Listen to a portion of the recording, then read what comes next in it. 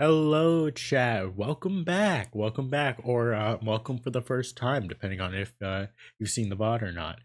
We've got a lot more Monster Prom today. I think this one's going to be really fun for everyone because I'll explain it when I switch over. But there seemed to be a little mishap when I was trying to farm for Valerie because Zach originally wanted to get that cat girl for the first Monster Prom, and some stuff happened, but you'll find out about that in a second. I've also got two new emotion stills, and we've got a lot of fan art to cover already. We got a lot of fan art at the beginning of the day, and we will take a moment to look over that once we finish the first playthrough of Monster Prom that we're gonna do before switching over to the next games. But remember that it's the same as the previous two streams. We'll take a break every moment, every like in between game to look at fan art. You can always join the Discord for that, or just ping, or just use the hashtag for Zach or I on Twitter. But enough talking, enough chit chat, enough yabber. Let's get over to the live tab.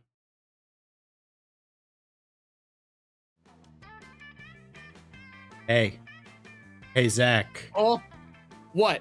What do you want? What? What's up? What's up, man? What? Back up. What the hell do you mean back up? You were asking for my attention. You were asking me a question. I can get as close as I want. You need to get away from me. I am as far away as I need to be. Now ask me the question that you were getting my attention for. What do you want? How are you? Oh, I'm doing good. Are you ready to fight? Oh, yeah, I am. Yeah, are you ready to throw hands? Oh yeah, I'm gonna kick your ass, buddy. I'm gonna kick your ass.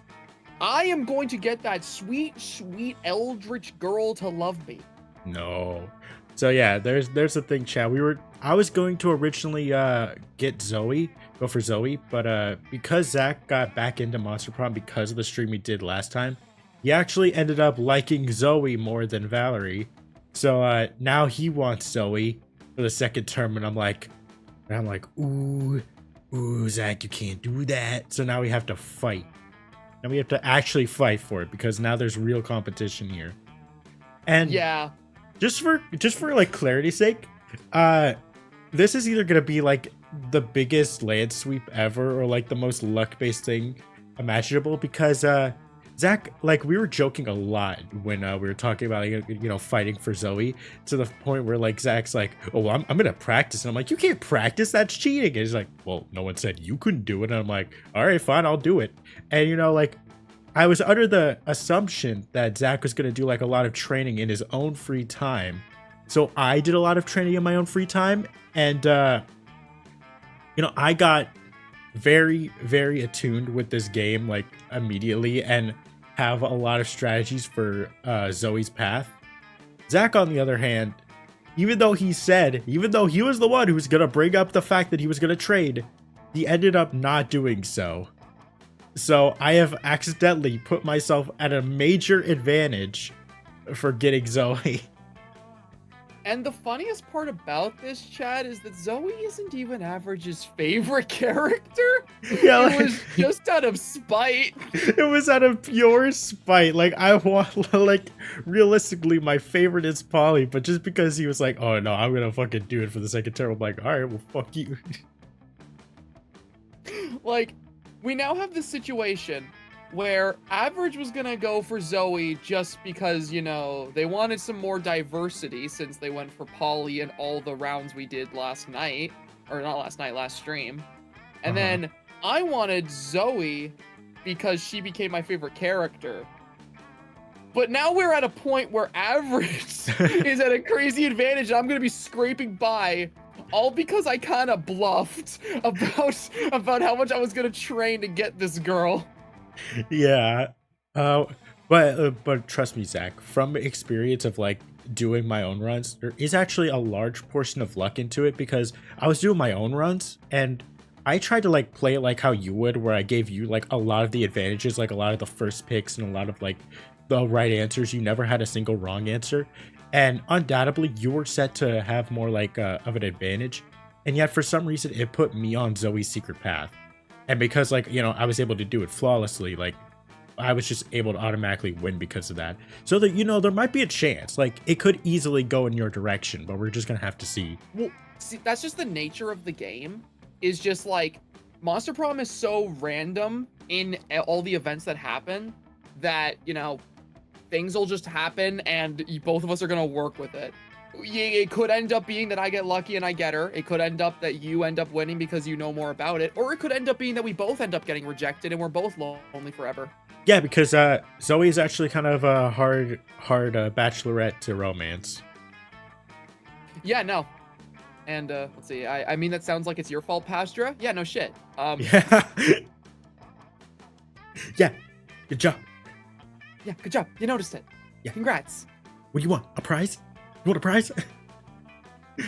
It's okay though, because I ended up getting so attached to Zoe in between streams that literally, like, before this stream, I sent Average money to buy the DLCs for the other Monster Prom games that add Zoe as a playable character just so I could play as her today. Yeah. Which so I even if I won't don't fight end you up getting for. her during this. Which you can I'm fine with you taking, by the way, for like the next games. I'd hope so. I paid for her. I technically never cashed in the PayPal, so technically I paid for it. Like, it turns into another big fight. It asked me for my password and I forgot my password. You should probably remember that. You're right.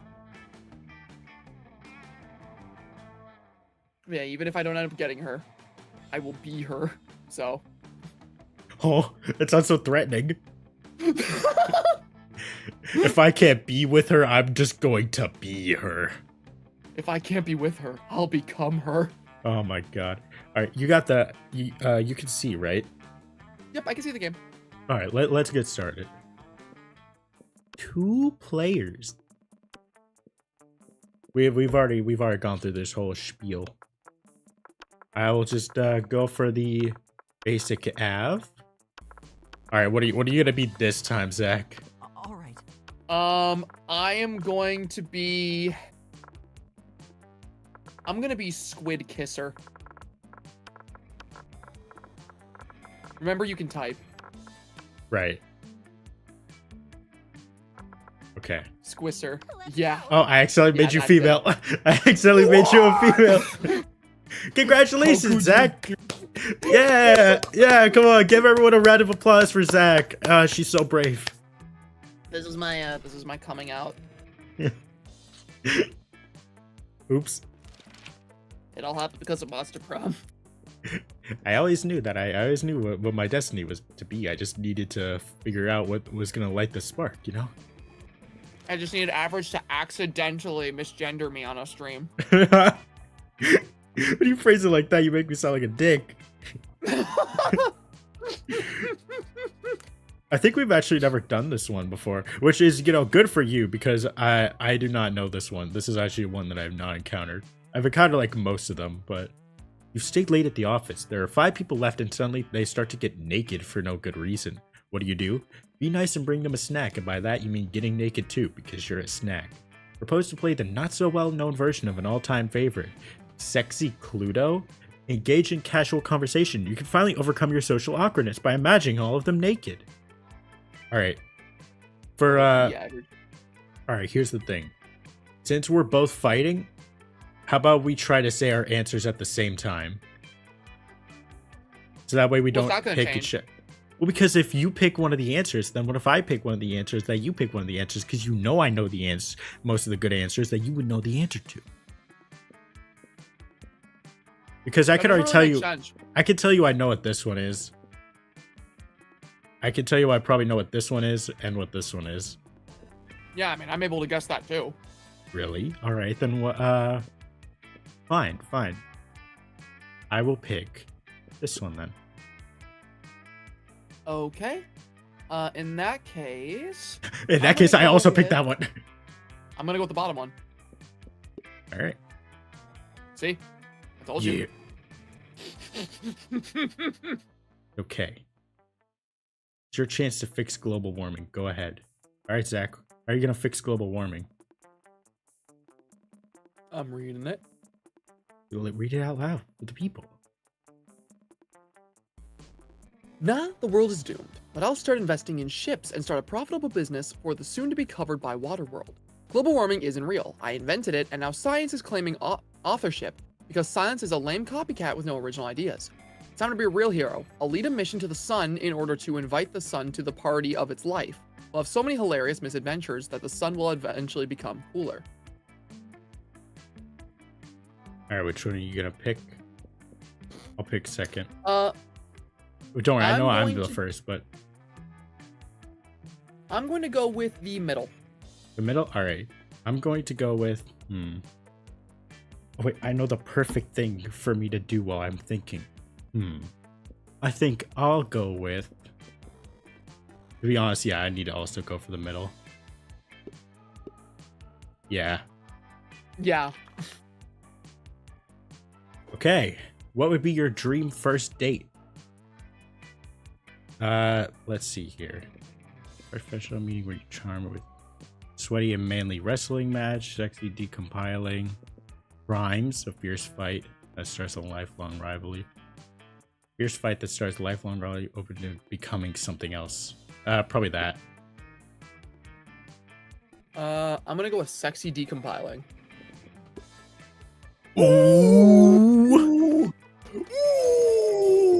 You find a genie in a bottle. You can ask for whatever you want. What do you ask for? His friendship, a rainbow that you can eat, him to not be so cliched, a genie and wishes so mainstream, infinite, confetti. I don't ask for anything. I drink the genie from the bottle. I can grant my own wishes, and before asking for anything, you try to negotiate up to the 3 standard wishes.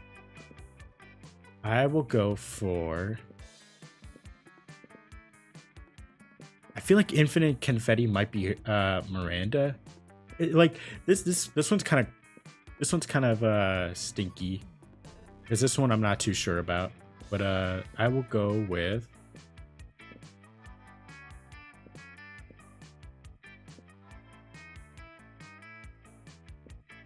infinite confetti. Okay.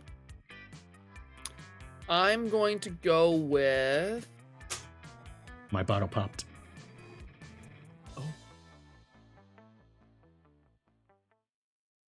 I'm going to go with. Get out of here, David. Polly's not yours. Everyone competing with Average tonight. Average trying to steal my girl, and David trying to steal Average's. Yeah, go ahead and choose your person, the squisser. I'm gonna go with, before asking for anything, you try to negotiate up to 3 standard wishes. Yeah. Yes. All right. I'm already on a great track. I So we really already have an needed interesting Polly. start where you've already got a hard event with her, but I have better stats for her. Well, here's the thing. Well, actually, our stats are kind of the same. I've got better creativity than you, so I don't have to work as hard, and that's her most demanding stat. True. In that case, I will actually. Well, then you can like. No, because I got Polly, I can go for creativity. That day while rehearsing for the class play, it's as though the muses themselves had to. Yeah, we've seen that. Meanwhile, Zoe seems to have trapped Polly in some sort of eldritch binding circle. This should be good. Am I still allowed to voice her? Yeah, this is both of you. Let's go. Tell me. Girl, where is your chill? I already told you like 1,000,000 times how I died. Yeah, but each time you told me was something different. Tried to fuck a toaster, suffocated by good booty, gun salad, I've heard them all. But what's the truth, Polly? Huh? What? It's none of your business. No, but it is my hobby, and hobbies matter, Polly. Plus, the fans have a right to know. Fans have a right to leave me the hell alone. Secrets are sexy. If secrets are so sexy, then how come God invented online encyclopedia trademark? What? You're a god? You know that's not true. Now let me out of this binding circle. I've got haunted math next period. What do you think haunted math is? It's like math, but like you do algebra, but instead of like X and Y, it's like boo, spooky. It sounds horrible. Like- That's just more letters. Yeah, dude, but it's more fun. Maybe that's the true scary part. Sure, I'll let you out if you tell me how you really died. Wally gives you a pleading look. Zoe gives you an excited look. As usual, it's up to you to figure out who to help. All right. So here's the thing. I was really happy to get Polly as my first pick in addition to Zoe, because you want to know something? You can already tell who Zoe's, which one is for Zoe, right? With Zoe deserves to know the truth, and if you tell it to her, Polly, I will give you a huge bag of cocaine. That one is wealthy. And one thing I figured out is that from all the times I played this, every single time, there is absolutely no way you can fail this regardless of what you pick, because you always start off with 5 money. And apparently, since this is the first encounter, your wealth check is so low that you're guaranteed to get it each time. That is what I've done. That is what I've, discovered. I just hope it actually stays true for this, because maybe this game just decides to say fuck you. But let's see. Yay! Yep. Nice. Aw, you know that the way to my ghost heart is through my ghost nostrils. My gastrals. My gastrals. Come here, you beautiful horror. Let me give you the gory details. Polly beckons Zoe over and whispers in her ear. Oh, wow. That many, huh? But how did the linebackers get out of there? Oh. The entire San Diego Zoo? You whore! It just gets really mean. But where would you even get that much cream cheese? It's not something I just disclosed, I see. It was a Wednesday. Wow. That pretty thoroughly answers my question.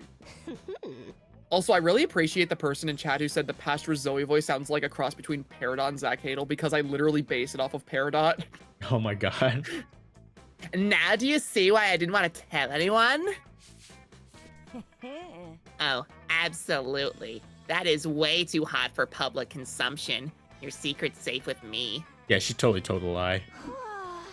Ah, yes! I got to keep my secret and cocaine. Score. You're pretty sure Polly told another very not real story about her death, but Zoe's impressed at your negotiating skills.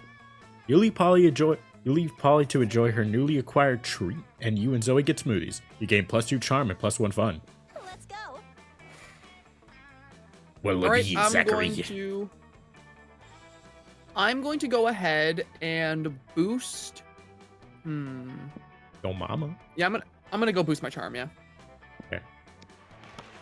That day, an epic dodgeball match takes place. Everything seems lost, but you deliver you deliver a very stuttery speech that fuels your team's spirit out of pity, leading to a spectacular comeback. You're clearly a natural-born leader. You gain +2 charm. Nice. Okay. You notice Vera all up in Calculester's grill. She looks like she's all business, which for Vera is another way of saying all murder. Uh-oh. But Vera, Okay, wait. using my vast computational resources to secure the national bank passwords for you is a crime, and crimes are not nice. Which one of Nonsense. us was Vera? I'm pretty sure it was me. Was you? I completely Okay. forgot the voice I did for her, though, so I'm just gonna have to make shit up. Nonsense. You know what else is a crime? Murder. And if murder isn't nice, well then lock me up. Actually, I've just gotten word from my lawyer that I ought to retract that previous statement. Forget I said anything. Erasing all memory of previous 15 circuits. Resuming conversation from last checkpoint. But Vera, using my vast computational resources to secure the national bank passwords for you is a crime, and crimes are not nice. Ugh. This is coming dangerously close to being a waste of time. Ugh. Look, Cal, I'm what weaker people might call fond of you, but you'll get me those bank passwords or I'll reassemble your component parts into a robot who will. Got it? Uh-oh, this seems to be getting a little too intense. It's up to you to calm things down, but whose side will you take? Okay, let's Mama. see here. What will you do, Zachary? Who would be better for me to win over in this circumstance, and who requires what stat? I'm not sure because I didn't, like, I wouldn't really know, but. We're gonna go with the top one. Okay. Calculator. Banks are full of money, and money is the root of all evil. Therefore, removing money from banks makes them less evil. It's the right thing to do. Analyzing syllogism. If evil equals money, therefore less money equals less evil. Argument is deductively valid. Criminal activity legitimized. 1. Exception detected. If Vera receives all money taken in this way, how will she avoid becoming evil? Becoming? I mean, there's nothing to worry about, Calculator, darling. Money can't turn me evil. Because my various holding companies prevent me from ever technically having any. I am happy. I understand. Evading corruption is very similar to evading taxes. Exactly. I've always said taxes were evil. Exception successfully. Exception Whoa! successfully handled. Crime not defined as virtuous. Transferring passwords. 1, 2, 3, 4. You're so busy enjoying the champagne brunch Vera holds to celebrate, you don't even think about the potential long-term consequences of your actions. But what else is new? You gain +2 money and +1 fun. She gave you $2. This is good. All right, so here's the deal. We're going to do a thing where we're going to do the classical poll questions, but every other question, we're just going to randomize it. So everybody chooses a brand. Say your choice out loud to the rest of the players before clicking.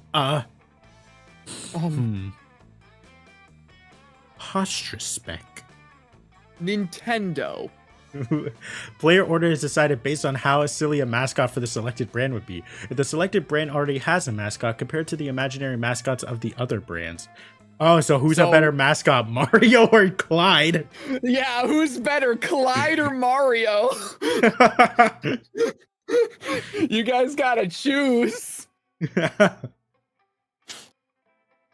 You gotta choose. It specifically asks for how silly the mascot would be, too. So you've got to pick specifically who is sillier between Clyde and Mario. Mario. All right. Mario. This is the battle everyone wants to see, Clyde versus Mario. Who is sillier? Who loves getting down and silly? Mario is pretty silly, but Clyde is also pretty silly. This is gonna be a tough one. I don't think you're gonna be able to compete. Do you understand how silly I am?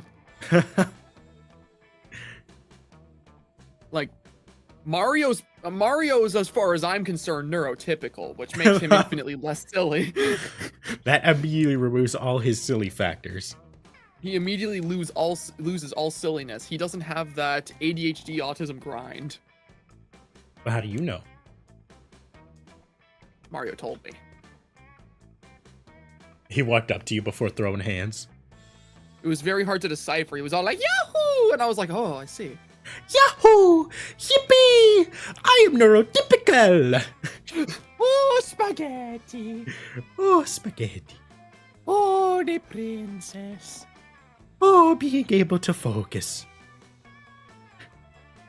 I chose Mario to spite Pastra. Well, it looks like you didn't do much because Mario's still losing. Yeah, I think Mario is definitely getting his ass beat by Clyde in the silly competition, which means I win. Confusingly enough. What? Yeah, I chose your brand, Zach. Did you forget that? Right, you did. Did you think that just because it had your name, I genuinely, after the poll went up, conditioned myself to believe that I was the one that picked Clyde because he was my character. Yeah, because like I kind of thought it at first when you said like, oh, this means like you automatically like you're done for. I thought you meant like Mario in that sense. I didn't know you were talking about me because I was like, no, he knows dude, I picked. You Zach, you right? said Pastra, and I immediately assumed after that, like I gaslit myself into thinking that Clyde was my choice. My God. You pulled a real Nintendo move there. I just say Zach as a fan thing, and you're like, mine! Mine, it's all mine. My answer now. Cease and desist on the stream. Oh my God. Well, that works out for me. You approach Vera, who's conspicuously cutting up an enormous stack of credit cards and feeding the pieces to her snake. Zoe is sitting across the table, staring intently at Vera and frantically scribbling into a notebook. A little privacy, please. This is obviously a business luncheon, which means that it is a write-off. Zoe's longest purple tentacle creeps an inch closer to Vera. Then Zoe scoots her whole chair a little closer. Back up. I bite. Interesting.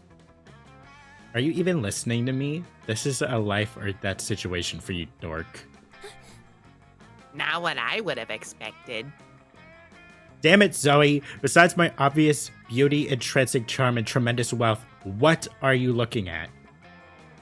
Oh, it's not obvious.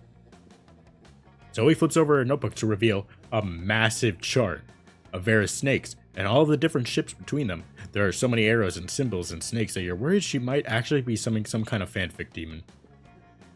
At first, I was really into my main ship of front left snake with back center snake. They just have a really natural pairing, you know? But then I started thinking about the rivalry between all three front snakes and how it could be this kind of triangle / rivalry / hate sex kind of thing. Dude, imagine if your hair just started fucking. I couldn't. God, that would be the worst. Zoe, my hair doesn't fuck. And honestly, that just really got me into questions about the rules of the Snakeverse. Like, can they get married? Can they move positions on the head? Do they have tails that are inside your head? And Zoe. Fucking Sarah, you just have to tell me. How do the snakes poop? I have to know. That is enough. You're hereby banished from this table. Go ship my snakes from a safe help from a safe distance before I get a someone call a hospital. Go ship my snakes from a safe distance at the hospital before I get a restraining order, you little purple disaster. You decided to intervene because 1, you care about your friends, 2, you don't want to see them kill each other, and 3, you've been wondering about the whole snake poop thing yourself. Vera, maybe knowing the allegiances, preferences, and sentiments of your snakes could be the ultimate trick for the silkiest, most dangerous hair ever.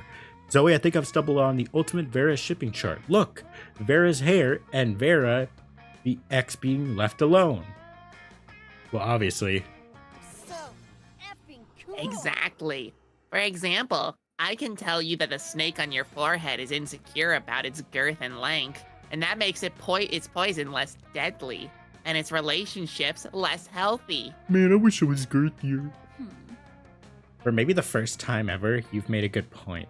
I milk my snakes and sell their poison, so it'd be great to know which one is the most potent and virile. Also, I've always wanted to wear a hat, but my snakes won't sit still, and the hat will fall off my head, and that's obviously unacceptable.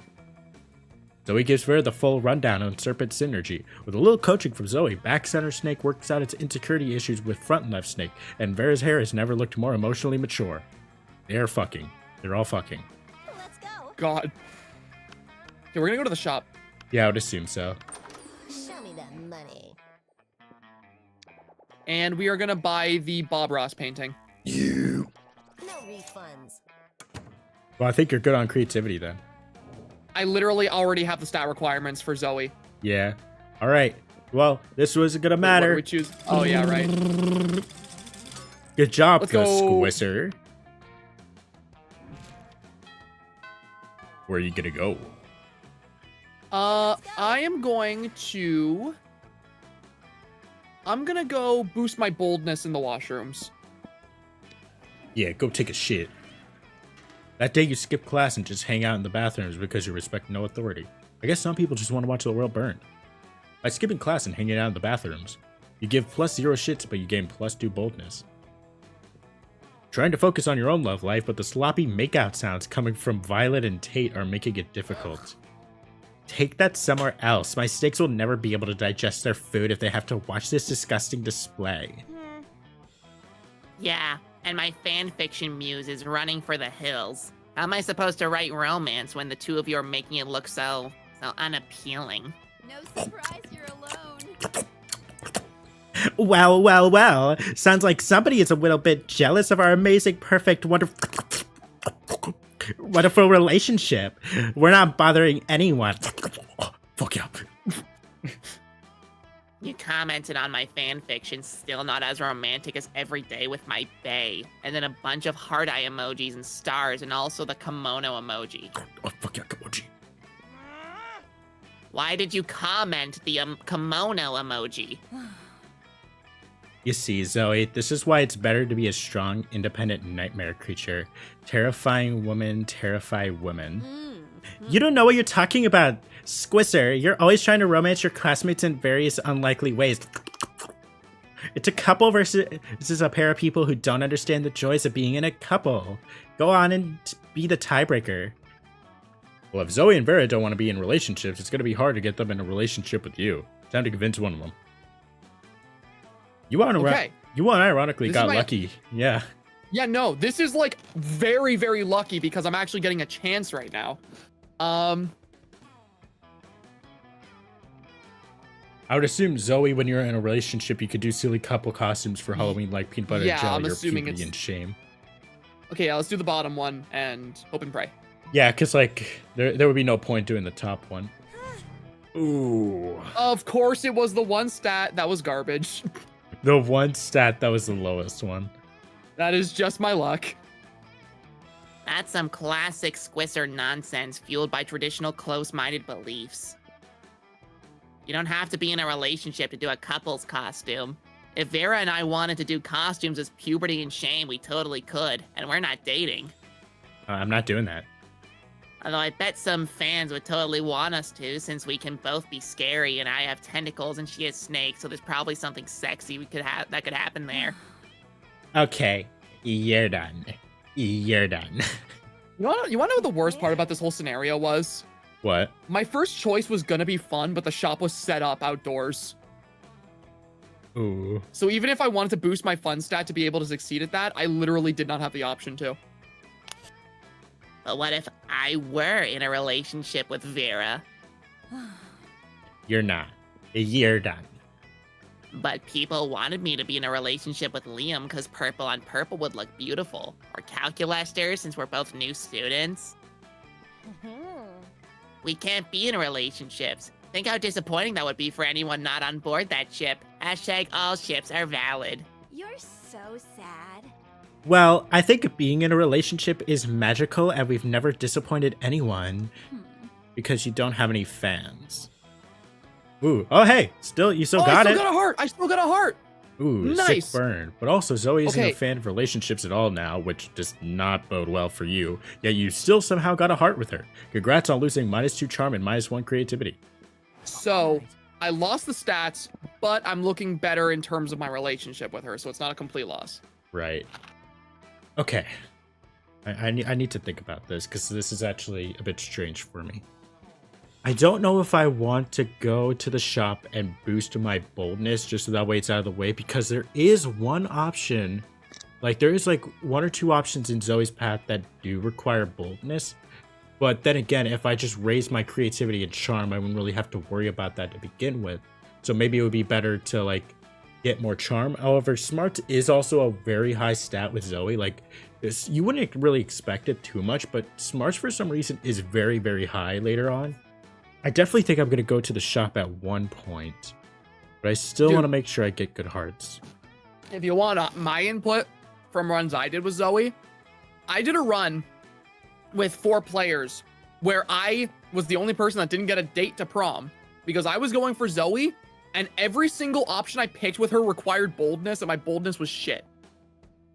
Although my boldness, I'm already in the bathrooms, but like that's something I think that's something to keep in mind is that boldness will help. That's the reason I went to the bathrooms. Yeah, like that. Yeah, because that's the thing. Like boldness is definitely like an option most of the time, but I noticed that like oftentimes smarts and creativity are the thing that are going to need to be the highest. I can't do creativity, but I don't want to miss out on the shop. However, I don't want to just go when I have an option to get more heart points. I might Because I could get it higher for when I might get like back seated at the lunch table. Yeah, because you've got a couple options. Because you could go to the shop now because you are ahead in terms of heart events. However, you could also just get more heart events to get even further ahead. So depends on in what way you want to push your advantage. Considering we have the nighttime event and you could potentially sabotage that, I think it's better if I secure more heart points. That way I don't get put off track. So I'm going to go with. I'm going to boost my creativity. Okay, that's smart. Yeah, I don't know why I'm trying to help you when we're competing, but Yeah. You're rehearsing for the cult and I, and are super psyched for your big numbers. Shall we dance in worship of the unholy lords? You can tell Zoe isn't really feeling it. Sorry, Av. I just really want to get this right, you know? I mean, plays are just the fan fiction of the theater. I guess. she's so sure. wise. I just don't know how to get into the mind of a cultist. Well, actually, I used to literally get into the mind of cultists all the time, but that was because back then I ate their minds and fed off their sanity. But that doesn't mean I got to know and understand them. It just means they were delicious snacks. I've always been the cultee, never the cultist. You want to know the fun thing about this is?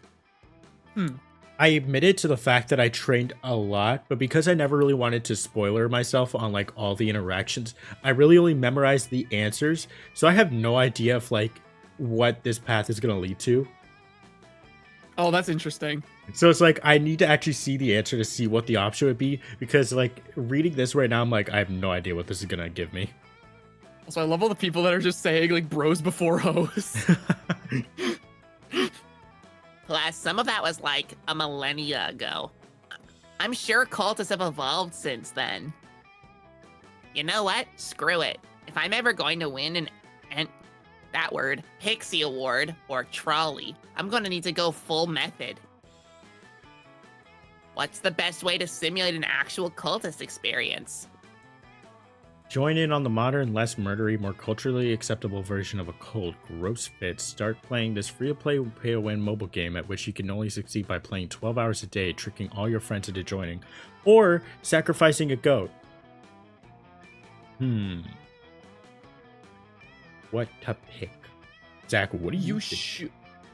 You should be fine so long as you pick the option that seems the less like it would lean towards boldness. That is which true. I don't think either of these really lean towards boldness. Who are you? If I were to pick, I'd probably go with the bottom one. Yeah, because this one I actually don't remember. Which is really fun, Yeah, how if you can I- like play this game like millions of times, but then there's just that one option that like sneaks in there undetected.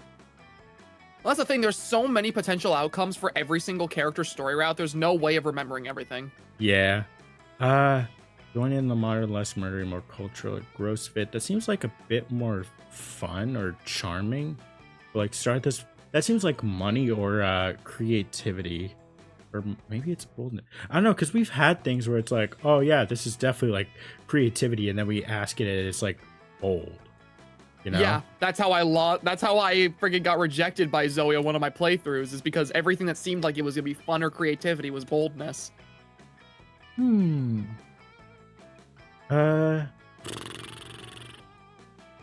If all, because like, if all, for all we know, this could be another secret ending, because fucking doesn't Zoe have multiple of them? Oh yeah, every character has like 3 secret endings. Yeah, it's always weird because I always got like the cultist one. Yeah, because the cultist one's the easiest to get. I think, you know what, Zach? I trust you. I know you would never lead me astray. I know that in my darkest hour of need, you'd guide me to the light and show me that the correct option is clearly the bottom one.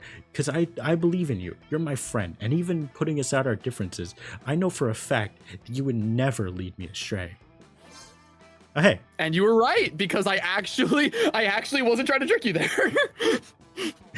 Like, you see, like, that's the thing. If, like, you led me astray, it would have been funny, but if you didn't, it would have been very heartwarming. Bros before hoes, man. Yeah. Oh, I've seen games like this before. It's great because they say free to play, and then they totally are, and there are no strings or negative consequences at all, right? Right. You give Zoe and her new game some time to get acquainted, and the next time you see her. Av, thank you so much for introducing me to Human Veil. It is the best game ever, and I finally feel free. From freedom. It's like I'm starting to schedule every minute of every day around making sure my humans are well cared for and tapping their houses to collect human dollars and spend at the monster store. Wow, Human store. Oh my god. I really my, did my, just- my brain. Help. Help. I did just get her addicted to Dragon Veil on the iOS. You did. I can already feel myself starting to lose friends. My concept of time has been completely eroded. They have my financial information and my funds are being completely depleted by the minute.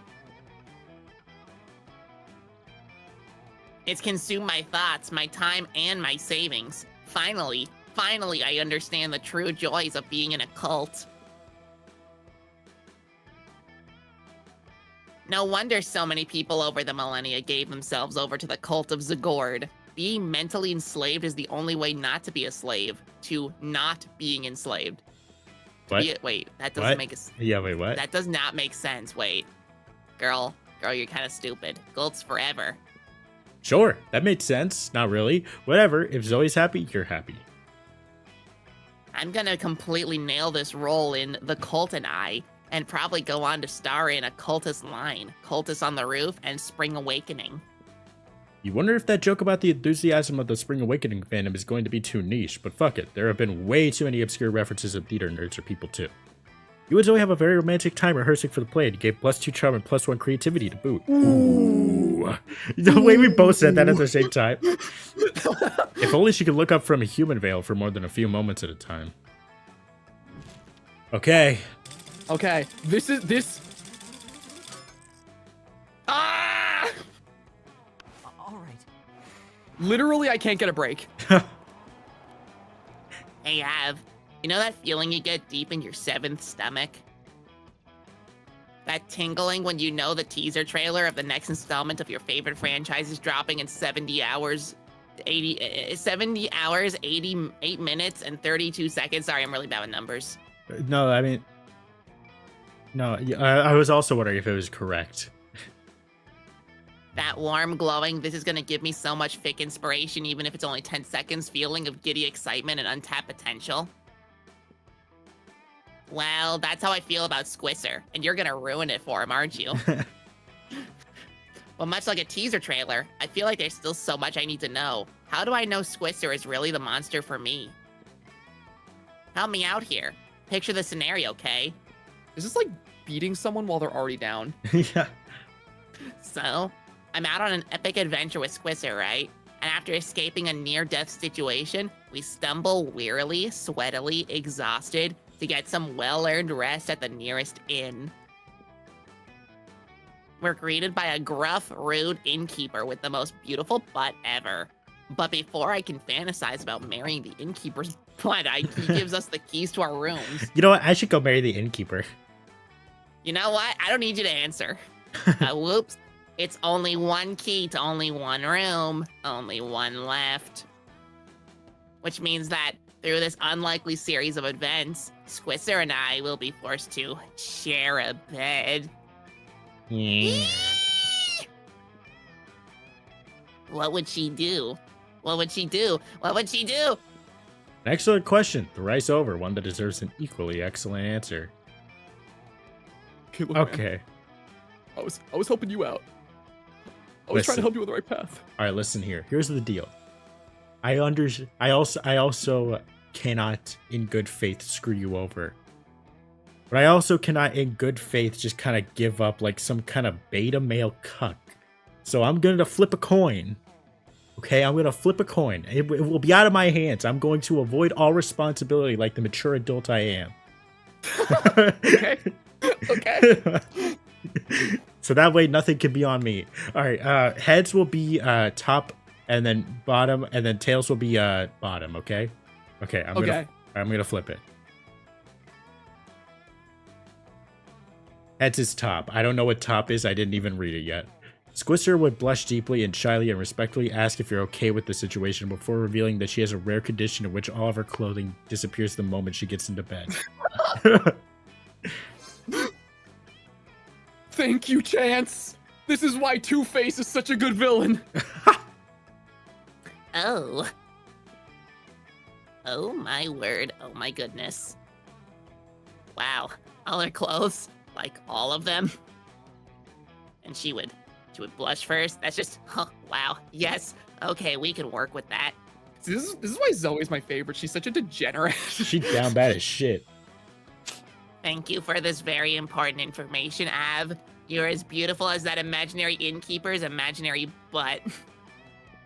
It's true. And you just got the +3 charm to prove it. Nice. Oh, I'm so charming. Choose an animal. I don't know why I was like so like rampant on that. I'll choose a I'll choose how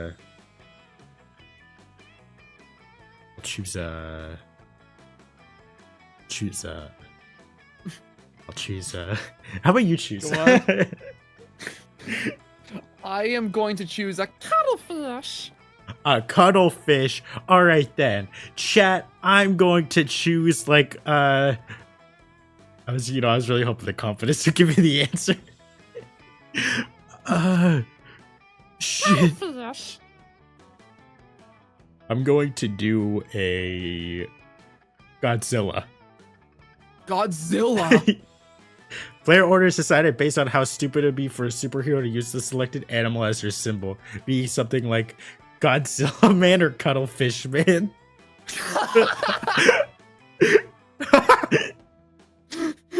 Godzilla Man or Cuttlefish Man? What would be stupider, chat? Cuttlefish.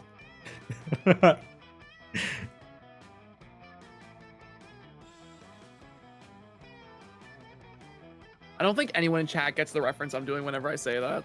I don't. In Critical Role, Liam O'Brien, who's one of the players in the D&D party, he has this little flumpy summons, and every single time he summons him, his name is Cuttlefish, and the voice he does, he's like, "Hi, I'm Cuttlefish." Cuttlefish. I can't even do the voice if I want. Cuttlefish. You do that really well. I think that voice is really like helping your case here because people really like Cuttlefish. Cuttlefish.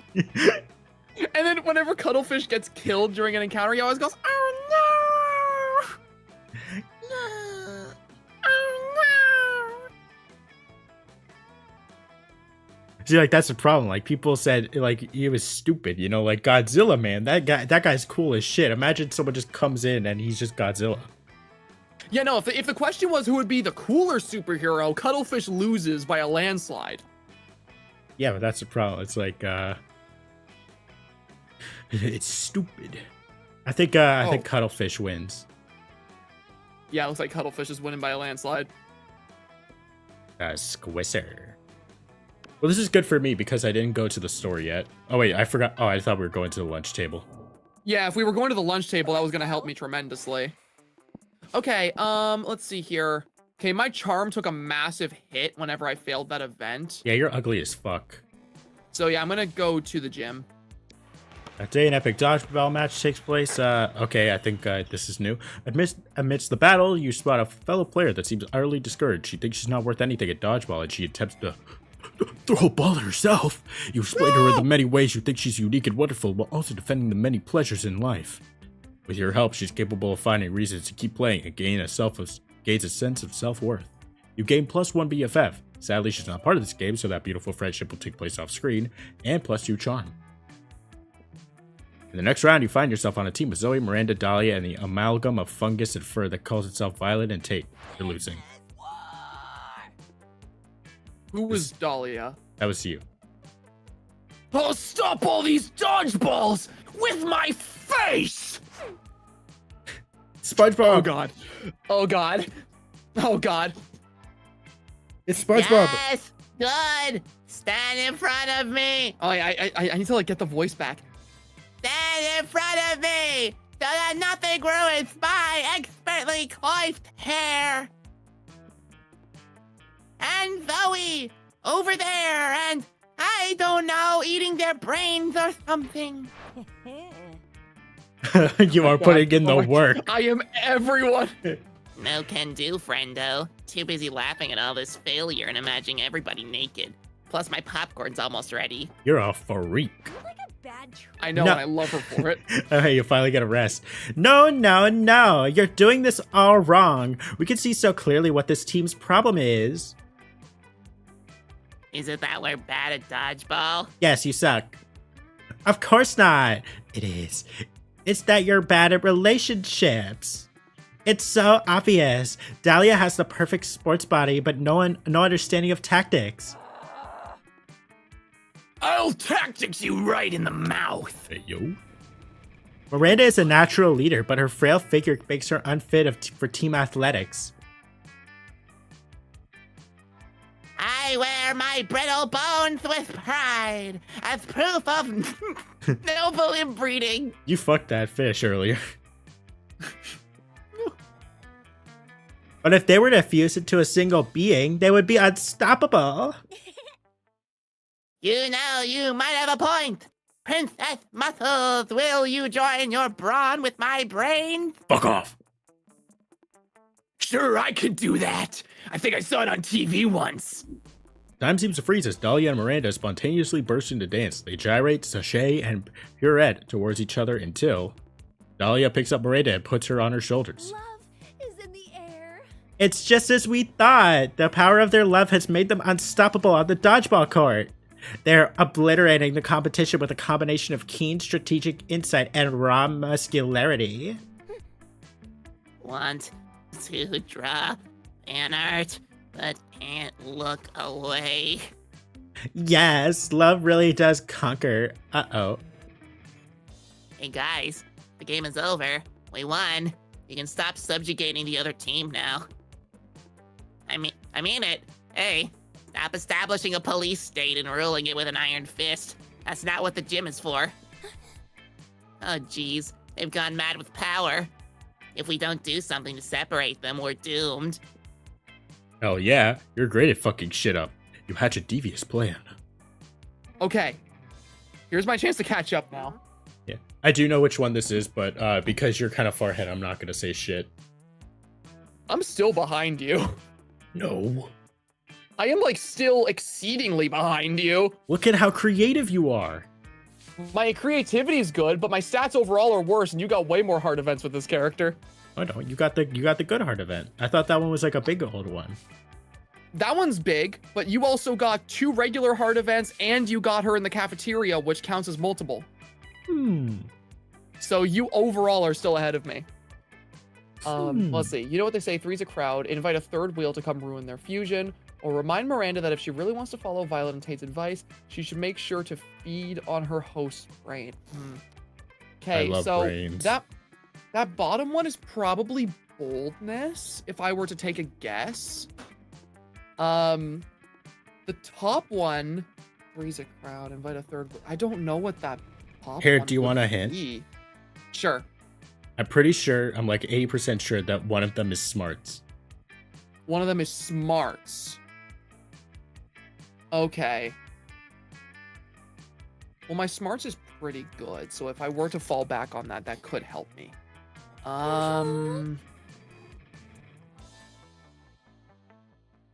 Let's go with the top one. Okay. Yes! Too many cooks spoil the broth, and you've got just the guy that shit in everybody's soup. Just like Mayor Lewis. Just like Mayor Lewis! You sent a quick text, and What's up, Cuts? Who was this? there was nobody. He didn't appear before. Oh, we didn't have... Okay, so who's going to be him? I don't know. It seems more like a Lewis to voice him, honestly. Do we flip a coin? Let's flip a coin. Let's flip a coin. Okay. Here, here, just to make it a bit more authentic, I've got a real actual coin with me. Okay, Okay. Heads is gonna be you. Tails is gonna be me. Here you can here you can hear it. Like, could you hear that? Mm-hmm. All right. Let's see what it is. All right, lay down my keyboard. Heads. Who was heads? That was you. No, that was you. That was you. No, that was you. That was you. No, heads was him. That was you. No, that was you. That was you. I remember. I'm rewatching the stream If you remember, then why'd you have to ask? because I was doubting myself. I'm looking on the stream.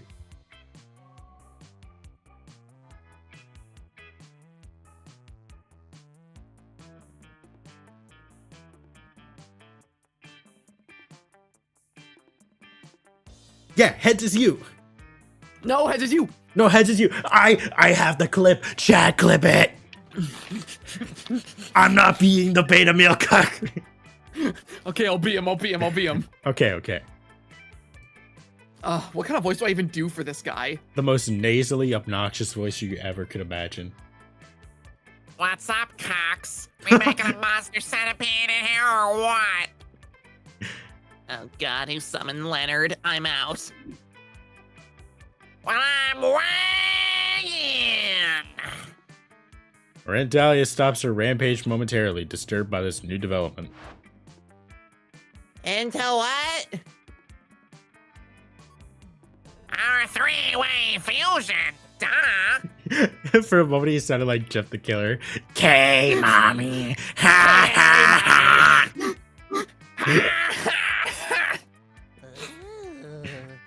I was thinking Miranda could be the front, Dahlia could be the rear, and I'll take the middle position. Best of both worlds, baby. Excuse me? In the front of what? Oh god. Go ahead, read it. Oh, I hate human centipedes so much. The centipede, you stupid feeboid! The way it works is, you eat all the food. What?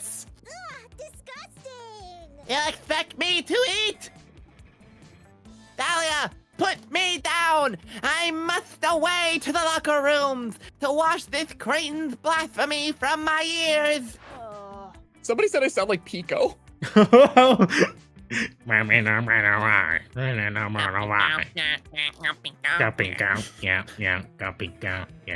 Yeah.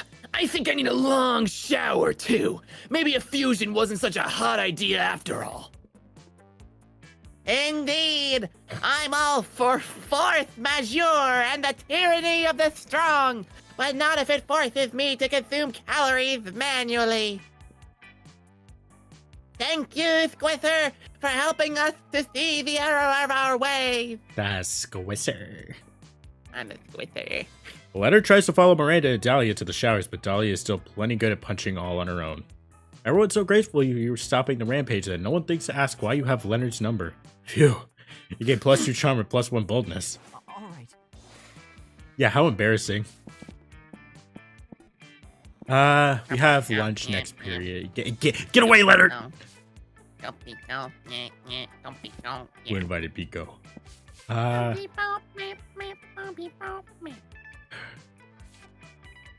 I should do smarts. Yeah, I'll do smarts. That day you listen to your elders and learn valuable lessons. Sometimes after all the monster nonsense and the dating gimmicks, you forget that attending class is supposed to be the primary activity at this high school. You get +2 smarts. See Zoe talking to Polly and Scott. You weigh your respect for privacy versus your insatiable ambition to smooch your classmates. And as always, there's a clear winner. And then I obliterated all the population within the Nevelin realm. And to date, most of their souls live within my body in utter despair. Whoa. Oh, right, that's me. Yeah. Wow, Zoe, it sounds like you used to be a hell of a prankster back in the day. You betcha. I was what you would call in this realm, the shit. But I don't know. That wasn't entirely me. I mean, it kind of was for endless millennia, but I never felt as myself as I feel now. Does that sound stupid? Great. Oh god, I forgot. Like, I feel like Scott's voice changes like every single time I do it because it's so just husky. Although that was funny how like Aaron's voice just now was like the great, like the biggest like nerd voice ever. I love him. No way! As cool as Zagord sounded, nothing is cooler than feeling happy with yourself. Word. Oh, guys. Wanna match losers? Oh god. Nonsense! Copy count, yeah, copy count, yeah. Yeah. Hey, Leonard. Anything to add? Of course. I overheard you talking about how precious it is for you to turn from a disgusting huge thing into a high school girl. What a surprise! I think I actually do know the answers for this one. What? Yeah. Now it's so hot to be a minority, am I right? What the fuck? Endless city of despair. Everything that comes out of this character's mouth is like actually the worst.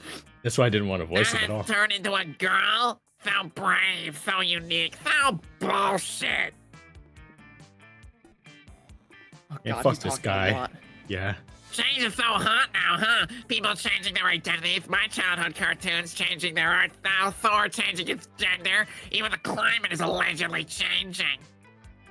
Oh god, I hate this guy so much. You have to deal with him so frequently when you try to romance Zoe because like he's just like attached to her. What's next? Should we change our ideas? Should I change my clothes from time to time and lose my signature spell?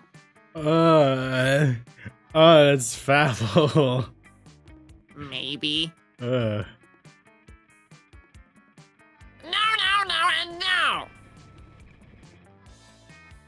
I, Leonard, should be the last bastion of hope for common sense before we, the majority, become the new minority. Made it sound like he said bastard of hope. He talks so much. I will fight the fight by being super obnoxious and by reminding you that you are not brave at all, unlike me, who is super brave because I will literally never empathize with anyone else. And you can't change my mind. You just Because I fucking hate change. You totally know Zoe's capable of defending herself, and you also know that Zach's voice will wear out by the end of the stream. But if she does, her wrath might damage reality severely. Also, standing by your friends is the right thing to do, so you defend change in terms that Leonard can understand. The scary thing is that the Leonard voice doesn't really strain my voice all that much. It's surprising. Leonard. Oh no, wait, I don't know this one. Damn, fuck you, Leonard. Leonard, but you only buy your video games once their prices have changed when they go on sale. Leonard, as you seem immune to rational thinking, I challenge you to a Pokemon duel in order to change your mind. That's gotta be at least smarts, creativity, or fun. Yeah. I'd probably say the bottom one is fun. It sounds like fun or boldness, which that would be kind of scary for you if it was boldness. Yeah, I need to get my boldness up. But that one sounds more like fun because it's like a Pokemon fight. It But also the top sounds like kind of one- strategic or smart because I need to actually win against him. Yeah. And what about the top one? Leonard, but you Would buy the top your... one be smarts? I'm thinking money, but maybe smarts. I don't think it would be money because money usually involves your character spending something. Yeah, that is true. That actually might be smarts because it's like, oh, but what about this? And I feel like I have enough smarts, but I also don't really know about. I also don't know I also don't want to doubt myself. Mm-hmm. I definitely think bottom is fun and top might be smarts. Maybe bottom one seems more fun. Maybe actually when I'm thinking about it, because that's just fun old game. I'll do smarts. Yeah. Okay, nice. But it can't be. Don't you do that? Of course I do. Those lazy game devs don't deserve my precious money.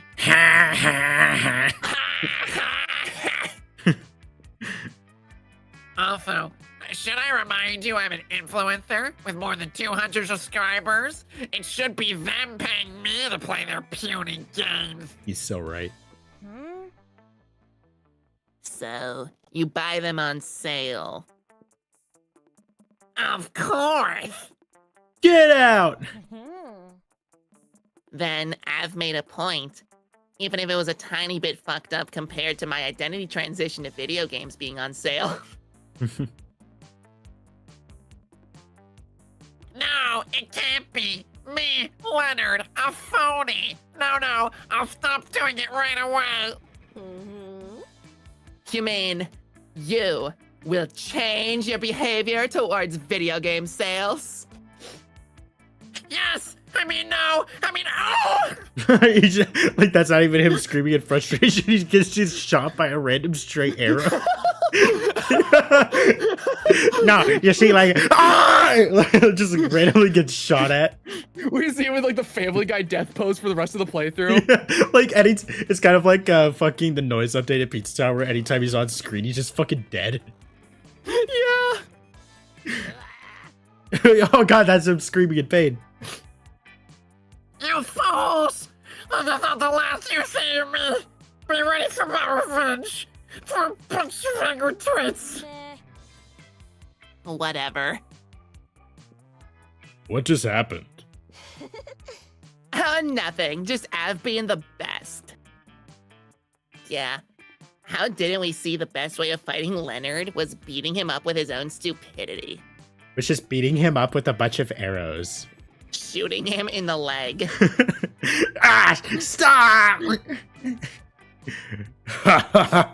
We're Team Zoe and Team Zoe just won. Hooray! You're the best team ever. You all hugging is the sweetest thing ever. Later in your secret lab, you distill the sweetness into +3 charm. Ooh. I'm so charming. Ooh, you're very charming. God, I'm fucking gorgeous. Okay, this is gonna be random. Is it? Right, it's random. Ah, fuck. You. Me. You. Me. You. Send me to Zoe. Okay. You sit with Zoe and Damien. Damien seems angry, but in a low energy way, which is very weird for him. You feel the urge to check. Don't talk to me, fuck mice. I have a cold and I feel like shit. I just want to drink my soup and murder someone. What's that adorable little cup you're drinking from? What? This cup is not adorable. It's a trophy that I took from a super buff dude after I killed him. But it says #1 son of hell on it. Yes. Yeah, well, maybe that buff dude was the #1 son of all hell before I killed him and took his soup mug. Shut up, don't look at me. Okay. Well, if you have no sentimental attachment to it, I guess you'd sell it to me for 10,000 money. No. Yeah, right. Like you have that much money. Dude, I was an eldritch deity devouring souls for centuries. You think I never took their swag along the way? Give me the cup.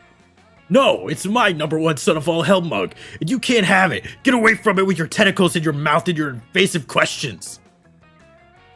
Why? Why? Why should I get away? Why? Because it's my favorite mug. It could go out like this all lunch, but maybe if you jump in, you can curry favor with one of them. I love this demon guy. Oh my god, Damien is one of the best characters. He's like angry all the time, but he's also like secretly super soft and really loves his 2 gay dads. Yeah. He's one of the best characters in the game. Let's see here. Leave Damien alone, Zoe. He can't sell or give this cup away because he's under a temple curse. That means he must keep it in his possession. It has nothing to do with the paternal love. Or, Zoe, watch this. Of course this cup couldn't belong to Damien. He's the #8 son of hell, of all hell, at best. It's the bottom one. Yeah, it's pretty obviously the bottom one. Ooh, I'm picking up what you're putting down, Squisser. Ah, Squisser. Yeah, I guess you're right. Damien is a pretty lousy demon son. What? No, I'm not. No, I heard that you were. I hear that your dads don't even like you. This is just bullying. Take that back. It's like actually so mean. Yeah. No, that's a lie. My dads love me. My dads love me so fucking much. My dads love me so much that they had dwarven slaves in the sixth circle of hell forge me this #1 son of all hell cup. And they gave it to me because they think I'm the #1 son of hell, and I'll treasure it forever. Ah! Oh man, it would have driven me absolutely insane not to know whether that was his cup or not. I'm gonna get a noise complaint. Oh, I love when I get to see a glimpse into Damien's soft side.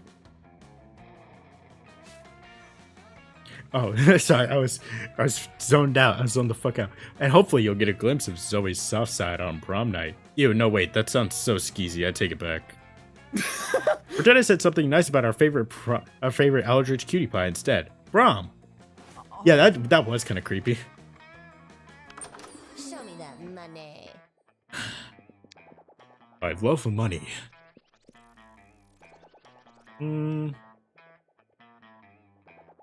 I think I'll go with.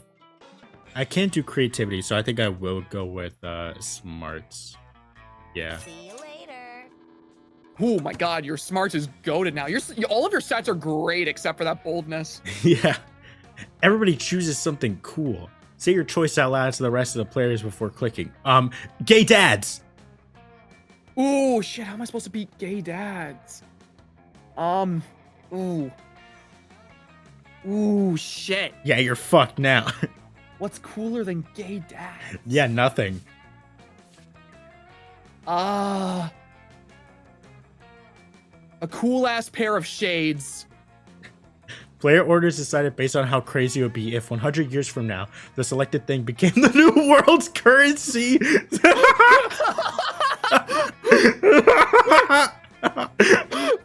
Wait, hold on, Average. I know Yeah. I know this. Oh, hold on. I've got a gift for this. Yeah. Hold on. What you doing when you go to the store and this is the transaction? Here, man, let me see if I might put it up on screen, maybe.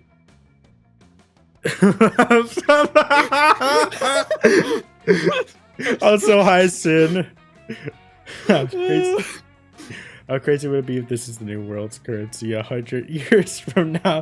Here, I'm gonna put up the poll real fast, and then I'm gonna show you guys what Zach just sent me.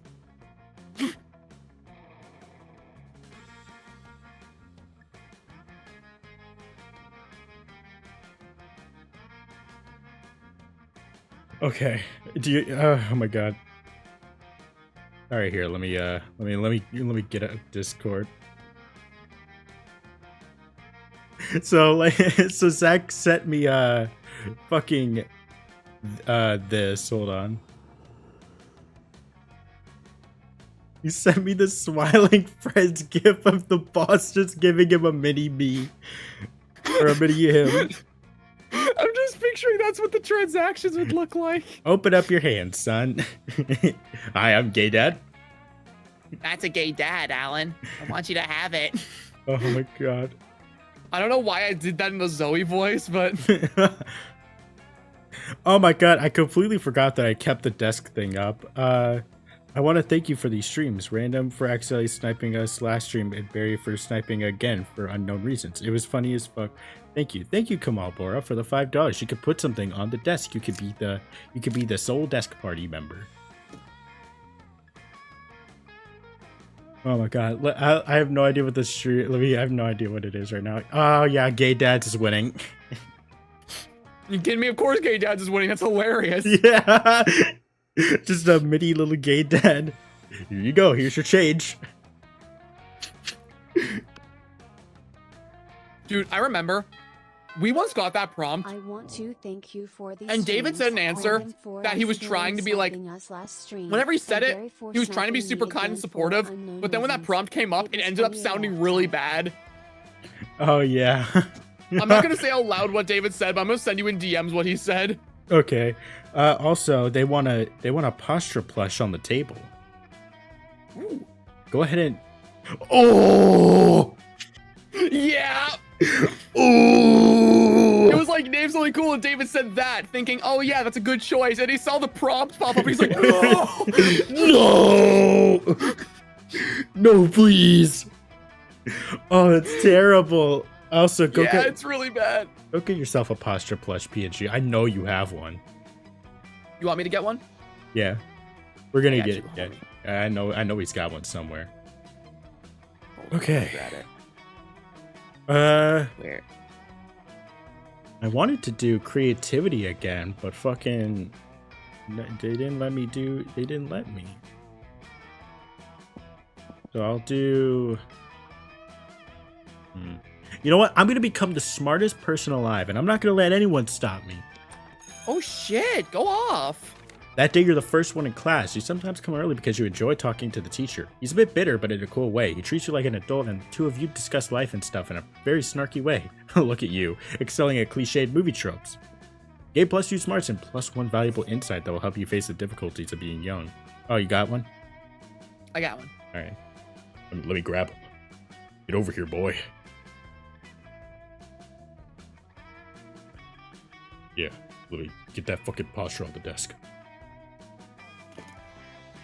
I'm not gonna lie, I low-key forgot we put the desk up. Yeah, no, I also forgot the desk with the thing. But it's there.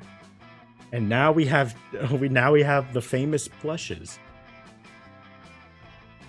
We have the famous Clyde plush and the famous currently on sale Toon Lankman plush at makeship.com, available for the next 21 days.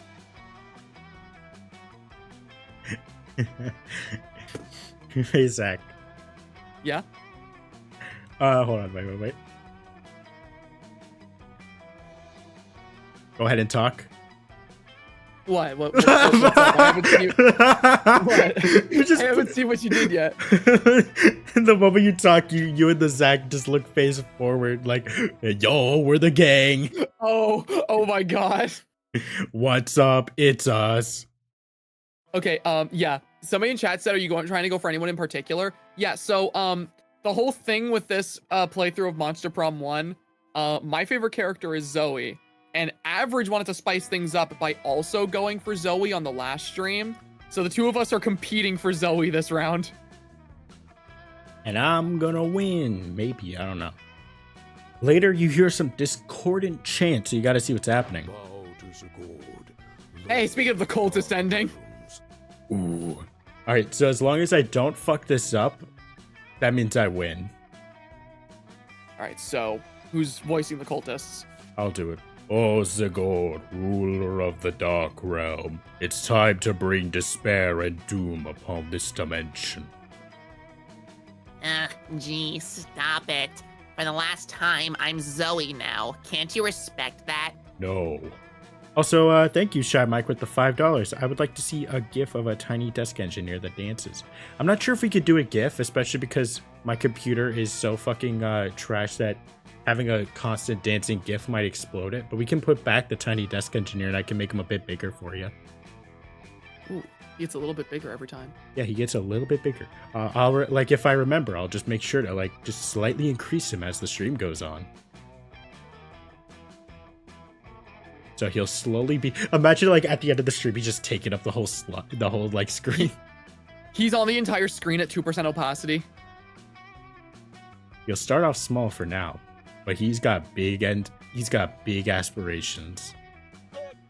I would like to see a gif of a tiny desk engineer Yeah. that dances. You'll know. You'll see him. You'll see him get bigger slightly. Like it might not be it might not be like a regular thing, but he'll randomly get bigger and you'll notice. Oh my god, Draxum with $10. Place a Oh my meep. goodness. What is a meep? Like the Phineas and Ferb thing? Hold on, I know what a meep is. Is it a hold on. bird? Yes. I knew it. Hold on, it's a specific one. Hold on, I got you. Yeah, you can put 2 meeps. Yeah, I knew it. Drax is gonna ask for 2 meeps. I was like, you could put another thing on there. I was like, she's probably gonna ask for 2 meeps. A tiny version of the Mr. Boss on the desk. You know, you must. Oh my god, yes. Hold on. While you do that, I'm gonna try to get a tiny boss. Wonder if I could get like the Yes. Oh my god, there's actually a PNG of him. Not the mini one, but you know, it's pretty much close. It is just the boss, so. Oh my god, it's a Like WebP file. Oh my god, I hate WebP files.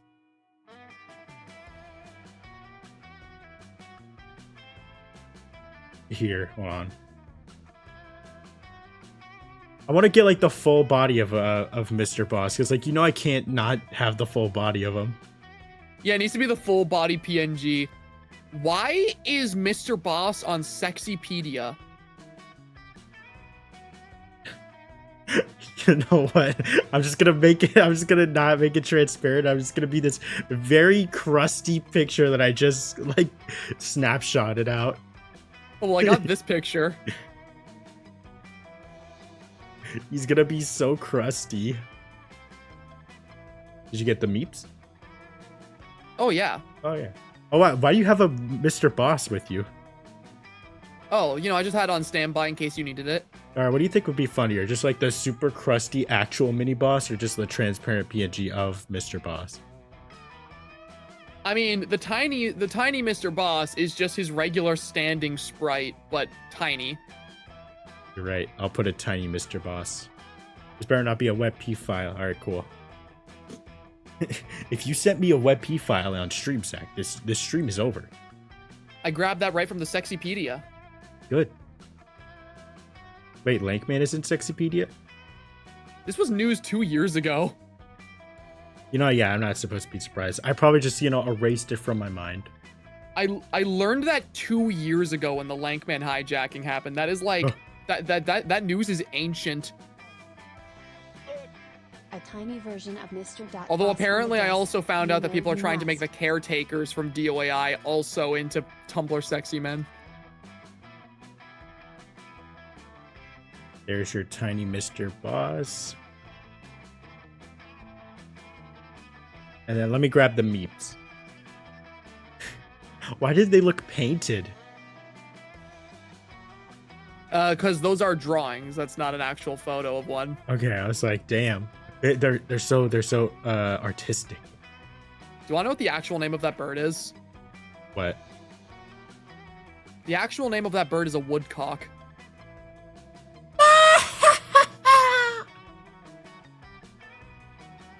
Yeah. Yeah.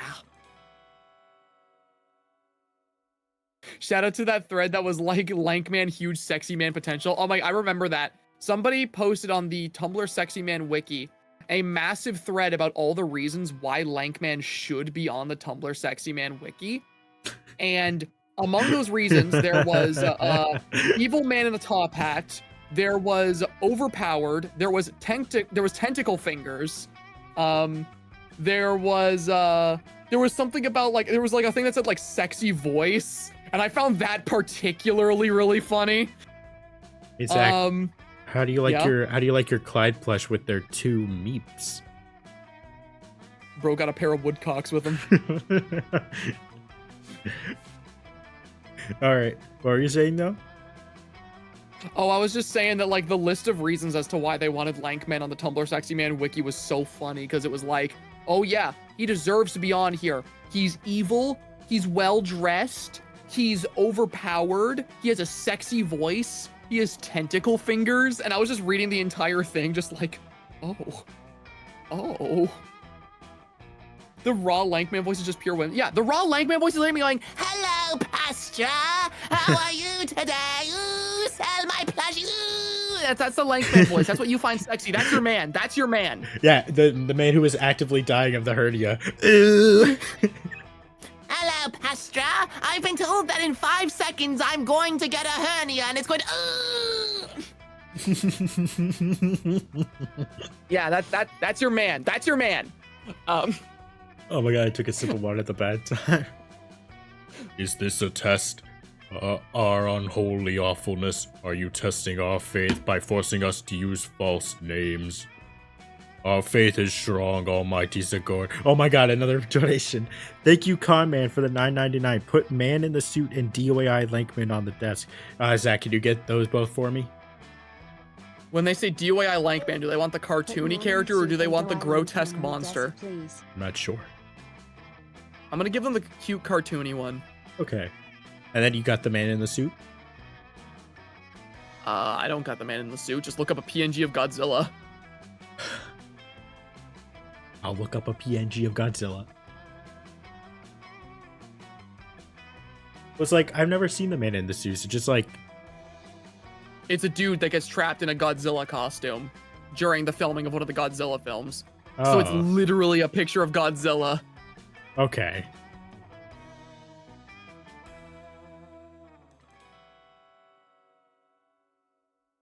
He's like, please let me out.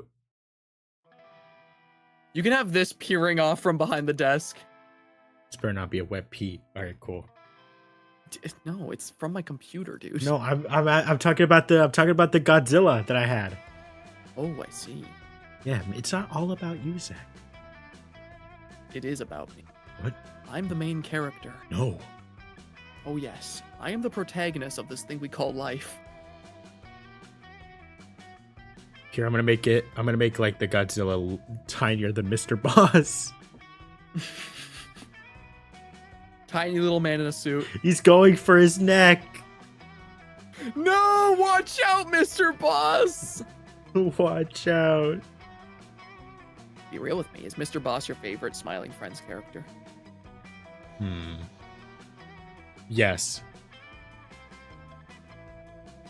I understand. Like, cause I just really like how he just switches up a lot, where like, especially like the new episode, a bit of a spoiler, in the new episode where he just like bends his fingers backwards, and then afterwards he's just like, I really hurt my finger doing this paperclip bit, like completely dropping the voice. I know, he's just like, wow, that's great, Alan. Thank you. Yeah, I'm gonna go do that now. Cool. Cool. No, I really hurt my finger doing that paperclip thing. Yeah, I saw. I also just love the friggin' Yeah, it should be easy, haha. All right, well, I'm gonna go do that. Wait, one more thing. Don't go thing. beyond the rickety bridge. You'll get lost. And then he just has that really well animated, just like casual walking away. Yeah. Our faith is strong, Almighty Zagord. We will pass the test. Zagord is almighty, for it reigns the dark realm, and it will bring the void into this puny reality. Hey, what's happening here? Stop it. Bad cultists. Leave Zoe alone. Vera like he narrates his own ass getting beat. Vera smacks the cultist. Owie. Vera smacks the cultist with a rolled up newspaper until they leave. Thanks, V. They're the worst, always calling me that name, Zagord, and referring to me as it. Ew. Sure, no prob. The Wolfpack is here.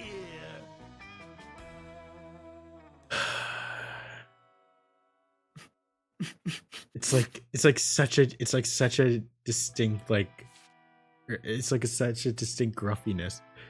Hey, broskies. We heard what those cult bros were saying. Is it true that you used to be that Zagord, bro? I guess so, in a way. But bro, the cult bros told us everything about you. They said we are good cult material. Something about how being pack-minded is a great start.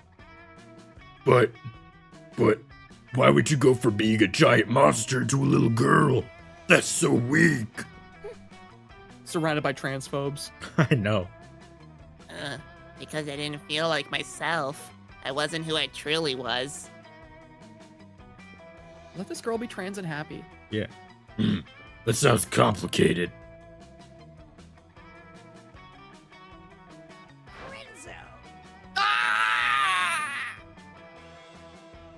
Don't listen to her. She's lying. She obviously did that shit for attention. I hate you so much. I want to strap a bomb to you and kick you into orbit and watch you blow up like bloody fireworks.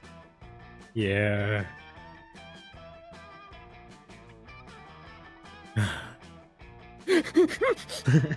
Now everyone changes their pronouns and identities like they're just hacks.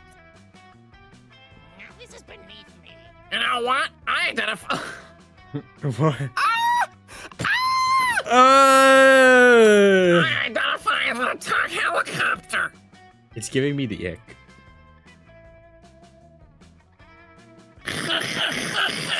See what I did there? I made a clever and original joke to prove I think something that's important to you is stupid to me. You can't handle my nuanced humor.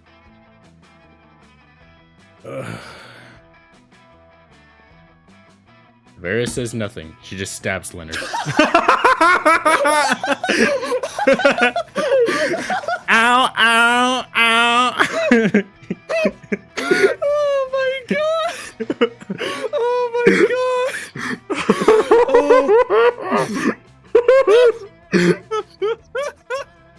Oh my god! This is why Vera's one of my favorite characters in the game.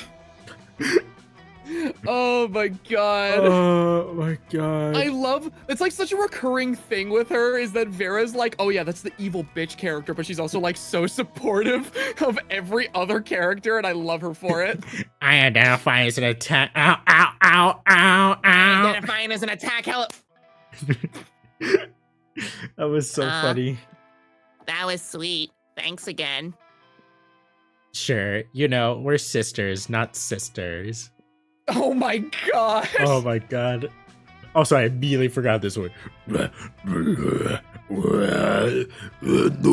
but really, why would you change all that? Like you also changed your name. Even your pronouns, this is definitely not the same voice. I really want you to understand, guys, but explaining it all the time is starting to feel like a chore, so anyone else? Now look at me. My thing is stabbing. So, it's your turn. I like to think that Leonard is just canonically dead now. Now he got shot by an arrow and got stabbed. Oh my god. Oh my god. You sometimes are born in a way you truly feel like yourself. Like you were born as individual werewolves, I guess, before becoming a wolf pack. Produce a dumb action blockbuster full of explosions that unexpectedly serves as a metaphor for the nuances of identity and transitioning. That definitely seems like creativity. But this also feels like smart or charming. Yeah, And I have a lot of that. I think you have a better bet with the top one. Yeah. Yeah. Oh. Oh. No, don't remind us of those dark times. We What the hell happened? had individual names, like Archibald. So you felt like that too when you were the Zagor thing? I mean, it's a bit more complicated than that. I So what changed happened to your my voice? name. So what the hell happened to your voice? Like, you were like really gruff sounding, and suddenly it's like a switch flipped. I mean, like, I'm not judging. It's just it's kind of random, and it came out of nowhere. Anyway, I changed my name to match the identity that felt truly like mine and left that other identity behind. And pronouns are important because they're another way to convey that identity. Being an it was tied to being an endless deity of despair, so I changed that. People change pronouns because language is important and defines our understanding of reality, guys. That's actually a very good way of putting it. Yeah, no, that's like part of the reason why Zoe is like my absolute favorite character in the game is she's just genuinely good trans rep in a monster dating game. Yeah.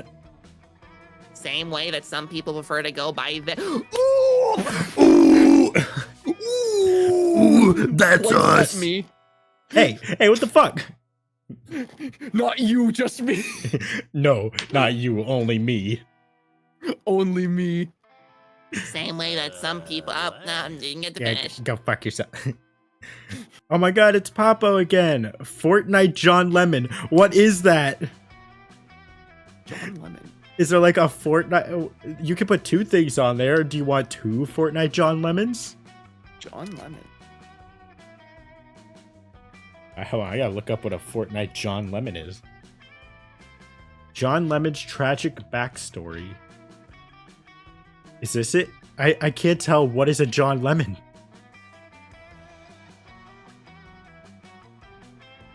You think the Far Out Man is based off John? Wait. So like, is it like John Lennon, but as a lemon? Is this John Lemon? I don't know. Is this John Lemon? This looks like. I think this is John Lemon. Oh, it doesn't mean anything? Okay. I think you were asking for like a picture of Fortnite John Lemon. I mean, I guess we could put them on there if you want. Fortnite John Lemon. They have a merch store and everything. Are we gonna get sued by John Lemon? Oh shit. Here, I'll put 2 small John Lemons in on the desk.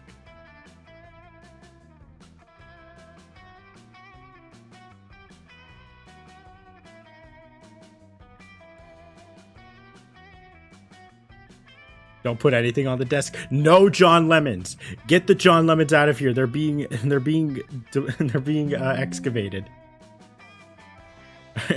The John Lemons. There was a John Lemon on screen for a split second before he got immediately murdered.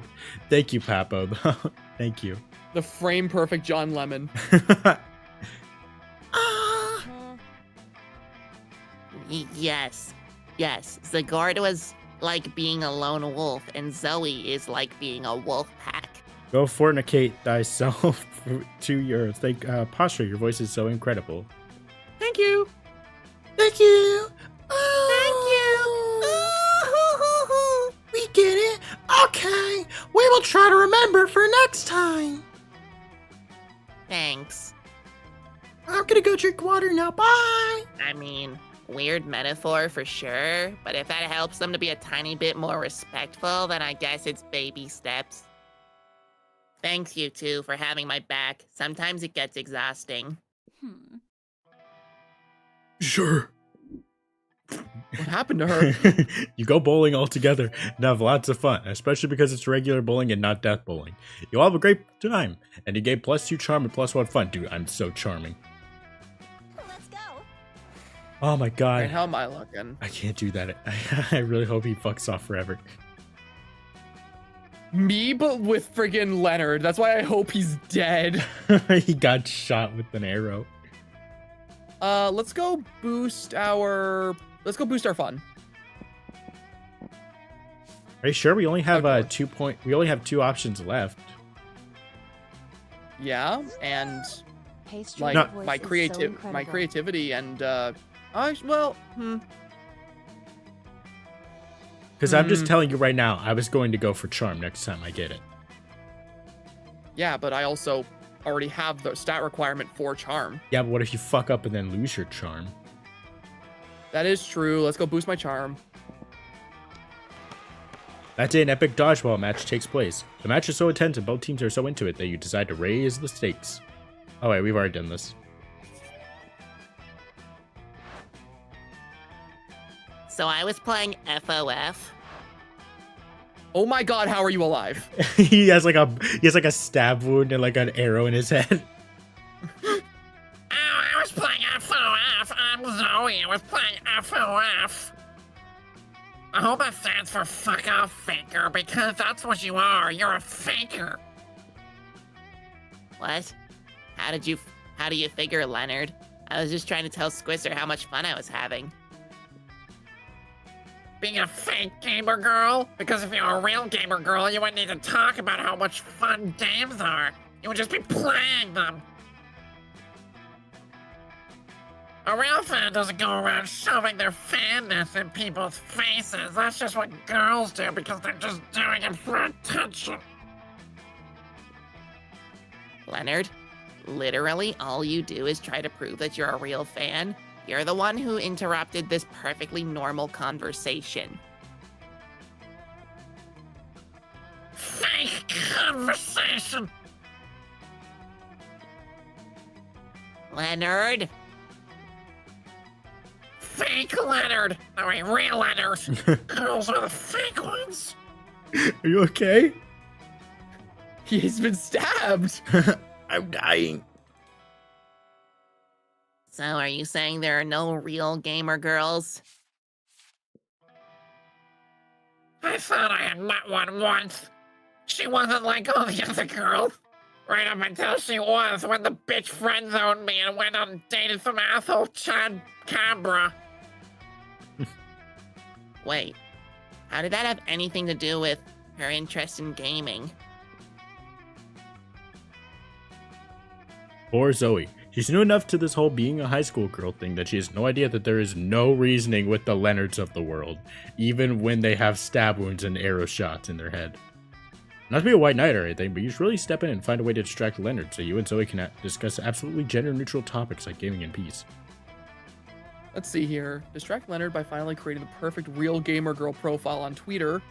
Tell Leonard that you heard someone saying there's no wrong way to play video games.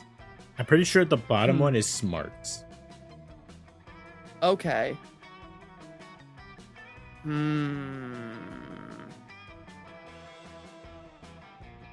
I think I've had this prompt before or something similar, and the top one was boldness when I expected it to be creativity. Yeah, I'm not sure what the top one is. I never really chose that answer a lot.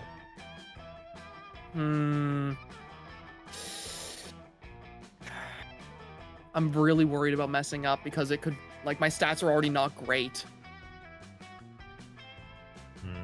I'm gonna go with the bottom one. Yeah. Oh, thank God. Oh, thank God. Yes, I also heard that they were saying every way of enjoying video games is valid as long as it's fulfilling for you personally. What? Who said that? No wrong way to enjoy video games? That's insane! What about casually with friends? That's a wrong way to enjoy video games! I hate this guy. How about enjoying them in a way that doesn't shit on other people's enjoyment just because their perspective deviates from yours? That doesn't sound right now, does it?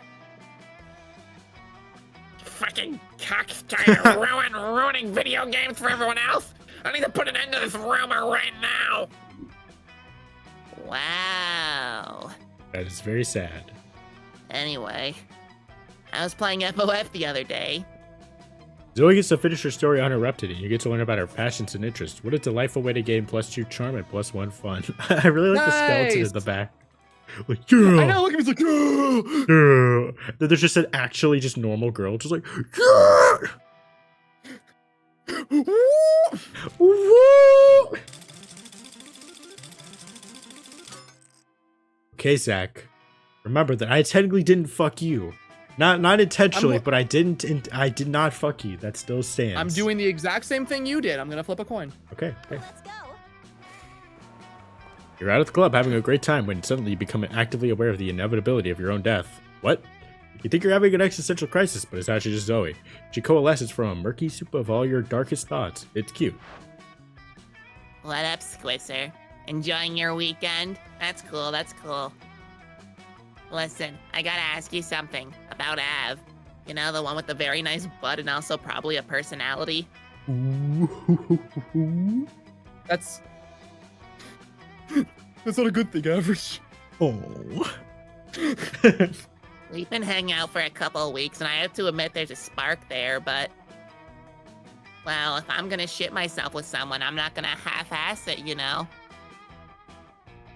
Like, I'm gonna expect them to get into all the weird shit I'm a fan of. Magical girl anime, tentacle porn, the look on a man's face as his last shreds of his sanity escape through his ears like wisps of screaming smoke.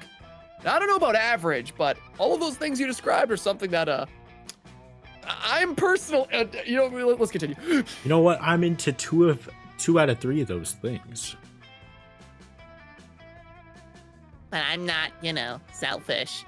I want to get into whatever Avid's into, too. I just want to know what I'm getting into as far as fandoms are concerned. I don't want to have to invest, like, Sonic the Hedgehog / Space Jam mashups or something. So, what's Av a fan of? Do you know? Gay marriage. Okay, hold on. I have a coin I specifically use for Dungeons and Dragons. Wow. 50-50 toss-ups. Let me go grab it real quick. Okay. He's getting his special lucky coin.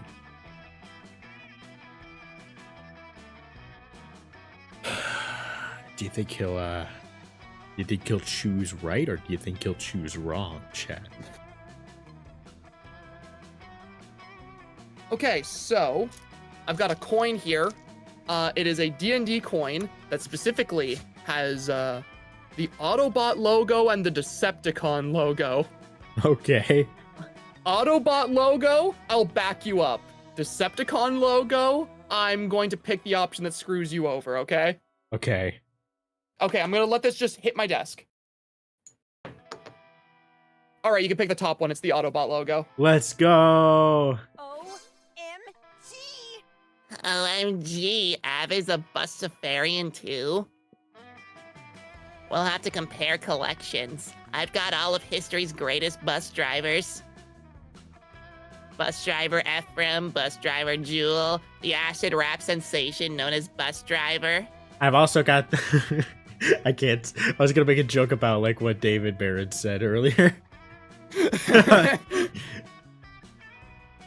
I tried to get a card signed by our school's very own bus driver, Otto Wolfman, but his hands are permanently glued to the wheel by a mummy's curse. I wonder if Av has a signed copy from back before Otto raided that tomb. I can't wait to ask. Thanks for the inside scoop, Squisser. As a show of gratitude, please take this. It's my spiciest bus driver trading card. You better give that to me, Zach. You know I collect those. Ooh, I might just hold on to it. John Dutch with the $2. I thought Pastra said shit himself, not ship myself. Well, you know, he does that anyway. I thought Pastra said shit myself, not ship myself. Zoe hands you what appears to be a photograph of a bus wearing a thong. Juicy. You gain +3 charm. Well, hey, that worked out pretty well for you. That worked very well for me. Yeah, I don't think you have to worry about charm anymore. An object. Alright,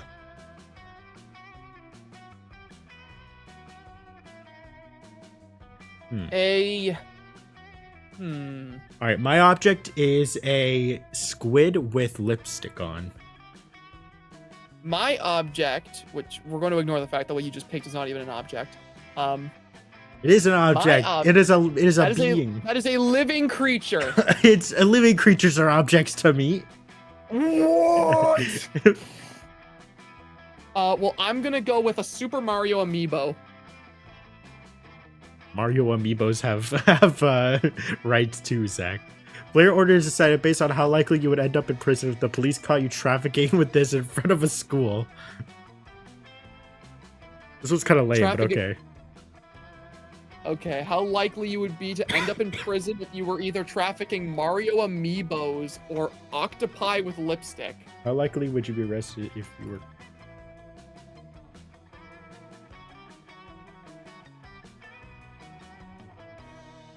Oh god, that's like our longest-winded question yet.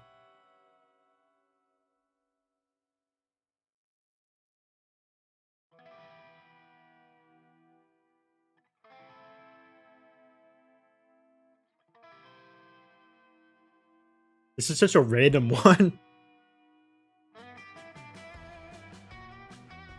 Rad with the average, what the hell?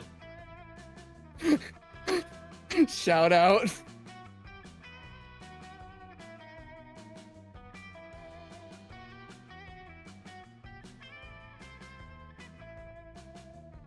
Yeah. Oh yeah, would the squid even be able to wear the lipstick? Where are you putting the lipstick? Are you putting it on the squid's beak? I guess. Yeah, but those Nintendo lawyers, man. Yeah, Nintendo lawyers, if they caught you trafficking Mario amiibos, they'll get your ass. It wouldn't even matter if it was in front of a school or not. They're gonna get you. They were already on their way to tear the school down because a kid went there named Mario.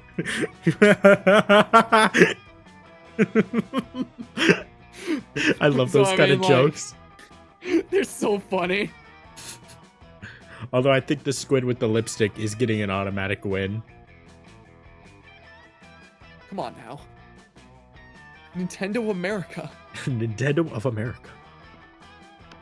I still find it really funny how like earlier I chose you as a brand and then you're like, oh, that's my option. Yeah, I know. I just gaslit myself into thinking I was winning. Me Ooh, maybe I should actually... I actually ended up with a lot more charm than I thought. Maybe I'll actually get more creativity. Oh, wait, sorry. Your play is terrible, but don't let that get you down. You start improvising all your lines, and it's marvelous. Somehow it enhances the pathos of the play in unexpected ways. And that's saying something, since half of your improvisations is just a rap battle against your inner fears. You get plus your creativity.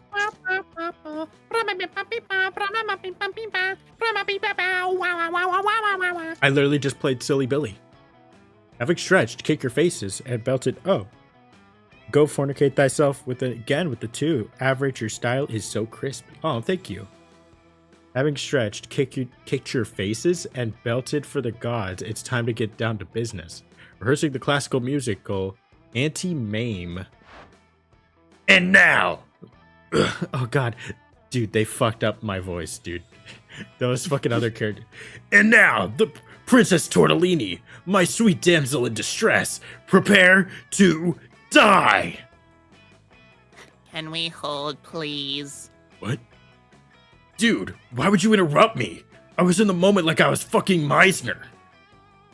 I fail to see how having intercourse with Mither would improve. Fucking was a descriptor, Miranda. Can I please say my goddamn lines? I mean, you could. But don't you want this musical to be better? With some gay fucking... Auntie Mame, an evil Dark Knight being a bad guy? It's so predictable, right? Aren't we all about inverting tropes at Spooky High? It does seem like the leading lady role is somewhat outdated. Here we are in the modern age, and some of her reactions to male violence could be taken straight from fake horses going up and down in a circle. Fine!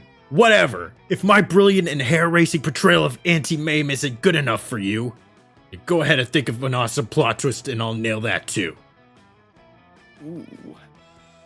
Right as Auntie Mame is about to slay the princess, it is revealed that he never got his Dark Knight's license and can't practice the trade, at which point the play turns into a complex and exciting venture in bureaucracy. Auntie Mame is not a Dark Knight at all, but an undercover cop who spent the last 20 years working from within the villain system to dismantle the whole operation. Now I know for a fact one of these is smarts, and I think another one is creativity and charm. But the thing is, I'm so stacked in all of them that I don't think it matters. Mm-hmm.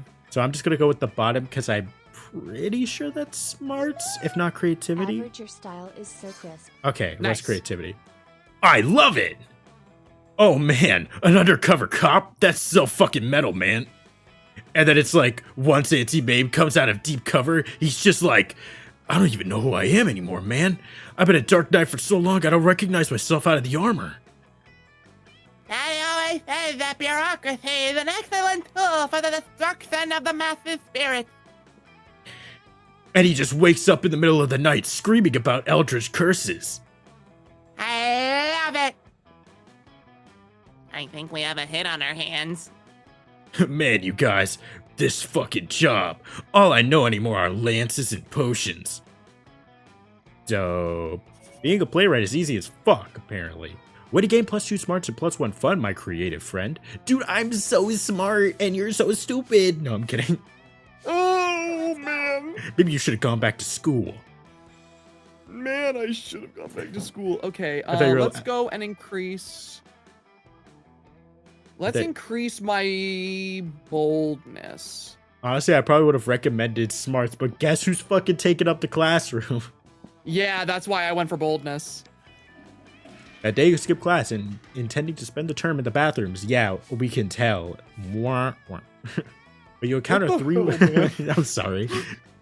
But you encounter 3 wild hyenas on the way here. Who the fuck runs security here? Anyway, you subdue them with the help of a hair comb. God bless the monster scouts and all the idiotic scenarios they prepared you for. By the time you get to the bathrooms, you've totally taken a shit. Zoe's brushing her teeth, which takes a long time since she has many mouths, and suddenly... That's hot. Did You- we ever establish who voices her? No, she never appeared. Oh, shit. Who's got this? Dude, if I voiced her, it would have to be Gruffy to some extent. I'm not doing that. Okay. Let's see, what kind of voice can I do for her? Ha ha! Foul monsters! Prepare to die! Lankman? The one and only. Ravi, the monster slayer, here to kill me? Yee! This is such an honor, you have like no idea. What?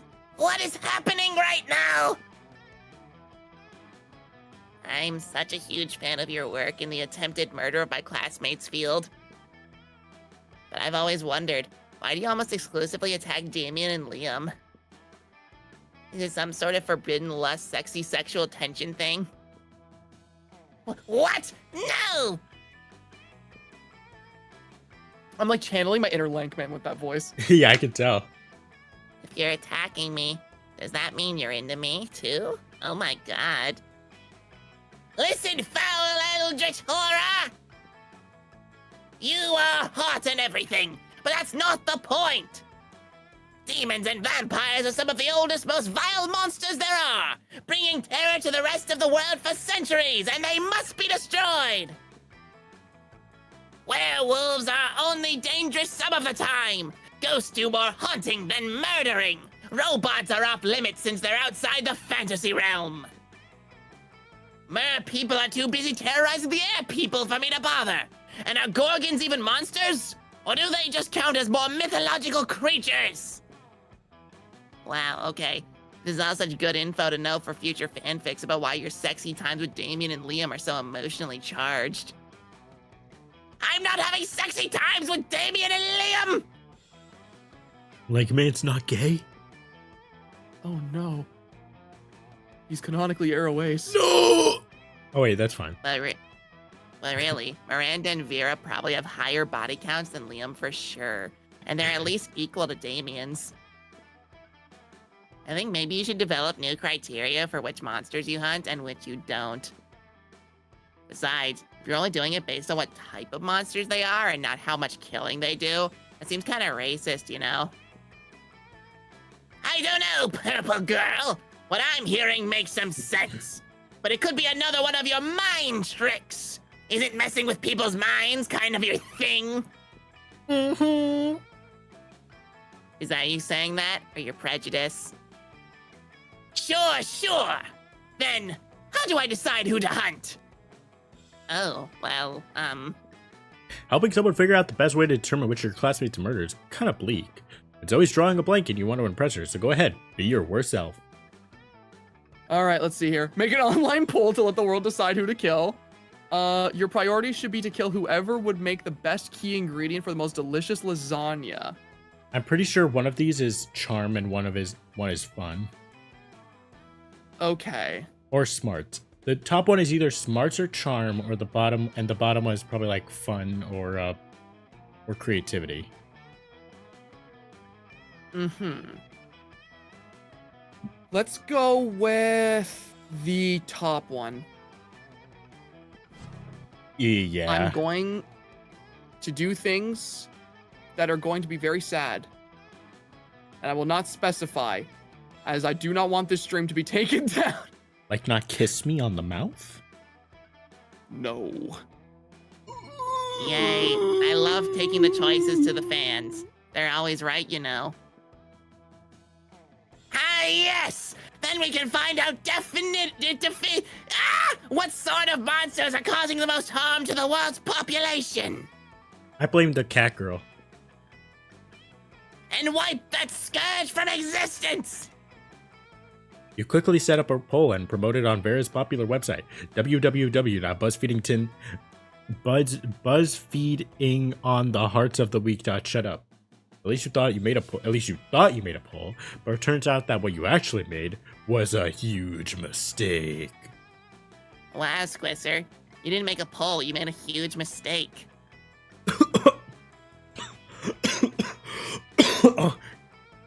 You try to explain through your newly found hernia that you have no recollection of obtaining, that you don't know what happened, and you don't even know what mistake you made.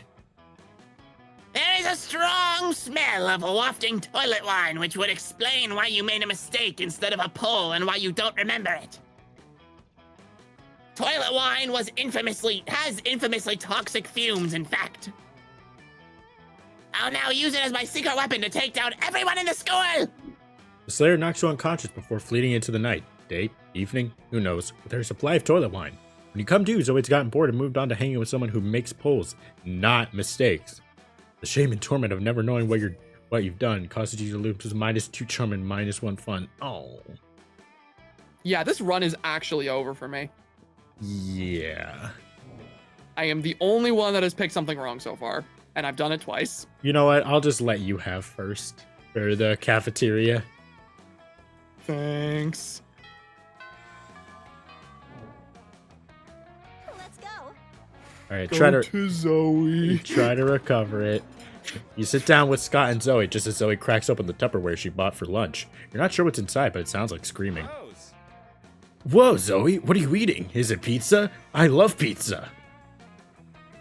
No, Scott, it's not pizza. Oh. I'm on a special diet where I only eat Sanity. Ooh, Sanity. I bet that's chock full of protein. Not really. It's mostly chock full of horror. Oh. It's better fresh, but that's a lot messier. So when I come to school, I pack leftovers in this Tupperware instead. So smart. What does Sanity taste like?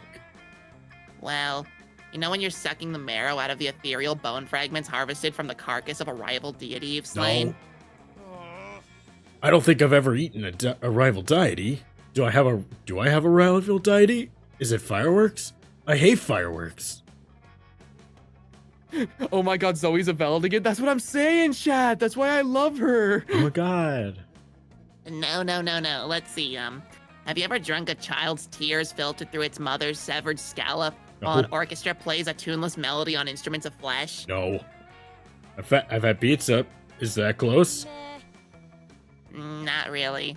It's more like cashews. Cashews and shrimp. Oh, cool. I knew it was high in protein. Can I try some? Can I? Well, it's not really for mortals. What the fuck? But Scott looks so excited. You've got to figure out a way to resolve this situation. I'll tell you right now, top one is Zoe. I know, because I picked the bottom one in a previous playthrough and it completely screwed me over. Yeah, we're gonna go with the top one. Scott, Sanity is extremely high in cholesterol. Why don't you just eat some cashews and shrimp smothered in this malignant insanity hot sauce I brought? Oh, no! Cholesterol! The original C word. Also, eating Sanity would cause your brain to invert, mutilating it like a thumbless chimpanzee angrily peeling an orange. Love with oranges. That sounds sort of bad too, but what I'm really worried about are my arteries. You cashew me, bro. You happily oblige. 1 cashew, shrimp, and weaponized hot sauce cocktail coming right up. Oh wow, this food looks like a tiny crime scene. Down the hatch. That's a lot of hot sauce, Scott. Are you sure your mortal mouth can... Like the next frame of the next time Scott lights up, it's not even him anymore. It's just a pile of goo. It's just a pile of ash. It's like the ash baby. My mouth exploded. It caught on fire and exploded. Oh, no more mouth for Scott. No, Scott, I can still see your mouth. But I can't see my mouth. And whose mouth is it supposed to be? Mine. So if I can't see it, it's not real. Okay, dude. Sorry, can't talk. My mouth exploded, so I don't have a mouth anymore. Scott sits quietly for the rest of the lunch period, growing progressively redder and sweatier, while you enjoy a nice time with Zoe. Nice. All right. Well, I've got no money. This might increase my actual stats, I think. Maybe? I believe it can, yeah. Yeah. Good lord. Look at your 20 smarts. Holy shit. But I'm not bold. I'm a shy bitch. Good lord, all you want to do is eat in peace, and yet Save the world. we're here to save the world. Yeah, we know. From you, Dimitri. Such a disgrace. You would. We... Truly you do. After all I've done for you. More like done to us. What about that time you betrayed us in the middle of a climactic battle, then unbetrayed us, then betrayed us 3 more times? Or that other time, the next morning, the empty bed? Why can't they talk as separate entities so you know which one is Porky Dimitri? And so be it. Let's end this once and for all. And not like the last time I said that, or the time before. This time I mean it. For real. Enough of this. Yeah, no, same. For real this time. Once and for all. Ugh. This is like the 7th final battle these dorks have had this week. We've had it with their bullshit. Take a fistful of ketchup packets and spew them all over Dimitri. Maybe some will get on escaping and he'll run away to get it dry cleaned. What's this? Blood? Oh, how you wound me, my loves. I feel no pain, but that is in my heart. I will slink off to my cave to lay in agony, between life and death, waiting to be tended to. You spot Dimitri squeezing some of the ketchup onto a hot dog and taking a bite on his way out of the cafeteria. What is that dude's deal? Truly, thank you for selflessly helping us on our adventure, Av. Nah, it was selfish. You really just want to eat in peace, but whatever. We must save the day. In return, allow us to help us on one of your adventures. Meh, why not? They could go ahead and help you with solving the ancient enigma of your algebra homework. That's probably going to make me smarter. Going to retrieve the legendary bag of lasagna-flavored chips from the supermarket down the street while you risk your life protecting this cafeteria table. Probably not. We have heard tell of these lasagna-flavored chips, mostly through pleasant songs coming to us from our phones in 10-second increments. Very well, as long as you promise to guard this cafeteria table with your life. Always the Wait, same with you. why do we need you to guard this? Never mind, whatever. You helped us and we'll help you. That's what decent people do. That's what decent people do? Pff, okay, Coven, sure, whatever. I bet they always try their best to be their best selves. Why are they even at this school? Alright, here's your chips. Don't ask why it took so long. Doesn't matter who was or wasn't making out with the near-death Dimitri in a secret cave somewhere as his wet shirt clung dramatically to his chiseled abs and his breathing was ragged as he danced on the edge of life and death, and a tough choice had to be made as to whether to spare his life. Try not to get killed soon. Here's your change. Goodbye. Your change? You didn't give them any money. Well, in the hurry to avoid further questions, not that you were going to ask, you really don't care, they gave you +4 money. Sweet deal. Huh. Alright. Well, I got some money to spend. Yeah, I'm not a broke bitch. Everybody chooses a video game. Gwimbly 3, Gwimbly's Revenge. Ooh, shit. Gwimbly 3, Gwimbly's Revenge. Well, I'm going to pick Resident Evil. Player order is decided based on how much time you could remain alive, provided you were all transported into the game's universe. Ooh. Ooh. I don't know, Zach. I'm a Gwimbly pro. Ooh, how long would you survive in either... How much time... Okay, so it's whatever game you'd live longer in if you were transported. Yeah. That's a good question.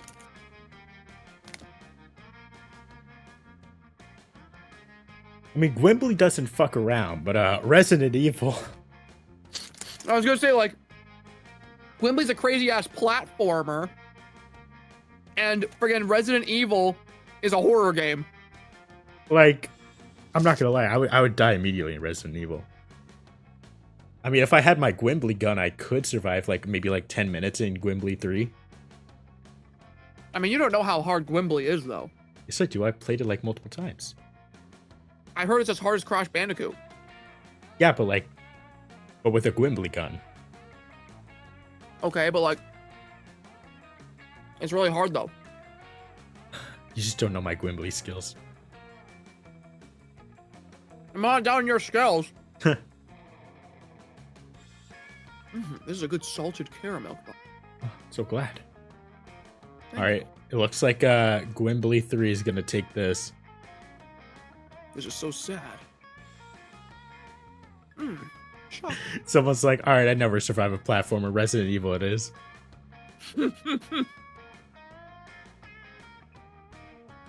Yeah. Yeah, I don't think Resident Evil's catching up. Not many people are voting though, but looks like it is big on Gwimbly's 3, so we'll go with that. Yep. And to think my other answer was going to be Animal Crossing. You should have chose Animal Crossing. You're right, I should have. Oh boy. All right.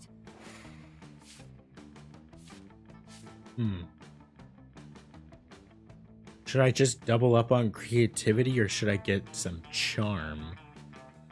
How's your charm look? It's pretty good, but like I want to make sure it's really good. But then again, I think I should also have creativity be really good.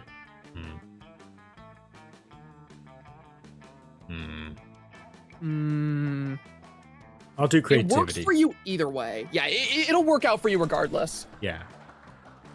You tell everyone to call you by it, also known as one of the 7 most douchebaggish moves in the world. But the nickname is so awesome, inventive, and appropriate that people decide to go with it. I don't know what they were saying. Write the figure game plus your creativity. We, the devs, dare you to actually come up with a nickname for yourself and ask the other players to call you by that name until the end of this turn. Wait, what did I say at the? What happened at the start? Hold on. The day. Oh, fuck. Hold on. I'm actually really curious to see like what I just fucking gave myself. That day, while rehearsing for the class play, you are struck by a lightning of inspiration. You come up with the ultimate nickname of yourself. Okay, Zach, I want you to call me the Flubdler. The Flubler? The Flubdler. The Flubdler. Flubdler. The Flubdler. The Flubdler. Okay. You guys heard the Flubdler. Zoe approaches you, looking full of joy and excitement. Flubdler. No, Flubdler. Flubdler. Monster Prom is so close that I've started looking at dresses. Look at this one. Don't you think it will totally highlight the sliminess of my tentacles? I will turn you into a fine green paste. I will turn you into wasabi. Stop raising your purple tentacle fake idiot. Oh, hi, Leonard. You can wear as many dresses as you want, but that will make you a... Oh my god, I actually hate him! I want him But that will to make not you a be here. real girl. You aren't fooling anyone. Dude, my identity has nothing to do with convincing anyone. I'm gonna wear a dress because I fucking want to. It's about me, not you. It has everything to do with me. What if I finally meet a real gamer girl and she turns out to be an insidious faker like you?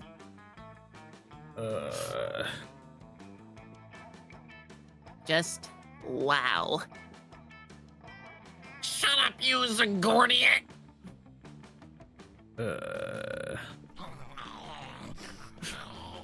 Dead naming me and insulting me all in one word. Boy, that imaginary real gamer girl sure is lucky.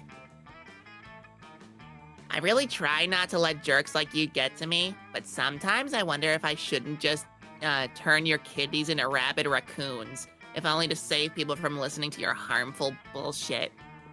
What's up, Snowflake? That's offensive. You're attacking my freedom of speech. It's my freedom to assault people and make everyone miserable. Hey noobs, what's up? Ah, Damien. Good thing you're here. Tell this stupid faker she can't stop us from insulting anyone and calling her the gourd or whatever we want to call her. Dude. Damien carefully lights Leonard on fire.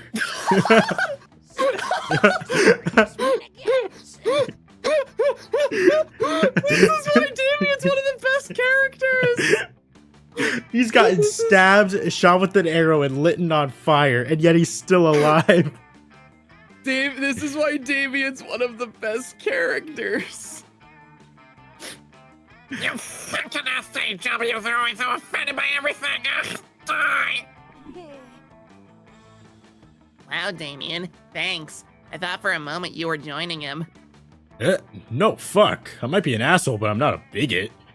And struggling with defining yourself? That's harsh, damn. Like, who should I be? A violent hell commander? A talented hairdresser? Sometimes I feel like the reason I'm so angry half of the time is because everyone is expecting me to be this or that, even myself. It's like, I don't know. I'm not good with words, and I know your thing is different, but it's like, the whole endless despair deity is very metal, sure, but exploring your own truth and fighting to define yourself in your own terms? Fuck, Zoe, that's twice as metal. It's pretty damn admirable. Damien. But before you can keep going with this emotional moment, someone else appears. All hail Zagor. Zagord, our sacred awfulness, here you are, still trapped under this deceitful form. Let us perform a ritual to free you from that puny carcass. Not again. Do you want me to light them on fire too? No, it's useless. They keep coming and coming. These idiots are by the thousands at least. It's my punishment for spending millennia tormenting mortals, I guess. Amy was all hot and sensitive back then, but now it's your time to shine. If you could only come up with a plan to make the cultists leave Zoe alone for good. Don't let this puny tentacled mortal go to deceive you. Zagord is really trapped inside this ancient totem. You need something that satisfies their need for mindless adoration and pack behavior. Introduce them to K-pop. K-pop sounds fun or like creative, and then maybe the top one is either smarts or charm. Uh-huh. And if it's smarts or charm, then there's almost no way I could fail that. Today, Yeah. your word. Oh, are you implying this was once again a test by our omnipotent awfulness? Sure. Ah, but we knew all along. We were testing you. Sure. What? Do they really believe I'm inside that Evangelion figurine? Guys, in order to free the almighty Zagord, we need to learn more about how this magic totem works. Let's do some research. Here, this is a documentary about this totem. Watch it. You can also find lots of internet forums discussing its hidden meanings. It will surely lead you to the answer on how to free Zagord from the totem. You're a real sicko, Av. They'll be trapped into the torture of Evangelion's countless layers of subtext and hidden meaning. There's no going back from there. As a massive fan of Evangelion, yeah, she's right. What are you talking about? It's just a sick anime about about robots killing angels. What's complex about that? Damien starts to look it up on his phone. Huh? What? So the AT field is in reality a metaphor for... No, stop it! Zoe grabs Damien's phone and throws it, like, super far. What the fuck? I just saved you, Damien. Repeat after me. Once you go into Evangelion's countless layers of subtext, there's no going back. Whatevs. Wanna grab some sushi? Oh my god, yes. No more cult members annoying me and Sushi. Today's the best day ever, thanks you two. I know, right? You spend the rest of the day eating sushi and discussing Evangelion in the shallowest, therefore safest way possible. Like, which battle is the raddest one, and how sexy I'm too stupid. Misato and Kashi are. You gain +2 fun and +1 creativity. They are both very sexy. Okay. Let's go to class. Go get some class. That day you were astonished by the new stuff you learned in class. You thought high school was all about doing stupid shit with your friends and trying to find true love. Who would have thought that class could actually be useful? What a nice surprise. You gain +1 valuable life lessons. Good luck trying to use that in the game. And +2 smarts. Zoe looks particularly perplexed, and you're perplexed as to why you would have paid good plus money for a DLC if not to date Zoe. So you decide to butt in. Literally the entire reason I bought the second term. Exactly. Oh, hey, Squisser. Ah, Mrs. the Squisser. Loch Ness Monster wants me to embrace my heritage by driving someone insane for this practical assignment. But I've just done that for so many millennia as a full-out no-marking eldritch horror. I don't know how to find my way back to it as a high school girl. It's like when you listen to your favorite song from middle school years later. Only to realize that now you only ever drive people insane when you're hungry and want to feed on their minds. Yes. Followed for more relatable content, I'm sure.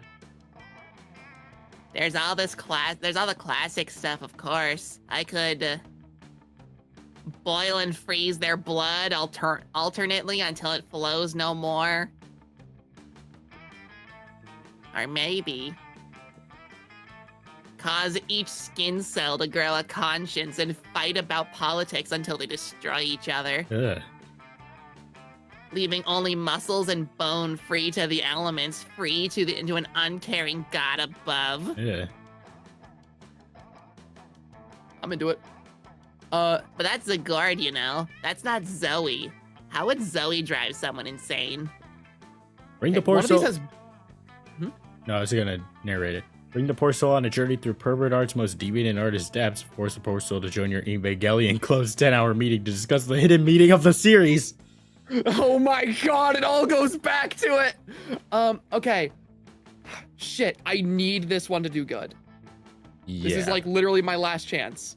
I'm pretty sure like one is smarts and one is charming. Okay.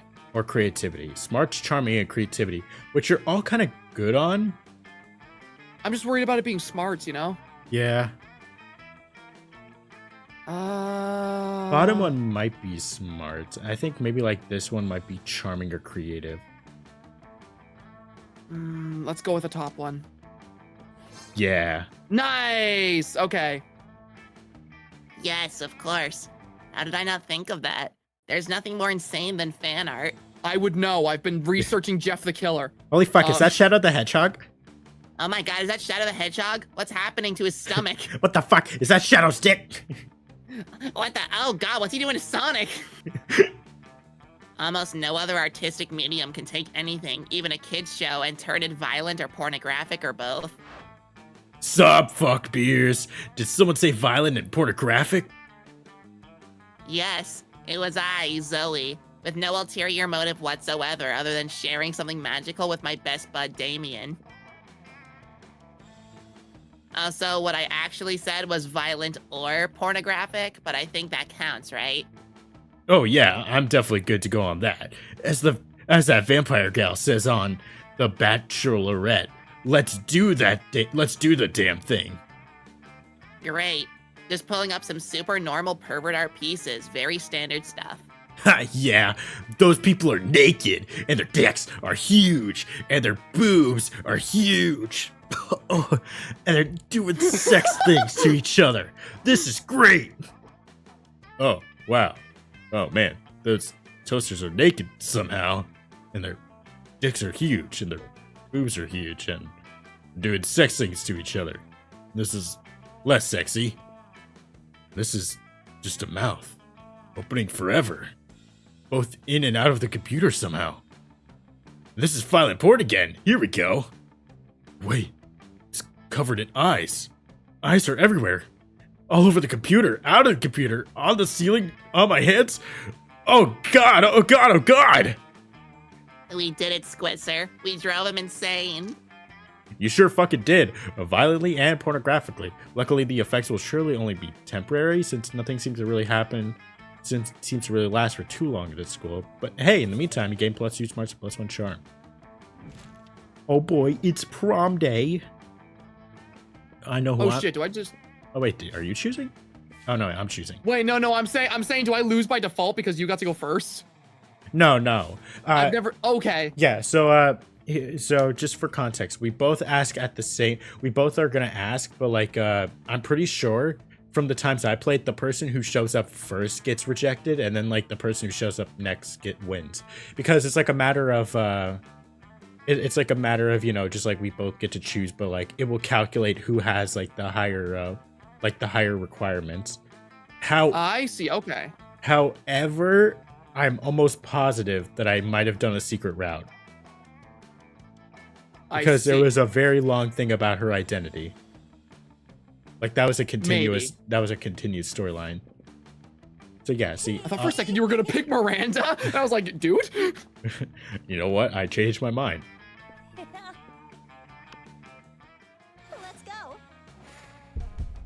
You finally pluck up your courage and ask your beloved to go to the monster prom with you. Are you for real?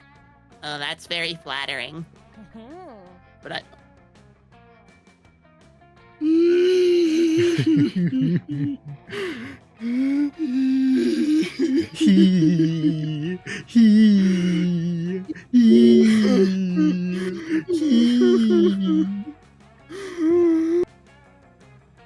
Whoa, what just happened to your mic?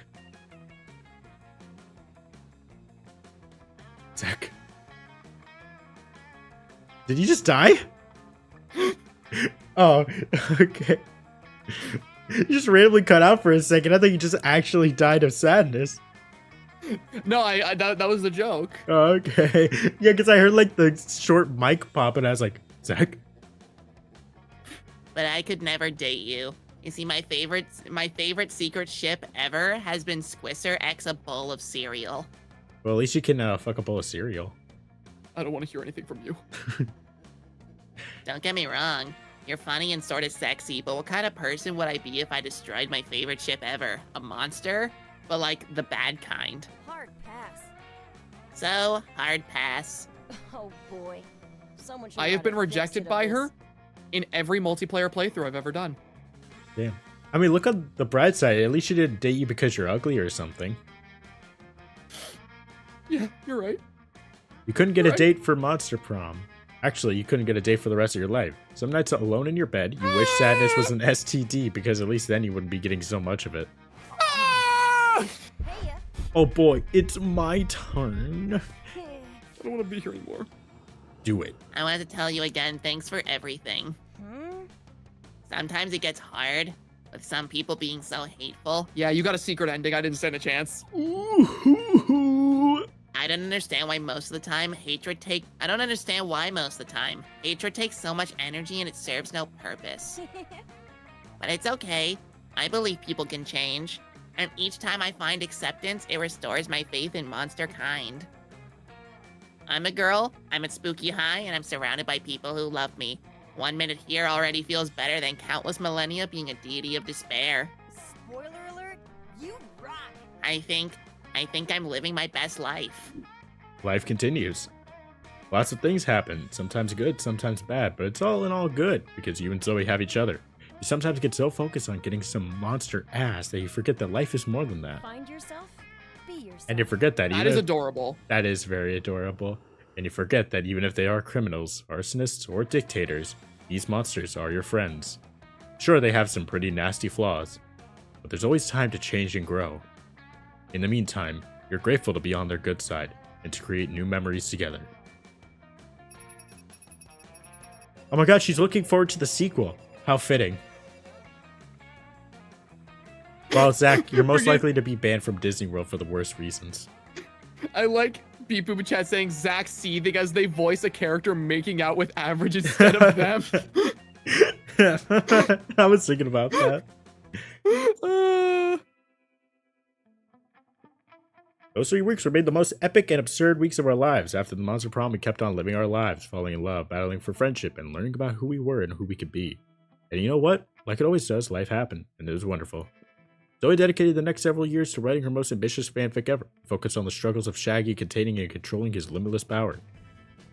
Delved into the psychological nuances of the Mystery Gang, while also including crossovers with Akira, Flubber, and the unbearable lightness of being. It was said to mix. Speaking of Flubber, you almost forgot to you forgot to call me the Flubtler. It was said to mix. I was very upset. Yeah, it was said to mix Tolstoy's mastery of prose and the juiciness of a very juicy Big Mac. It ended up entering the Western literacy canon. Verica being fierce, strong, and stunning. Some haters once said Adult Life would put that mean bitch in her place, but you know what? Vera ended up making Adult Life her own bitch. God became an athlete. Not so long ago, he won a prestigious national award for being the best at doing sports. Those 3 weeks, Monster Prom seemed longer than life, and that was just gone. Battle for Monster Prom might have ended then, but there were plenty of battles left in that war called youth. Once again, we were young and unafraid, and we were ready to start. Copyright! What if I told you to know what we're gonna We're gonna get the copyrighted. Any new Polaroids? This one is very cool. This is what I used as a reference for the thumbnail art. I got to see this one before. Yeah, because I was showing Zach and I was like, oh my god, look at that. It's so cute. Just like how I would have been with her.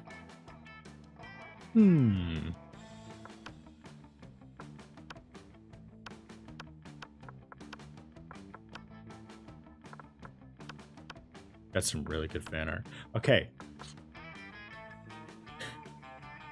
I think just to secure it, maybe we should play Monster Road Trip first, and then if we have some spare time left, we should play Monster Camp again. What do you think?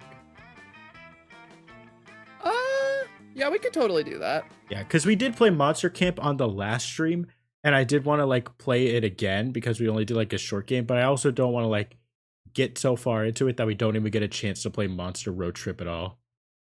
Mm-hmm. But before that, it is fan art time. Zach, can you check the Twitters to see if we have any fan art? Sure. And I will pull up the I will pull up the fucking Discord. All right, where to start? I think we're starting with Earthums, right? Earthums. Okay.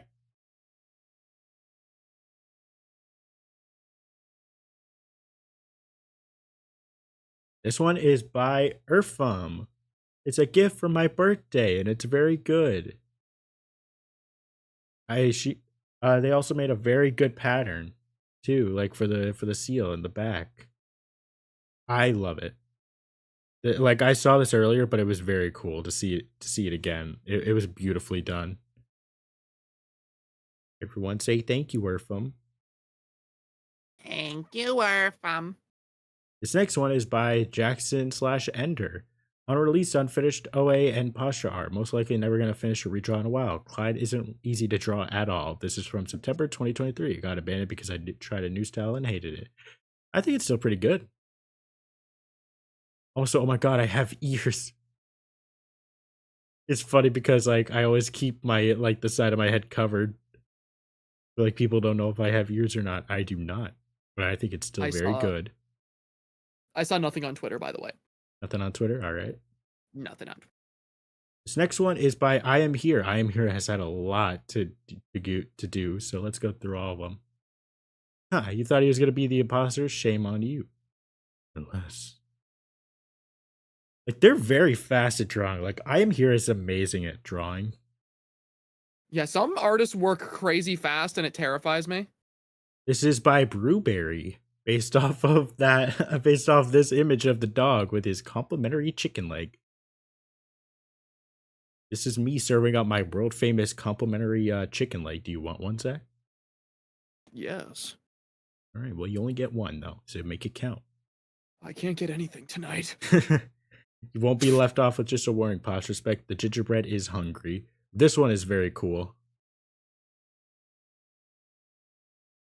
Like, I don't know if you're like looking in the server like at the same time as me or whatnot, but like, I oh really shit! like I just this one. saw it. Yeah. Oh my god. A big quick synopsis. All of them by I Am Here. There's a lot of other chit chat in here. Also, ooh, warning for like eye stuff. Oh yeah, the crewmate imposter Clyde designed something based off I did a year ago. That's really good. I like that. You're gripping the paper so tightly. Stop it. No. Why not? Because that paper ruined everything. Come and face me, friends, tomorrow. Like my god. this one scared me at first. It's like, oh my gosh. I am here. Fucking MVP out here with all this artwork. Oh my, there's so much Among Us. There's a lot of Among Us. Yeah, there's like some of the other stuff they made from the other stream. And then we got another I Am Here Among Us doodle. Look at me. I'm just a little fella. Oh my gosh, beautiful work though. I Am Here. And then here's Jed Kai. So I thought I'd try to make average in the style of my sprite character. I really like this one. This one's cute.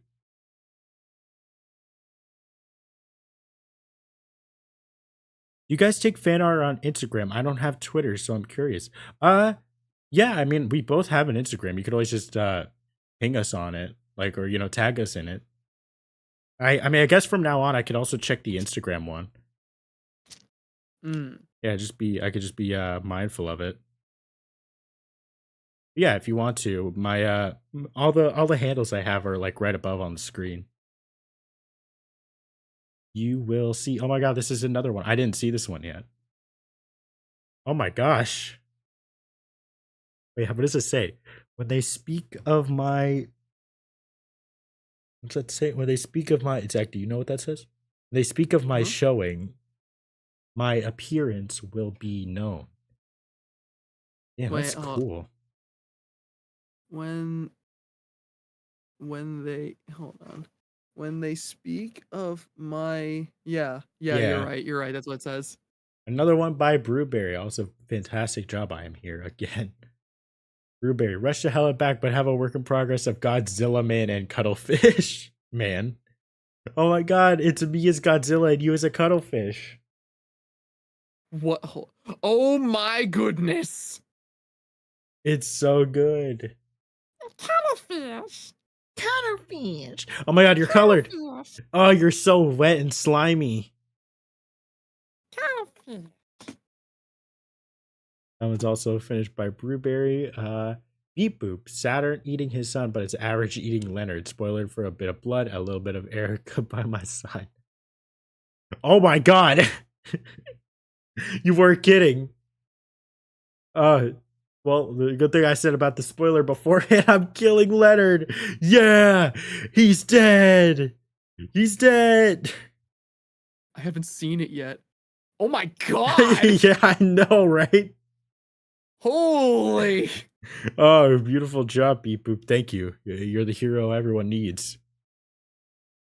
Brewberry, this turned out back as a terrible drawing Godzilla. Oh, this is still really good. I like this. I am Godzilla, man. Oh, excellent job. Oh my god, there's more by I Am Here. They're so fast at drawing. Whoa! Dude! I haven't seen it yet. Hold on. Yo, that is crazy! I'm waiting for this. I'm waiting for it to come up here. Oh my god, it's so crispy. Yo! I know, dude! Holy shit! My god! That is fire! No, the stream's not ending. Yeah, no, the shoot's not ending yet. Oh yeah, we reviewed that one earlier, Tail. Don't worry about that. We reviewed up to Seal last time, I'm pretty sure. Oh my god, that is so good. Damn. Oh my god, it Beep Boop's cooking. God, that one's really good. Just another quick synopsis of all the ones we've got. Beep Boop, Brewberry, I Am Here, Jed Kai. Lots of great work. Yeah, we're not ending the stream. We're just taking a short break to like see all the fan art, because like we still intend to like play another match, so it's like, oh yeah, like give a short in between break, both for our voices and just for like the people who take the time to make fan art, you know. Mm-hmm. I know, right? Like, how can they draw that fast? I Am Here is crazy fast at drawing. Hey, there's another message here. Yo, look what Rad drew. Oh my god, Rad? Among Us. Among Us. Among Us. What is that? What is the message? Good Holy job. shit. Now Rad this spent is epic. 2 years on it. Rad spent 50 years making this art piece. It's beautiful. No. Brewbear with like the pointing. Yeah, good job, Rad. Good job. You've done a great service here. Oh my gosh. All right. Well, yeah, I think we're gonna load up Monster Road Trip. I'm actually very excited because like technically neither of us have played like a full round of this yet. Yeah, no, I've never gotten to complete it. Yeah, we've both like played like a bit of a test run just to see, and thank fucking god we did because of the farm. But yeah.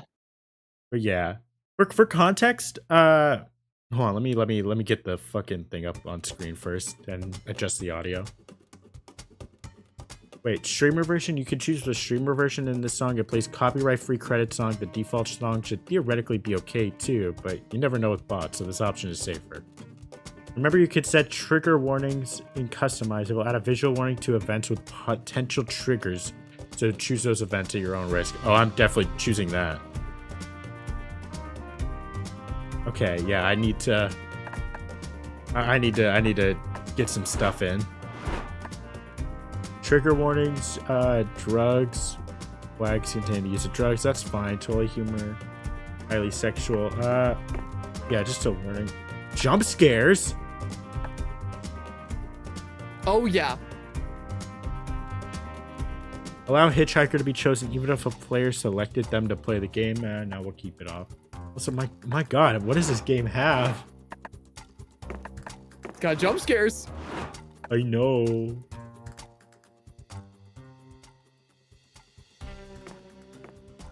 Let's go. Sweet. And then streamer mode on. Yeah, like, my god, I was jump scared by the jump scares, like, button. Right, Oh, I was yeah, saying. this game's gonna be fun. I was saying, for context, Zach and I were playing this like a few nights ago just to like test it out, see what it was about. And while we were testing it out, one of the options, like you'll see in a minute, we get to visit different locations, but one of the locations, since this game has a lot of drawn out NPCs, like a lot of drawn out NPCs, you get to encounter a lot of characters. And for one series of characters, it was nothing but a bunch of muscle people. Like a bunch of skinless people. And I don't know, like enough people, like if you've watched like a few of my streams, you will know that is one of my biggest fears. Like the biggest thing that makes me uncomfortable, just like someone being skinless. So like, and thankfully, Zach happened to stumble across it while I was just away using the bathroom during that time. And then he was like, average. And I'm like, no. I skipped through it as fast as humanly possible. Yeah, I wasn't happy about that. But thankfully, you know, we know what it is. But yeah, we will not be going to that location. I will skip through that entire location if we even have to be forced to choose it. But how's the audio, chat? How's all the audio? Like, is everything good? Maybe like a bit lower, a bit higher. So I don't think I could change it once we start the game.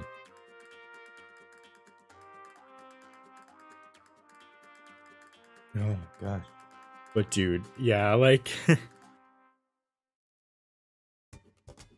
will you guys be dating a Monster Prom for? I'm not entirely sure. I mean, there was a cool clown Zoe. girl. Zoe. Yeah. Oh, Zoe in there again. Audio's good, I think. Yeah, of course she's there. You're going to a convention. Oh yeah, true. Do not let bro see a Fallout ghoul. Yeah, probably. Yeah, because that's the thing. The muscular system is a lot scarier than any skeleton could be. Like, skeletons are goofy, man. But the muscular system is, like, horrible. Because it's like the weird in-between that you're really never supposed to see, right? It's like, skeletons are kind of natural. Like, skeletons will exist no matter what. But it's like, if you're in between where it's just, like, the muscular system, like, it's horrifying. I'd like him to make an argument for the nervous system. Oh yeah, the nervous system's also very blah. It's a little quiet. I think that'll be fine. I'm sure it's like very like calm, like quiet music right now, so it should be fine. Also, yeah, the Cult of the Lamb. The lamb is in this game. The animation that I have the highest amount of views on is he's in here. They're in here. Is the Cult of... What gender is the lamb? I completely forgot. Are they Pretty just sure the lamb's male? I don't know. I think they might just be a they. Maybe. Maybe? I don't know. Maybe. Local. You want to hear awesome voice effects or make up your own voices? Also, make sure you're screen sharing. Ooh. Here you go. You're welcome. Thank you.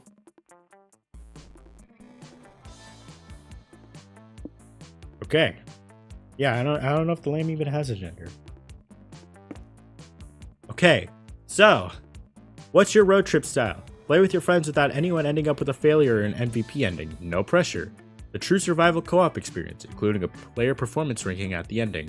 And then the Prank Master, which is a lot more rough, but thankfully we weren't even going to do the Prank Master. I was going to go with Road Tripper. Yeah, we gotta do Road Tripper. What's your road trip style? Easy. Focus on the narrative and take the scenic route. Higher initial resources, deep conversations are impossible to fail. Your standard road trip experience, standard initial resources, and extra attempt at deep conversations, and then face a ruthless survival challenge, lower initial resources, higher destination requirements, resource changes are tougher, and no extra attempts. Yeah, we're not doing that. We're doing normal. Yeah. The road, that mythical beast of asphalt. We once tamed it in what became one of the strangest, most wonderful journeys of our lives. Back then, we were young and unafraid. Summer was coming to an end when Polly and Scott planned a road trip. The whole thing was bound to go off rails. This was the Prank Masters, after all. Scott Howell, 21, a werewolf athlete who compensated for his rather small brain with a stupidly huge heart. And Polly Geist, 22, a party ghost with an insatiable hunger for all the wrong things. Alright, one thing that I absolutely do love about this game is that it has essentially the same stills from last time, but they're all slightly updated to look even better than before. I know, the art style got refined and all the characters look so good. Especially Polly. We're not competing anymore, so now you can thirst for your girl again. Each of them were by themselves an agent of chaos, but together they were the perfect combo for hijinks to ensue. Who in the right mind would have agreed to join them on such a road trip? Oh yeah, I forgot I didn't choose Juan. I just like her art. Like, it's very good art. I know, it's so cute. I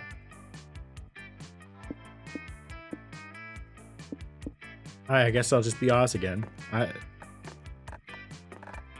I've grown up from my trips. Now I am Avalamu. I forgot how to spell it, so I'm gonna go off an assumption which I'm almost positive is not correct. Avalamu. Avalamu. I'm an adult. It just more looks like Avolamu. Yeah. Alright, what's your name? Dr. Sexy.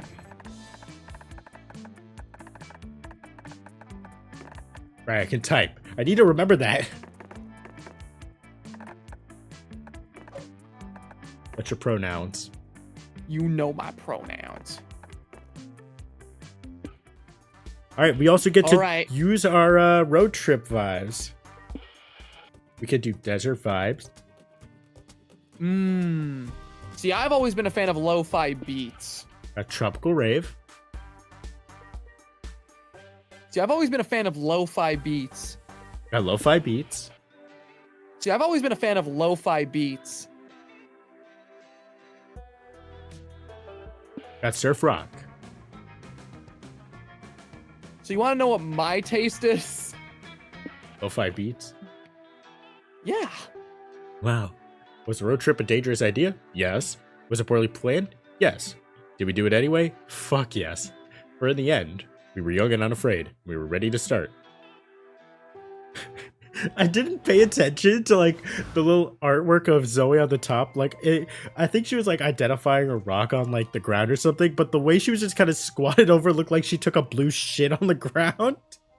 She was squatting and writing something in her book and she saw a bug. Okay, it was a bug. I didn't look closely hard enough. It just looked like a tiny shit. A museum full of capillary wonders. All right, so here's the thing, chat. This ain't like your typical monster dating game. For each round, we're going to get two choices. We could either go to a fancy motel, or we could go to a roadside wig museum.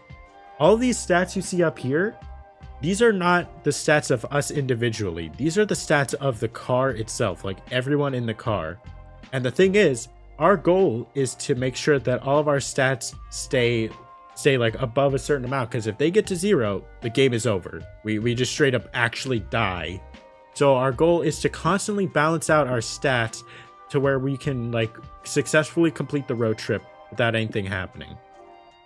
Now, as you can see here, where it's a bit unlike the previous games where you will always gain something whenever you visit a location. You see right here it says unknown, and then plus hype, and then minus money. If we go here, if there will be 3 options that will select out what we will lose/gain. And the thing is, we will always gain something and we will always lose something. So if we go here and we choose minus money, we will lose money, but we will also raise a stat of ours. If we choose hype, we are guaranteed hype, but we're going to lose something. If we choose unknown, it's just going to be unknown. So the real problem comes out with planning a proper road trip to where we can constantly keep each other like above the red. Also, yes, you should by default have the lamb as a hitchhiker option. Yeah, I think so. Like it was on screen when I loaded up the game. I want to go to the fancy motel though. Okay. Feeling like gambling.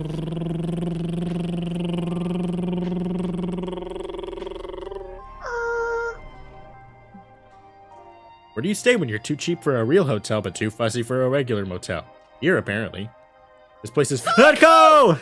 Sadako! Oh my god, it's Sadako! Sadako, my baby! Wow, she works a lot of jobs. This place is full of class, charm, and poise. 3 things you've always lacked, which means tonight is the perfect night to cosplay as a rich fancy person. What do? I really hope that those muscle people are only restricted to the farm. They're farmers, so I would assume. Maybe. Wally, I've been meaning to ask you, how do you road trip? There's no shame in asking, Scott. Oh, this is a tutorial, by the way. We can skip this. Oh, okay. I'm going, what do you want to do? I got to choose so you can do it. Well, no, I got to choose. It's your turn. Oh, is it?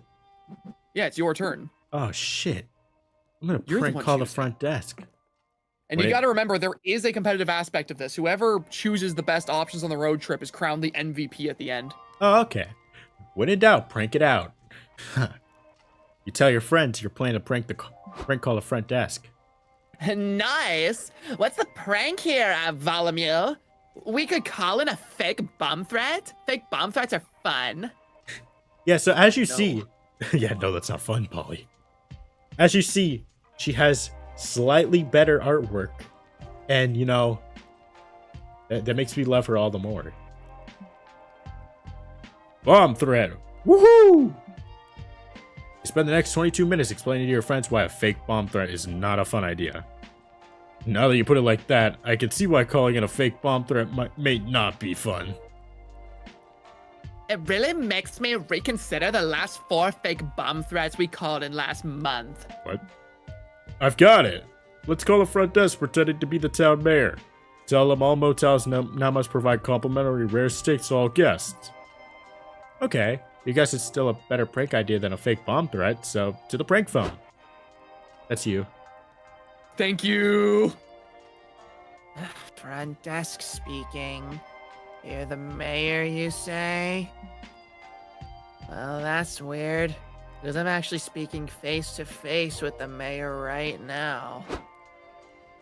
Oops. Did you tell them about the rare steaks yet? Wait, you say you have the mayor on the phone? Asked the real mayor. That's fascinating. We'll be on the line. This should be good. Greetings, me! Using my big politician brain, I've deduced that you're a version of myself calling from the future. Sure?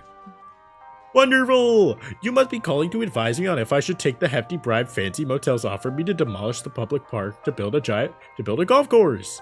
They offered me a lot of money, and I do like money, but I suspect their plan is a bit unethical. So, future me, based on your inside future knowledge, should I take the deal?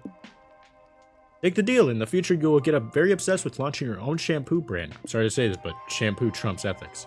Don't do it. In the future, scientists have discovered karma is very real, and we need weak karma points if we want to fulfill our dream of reincarnating into a robo-dinosaur. Alright, yeah. So this will automatically... So, like, there's no really wrong option here, I guess. Is there? No, there's no wrong option. You just have to guess what's going to be taken and what's going to be gained based on the context of these answers. It's like the stat check questions in the other games. Don't do it in the future. Take the deal. Let's get this guy some poo in his hair. A week later, the mayor sends a letter to your car. No idea how he managed to address a letter to your car or why he knew that would work, but just roll with it. Dear me, I wanted to thank you for your amazing advice the other day. I had zero interest in poo before, but I've been watching poo making tutorials and you were right. This is my true calling. My iguanid scented poo will dominate the market. But you knew that, of course, since you've already lived these experiences. I wanna be clean. It's just a fun trip down memory lane for you, huh? Our very first hit. With my new expertise and the bribe money I took, I know my poo empire will be an unstoppable million dollar startup. Bruh. Thanks again, me, and say satsi. That's poo slang I learned. The mayor sent you +2 money for your help, and a sample of I wanna be clean. Sure, it's something. At least fancy motels can continue the reign of corporate evil with impunity, all thanks to you. Oh wait, that's bad. You lose -2 soul. All right, my turn. Okay, let's see here. The What do we national get? park. So or we're guaranteed to gently lose used something there. cars.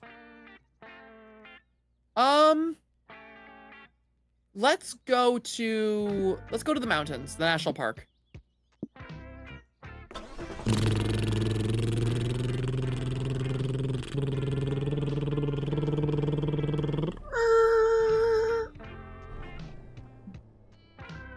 Preserving nature is important, and no one does it better than national parks. Here you can relax, breathe that clean mountain air, and truly appreciate the great outdoors. Or you can fuck around and be chaotic. Yeah, that's way more likely. Dude, I'm so scared of anything like even remotely related to green. In any event, You're gonna get jump scared. In any event, what are you gonna do at the park? Once again, this is tutorial. What do you wanna Let's do? see here. I would like to... Let's do the event that's going to make us lose some of our stamina. Go hiking.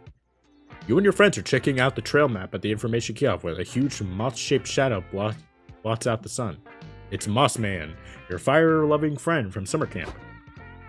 Oh my gosh! That was I was you. Mothman, right? Yeah. Hey guys, you wanna take a hike with me? We could enjoy the tranquility of nature and swap juicy gossip all the way. Sure, we're just deciding what trail to take. Ooh, forget these official trails. My buddy Sasquatch told me all about a scenic off-the-map trail with beautiful views. Let me show you some real hiking. 2 hours of -2 stamina later. Fine, so I couldn't find the trail. You can't always rely on trail gossip to be true, okay? That's the beauty of it. I'm sure we'll find the path back to the car when we pass bare-ass boulder. I heard it's a boulder shaped like such a beautiful butt it'll make you insecure about your own butt. Ooh, where can I find that? We're never gonna get out of here. You guys are gonna starve and die, and then we'll be a group of lost ghosts forever, and I will be so mad at you. No, we will survive this. We may just need to rough it for a while and get my time muddy. Let's start by making a roaring campfire. Okay. Do you want to start by burning this map? Scott, you had a trail map with you this whole time? Yeah, I figured I'd keep one from the kiosk as a souvenir. Why, did you want to use it for kindling earlier? For fuck's sake. You make a mental note to strangle Scott later. For now, check his map and figure out how to get the hell out of here. All right, let's see here. Ooh, let's get our soul up by going down the path of enlightenment. Oh, yeah. After carefully reviewing the map, you set off on the path to enlightenment with hope in your hearts. Well, some of you do. This fucking sucks. All this walking is gonna wear out my cute new running shoes. You need to take this seriously. If you want to reach enlightenment, you need to let go of your attachments to worldly luxuries. Fine, I'll try. I don't care about my shoes. I don't... Guys, I think I see the exit. We've reached enlightenment. Nice! Psych Universe, I really do care about my shoes. You run to the trail exit and you're greeted with a mental turnstile operated by an old man. Congratulations on completing the path of enlightenment exhibit, He says, come closer and I'll whisper the secret of enlightenment into your ear. okay, you lead in and the man whispers.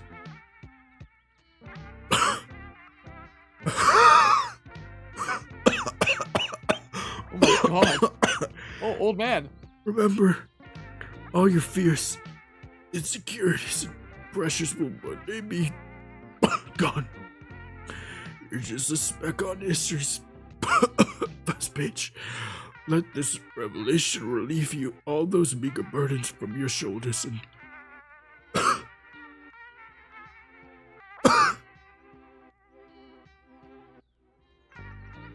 set you free.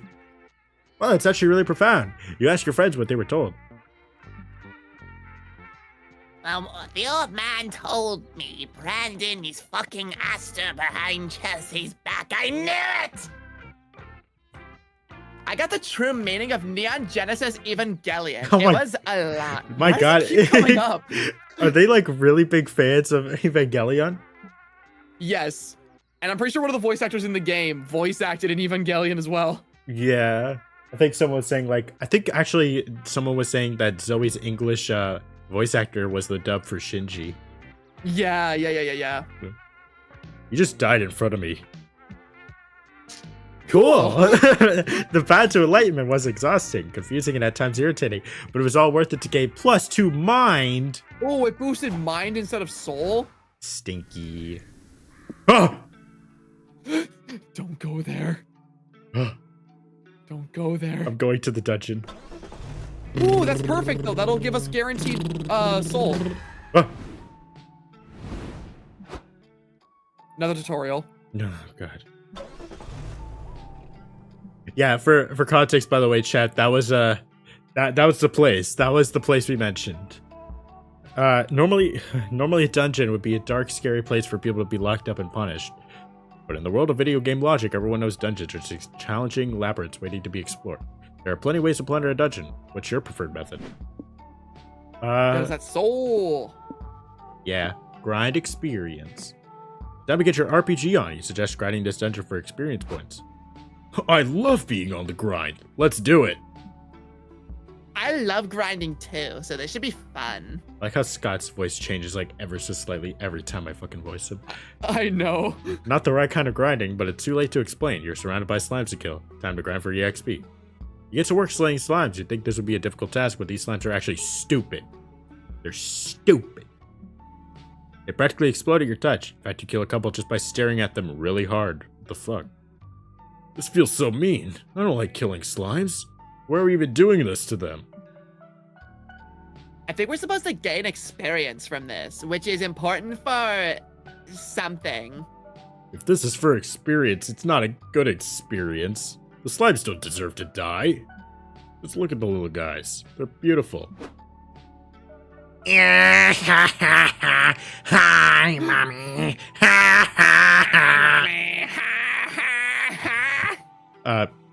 Sure. You're right, Scott. This is cruel. These slimes were just chilling in these dark, homemade dungeon before we started slaughtering them. As you stand around contemplating your heinous actions, the slimes in front of you throw itself onto your sword. No! Stay with me, little slime bro. Let me heal you with the power of my hugs. Scott hugs the slime so hard it explodes. Oof, the price of never skipping arm day. I don't get it. Why don't they even try to protect themselves? I think these slimes have gotten so used to adventurers killing them for XP that they've evolved to think their only purpose is to be killed for XP. That's terrible. Can we try to teach the slimes a new way of life so they won't be slaughtered anymore? It sounds more fun than tediously spilling slime blood all afternoon. How do you improve the slime's life? Teach them karate, they'll acquire confidence and self-esteem and value their existence over giving EXP points, and they'll be able to kick adventurers' asses. If their main purpose is giving adventurers experience, help them open a high-end restaurant. It won't sell a meal, it'll offer an experience. Well, obviously I'm gonna give them an experience. Yeah, and that one's probably gonna cost money, which we have a lot of. Great idea. I've seen enough TV shows about high-end experimental restaurants to run one myself. Easy peasy. You gather up the slimes and work on opening your restaurant. Ollie helps by drinking lots of wine and yelling at people. I said to cut these tomatoes to look like strawberries. You're not supposed to actually make them strawberries, you absolute fucking walnuts. And what is this? I said to paint a surrealist rendition of the Mona Lisa out of pistachio paste on these crackers. This is impressionism. Sell a lot of crackers with bias. What do you think we're doing here? Making food? That's exactly what I thought we were doing. No, we're making food. We're not making food. Sorry, I'm drunk. We're making an experience. That's what people are paying for. After much preparation, it's finally the opening day of your restaurant. Butchers line up to loot the dungeon, but instead they find... Welcome to... Oh, that's so good. Welcome to Le Donjon. I'm your waiter, Scott. May I recommend the animated skeleton crisp for your first course? They're very yummy with our mulberry wine. Scott, 86, the mulberry wine, someone, not me, drank it all. And if anyone says it was me, they're fired. What the hell's going on here? The adventurers ask. We came here to slay the Elder Dragon boss, not have fine dining. Oh, speaking of that, we're running a special on the Elder Dragon Tartar entree. It comes with a treasure hoard gold shavings on top. You fail to make a profit. In fact, you lose -2 money on ingredients, but that's business. Le Donjon's opening day is still a great success. We made RP Guide's top 10 dungeon restaurants of the year. I'm so proud of you, little slimes. She pats one on the head and it fucking explodes. Just dies instantly. Now it's time for us to go, but we'll leave you in good hands. There's one slime who has proven themselves worthy of wearing my head chef hat. God, she's so attractive. Especially when she's wasted and shit-faced. Yeah. It's, well, to be honest, these slimes all kind of look the same, so I don't know. I'll promote this guy, good luck. This has truly been an experience worth gaining. You earn +2 soul. Nice. And we skipped the stinky place. The Dynast, or what's the other one up there? The Gothic Ooh, the man. Gothic Manor. Mirrors are just going through a phase, Mom. There's like the inner spooky soul within me will honestly go to the Gothic Manor, but there's the strategist in me that wants to boost our soul up so that we don't lose too much of it. Yeah, soul is often the one that gets that is hardest to get up. Yeah, let's go to the Dynast. I'll suppress my need for Halloween spookiness. Okay.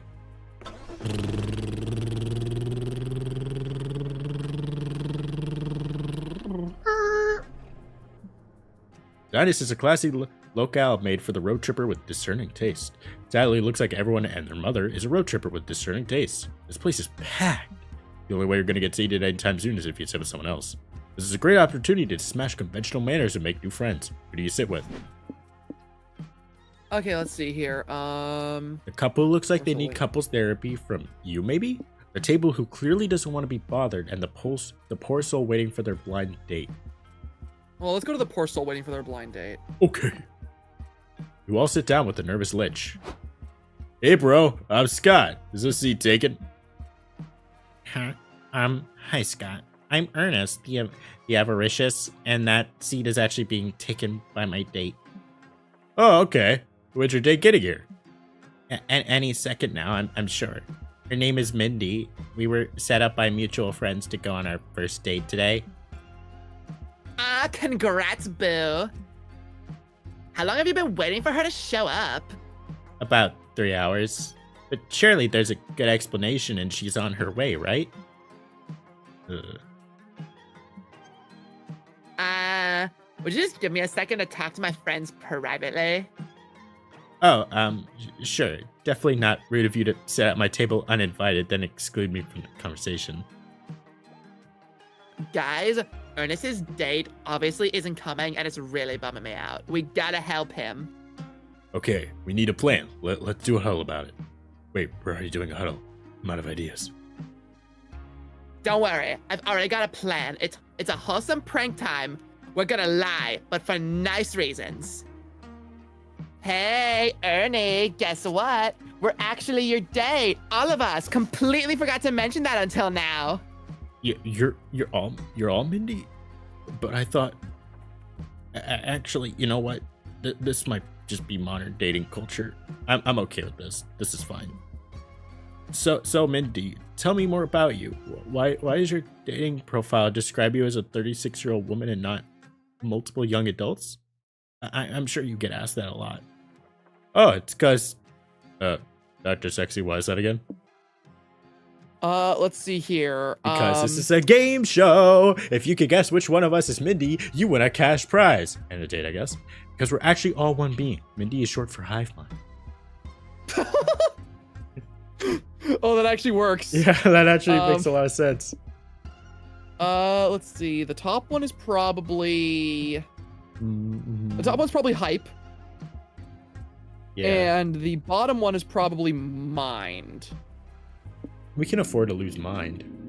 We can afford to lose both, but let's go for mind. Let's go for hive mind. Oh, well, I guess that makes sense. You did say some strange things when we were chatting online. Like, I can't wait for you to meet the real me. All of me.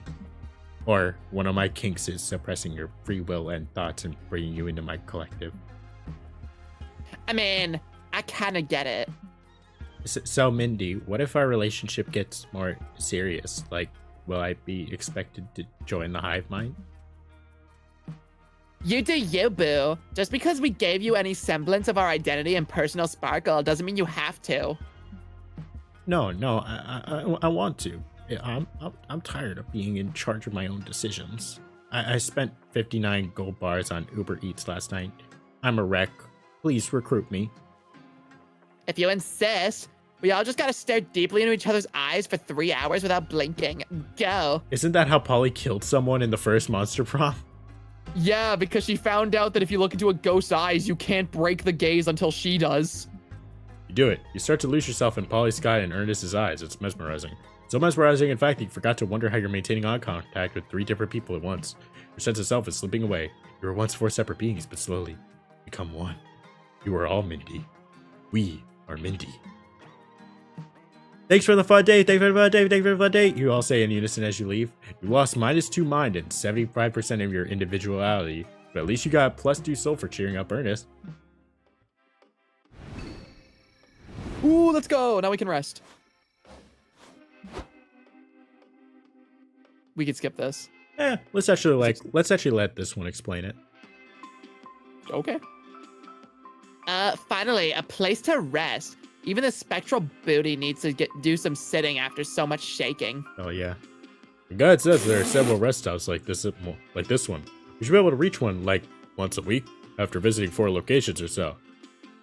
That sounds good. Let's go chill on those benches, Scott. As your friends leave, you realize you don't want to rest because you're utterly addicted to making choices all the time. And this rest stop is no different. You quickly assess the many, 5 things you can check around here.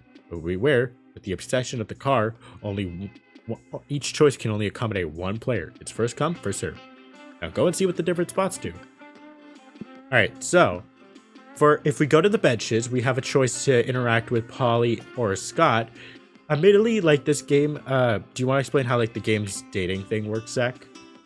Yeah, so basically, the way the game's dating works is that when we go to these little stops where we can, take some time to rest, we have the choice of talking to NPCs, either Polly or Scott, or hitchhikers we pick up on the road.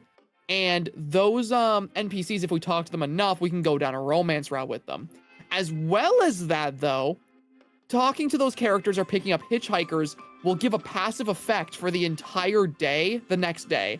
So, for example, if Average here went up to go talk to Polly and Scott at that bench, talking to Polly would give us a +1 to everything, to every single stat for the rest of like our trip the next day. So any stats we gain will have an extra +1. Any stats we lose will have an extra -1. So that's basically how that works with the dating in the game is, yeah, you can pick up hitchhikers that you choose from a list, or you can talk to those two, and you can further the relationship and also gain some kind of buff for the road. I don't know what the car does. pretty nice. I don't remember what the car does. I feel like it might be like an extra way for us to interact, maybe if we want to like do something together. And then you got Noodle's stand where we could trade, certain stats for like other stats. So it's essentially just like the same road trip thing, but if we really need like something like immediately. Yeah, exactly. And so the bus is where we would talk to the people that appear, right? The bus is where you can talk to hitchhikers and pick up new hitchhikers. So when you go there, there will always be the hitchhiker you called the previous time you were here, and one completely random hitchhiker. Whoever you pick up will give you a bonus on the road of some kind. All right. Yeah, and then the info is where you actually go and get the hitchhikers. You can either pick up the hitchhiker, you can either call a hitchhiker on the info board and get a specific character you want, or you can get a map that plans out your route for the next day. Obviously, I'm going to speak to Polly because, yeah. And I'm going to go get us a hitchhiker. Later that night. Dr. Sexy. This is the map info board where you can do two things. You can check a map that shows 3 potential locations nearby. Choose a location to learn how to get there. This guarantees that the location will appear on your next turn. On the other hand, you can use the phone to call the hitchhikers. Call a hitchhiker? Right. So yeah, call a hitchhiker. And you see, there's the lamb from Cult of the Lamb. Yeah, there they are. And also with DLC, you can get hitchhikers out of the main player characters, which means that this is the first game in the series where all of the playable characters have romance routes. Yeah, which I thought was really cool. So, the chat seemed pretty hype about the lamb. Do we want me to call the lamb? Do you want to fuck the lamb? Not really. They kind of just look like a little guy. I don't really want to get with the lamb. If we're getting somebody I want to romance, I either want Valerie or Milo, probably. Yeah, they're probably just gonna point at you and be like, we're married now. Let's call Valerie. Yeah, you're finally gonna get Valerie. Yeah, I like Valerie. Sorry, chat, maybe lamb another time. Welcome to the benches where you can relax and, yeah. Obviously, Polly. What is Scott's? Gain, alright. Oh, so it's the same. Yeah. This is like where I really fell in love with this game because like her expressions here are so good. Talk about party etiquette. Ah, yes, parties. They seem so random and carefree, yet they're full of unwritten rules. There's too many listed in one to... Wait, there's too many... Oh my god. There's too many to list in one go, but I'd say most of them basically boil down to applying some common sense. They could be really important, especially if you happen to be a special guest. Huh? Special guests are party people and creatures of the night. No one knows how they got to the party.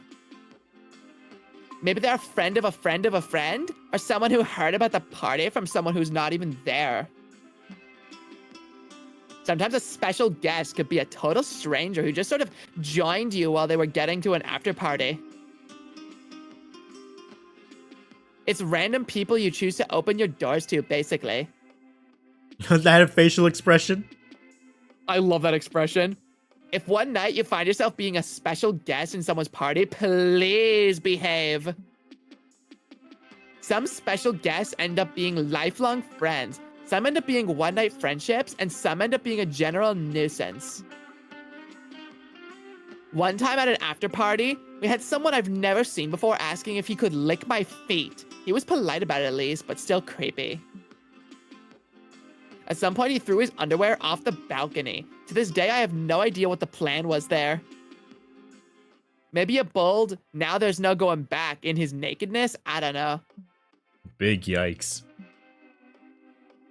Yeah, and it should be so easy. If a stranger invites you into their home for an after party, maybe don't be a dick. After party? After party? If you can do that, chances are you're already following party etiquette. Dang. I love her so much.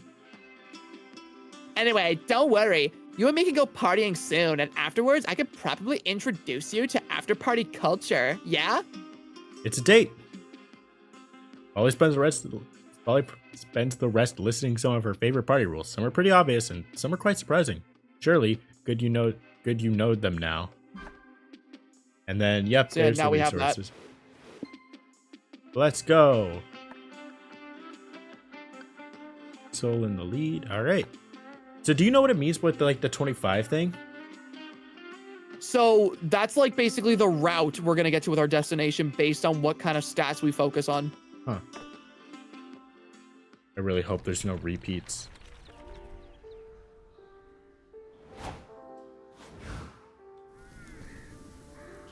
The gift shop or the shopping mall?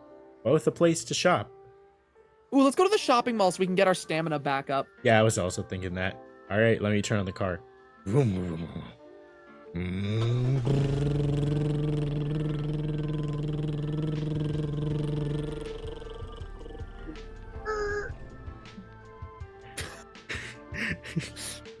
How do you like my commentary so far with the car? It's really good. It's really good. The shopping mall. It's a place where you can sort of shop online, but like offline.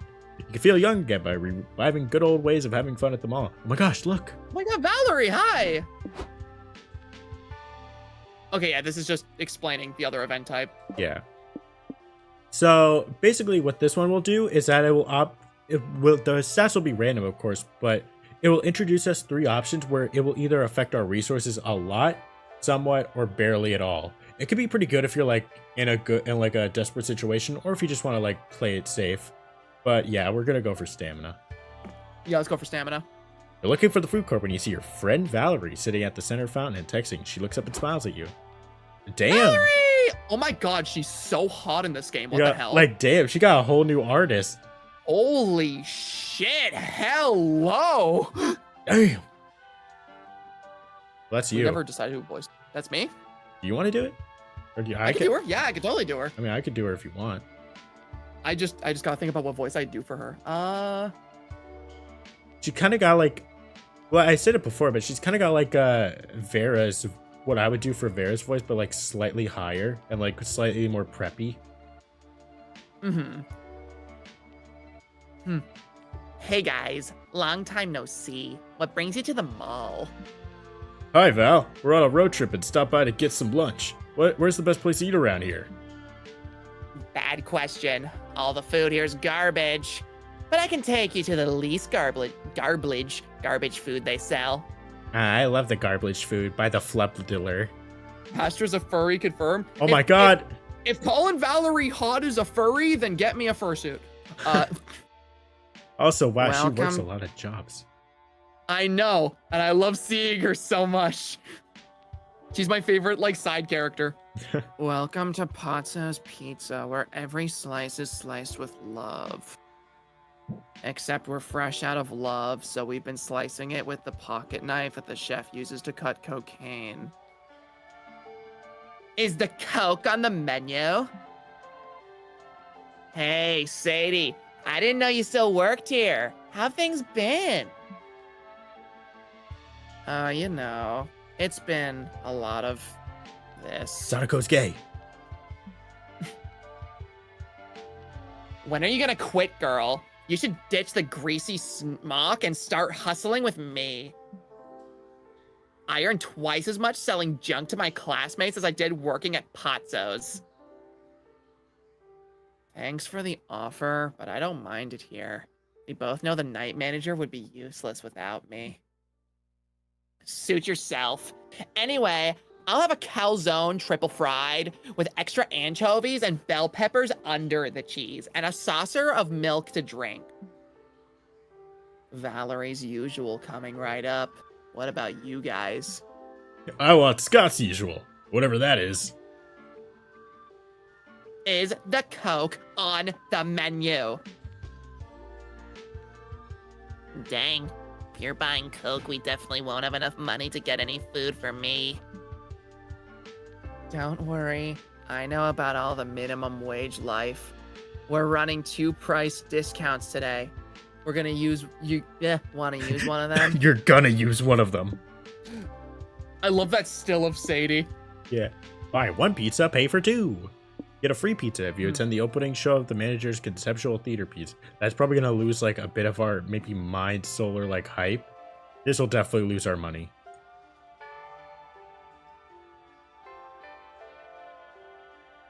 Sorry. Yeah, this is definitely money. This is probably either hype, mind, or soul. Okay. Let's go with the top one. Let's go with the top one. Wow, really? Dang. Guess you'd do anything for free pizza. I'll let my manager know. Well, you chose this. You're led to the alley behind the mall, where several pizza boxes have been stacked up to create a makeshift stage. Behold, I am the face of greed. I demand money, because I don't get paid enough for this shit. Bonzo's manager comes out next. Behold, he screeches, I am the face of wrath. Tremble before my bloody visage. Dude, all you did was smear pizza sauce all over your face. It's too watery to even look like blood. Hey, fuck you. Behold, the manager screams, holding a hand mirror up to Valerie. Here stands the face of consumerism. Get that mirror out of my face. I'm not declawed. Motherfucker, I will prove it. The next 3 hours are filled with the manager screaming at a mannequin covered in melted mozzarella about the lie of the meritocracy. There are a few other patrons here, also bored to tears. You here for the free pizza? Whisper to an old man. I think he was at one point, but now he's asleep with a slice of pizza hanging out of his mouth, or he's dead. I don't know. If he's dead, do you think you'll miss that pizza slice? You get +3 stamina from the free hype, and you were as you were promised. But was it worth the -3 hype loss? Did I say hype twice? Well, who knows? Yes.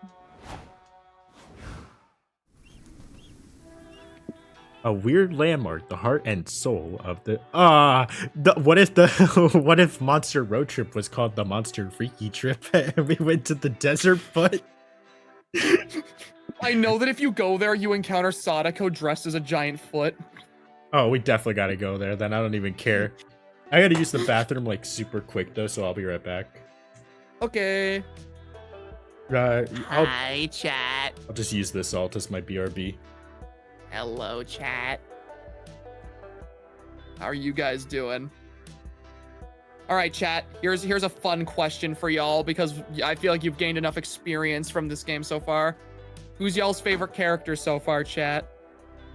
Your favorite character. Oh, man, well, let me look at y'all's replies while I contemplate ordering food.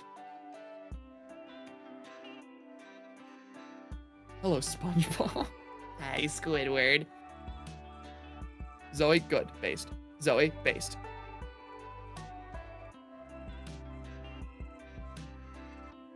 Damien, oh my, you're gonna, okay, you'd love Monster Camp, because Damien's a main character in Monster Camp whenever Average and I get around to that game.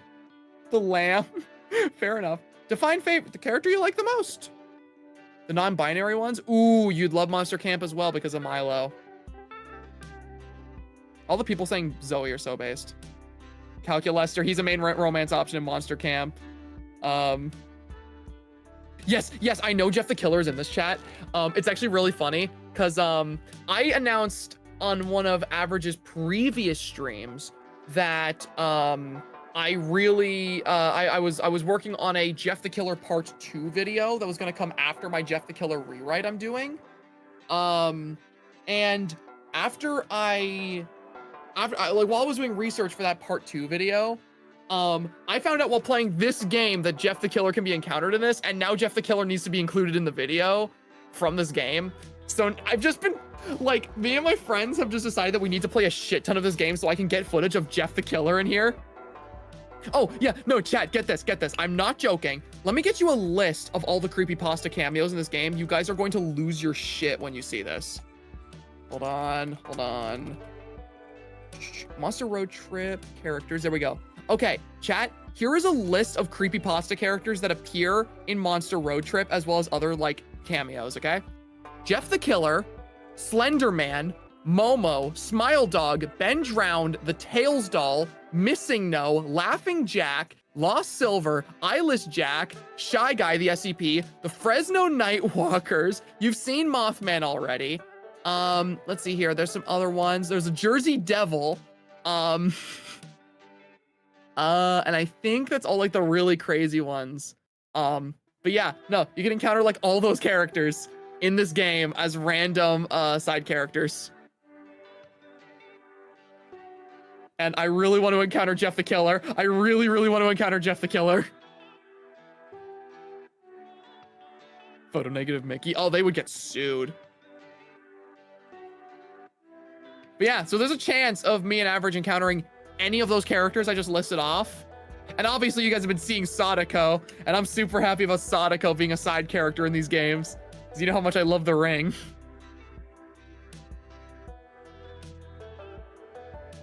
What's Shy Guy doing there? I don't know. I don't know why Shy Guy specifically. Do you know how, or do y'all just hope it happened by chance? Okay, so the creepypasta characters in this game just kind of appear at random times. There's no real way of making them appear. So like what we've been doing is we've been trying to record footage of any time we play this game, and just we're hoping that we can get the Jeff the Killer encounter, because, you know, one section of my Jeff the Killer Part 2 video is going to be a discussion about Jeff the Killer and his appearances in other media outside of like creepypastas.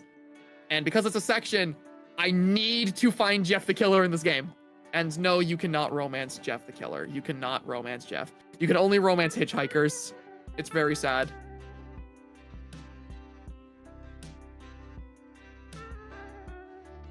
I don't believe SCP-096 is in this game. Or wait, is SCP-096 the Shy Guy and I'm stupid? Hold on. Hold on. We're about to find out if I'm stupid. Okay, I am indeed stupid. It is Shy Guy, yes.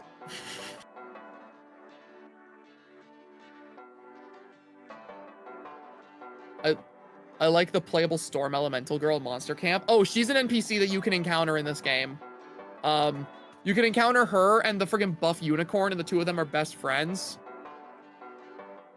I know, right? Let me romance them. Let me go down the Jeff the Killer romance route. Come on, guys. You're cowards. The developers of this game are cowards. It's okay, though, because in Monster Camp, there is a secret ending where you can romance Sadako, and that's my favorite ending in the game.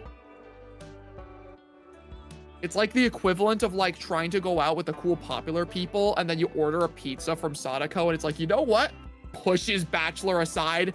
Hello there, depressed pizza girl. How are you doing? And you know, that's my favorite kind of route to go down in that game. I'm back.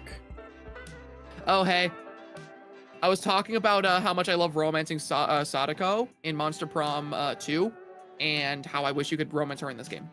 Well, good news. We're about to see her in the foot outfit. Let's go. I was also telling them about how you can encounter Jeff the Killer. Up, I ran someone over. Is this another Ooh, is it tutorial time? Yep, Okay. It's another tutorial on how stats work. Okay. The Desert's Foot is a peculiar landmark. It's a natural rock formation that looks exactly like a foot. You're not sure if that justifies all the guided tours and gift shops and tourist trap stuff surrounding it? But hey, you chose to come here, so you might as well enjoy yourself. What do? Lick the foot. It's like, what?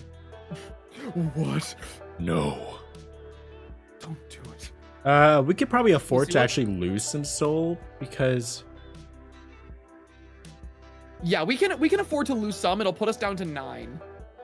Right, yeah. Maybe we could get some hype out of it, because maybe some feed aficionado gathering can hype us up. Or do you want to? Or do you want to take the gamble? I think we're in a good enough place where we could take the gamble if we wanted to. Yeah, let's try it. You see a sign advertising a guided tour and ask your friends if they're interested. Oh, I get it. You want to pose as tour guides and prank tourists with fake fun facts about the foot. Actually, you were just interested in going on a real tour, but Bolly's idea is way funnier, so sure, you'll take the credit for it. Awesome. Look alive, prank masters, because I think I see our next marks. I guess I don't know I don't know what she sounds like. Well, I think one of us should be one of them and the other should be the other. Well, I know that's like the coach guy. So I guess yeah, that's the coach, and she's the headmaster of the summer camp in the second game. Oh, okay. So do you want to take her then? Because I'll be the coach. Sure, I'll take her and you be the coach. This is the famous desert foot, then?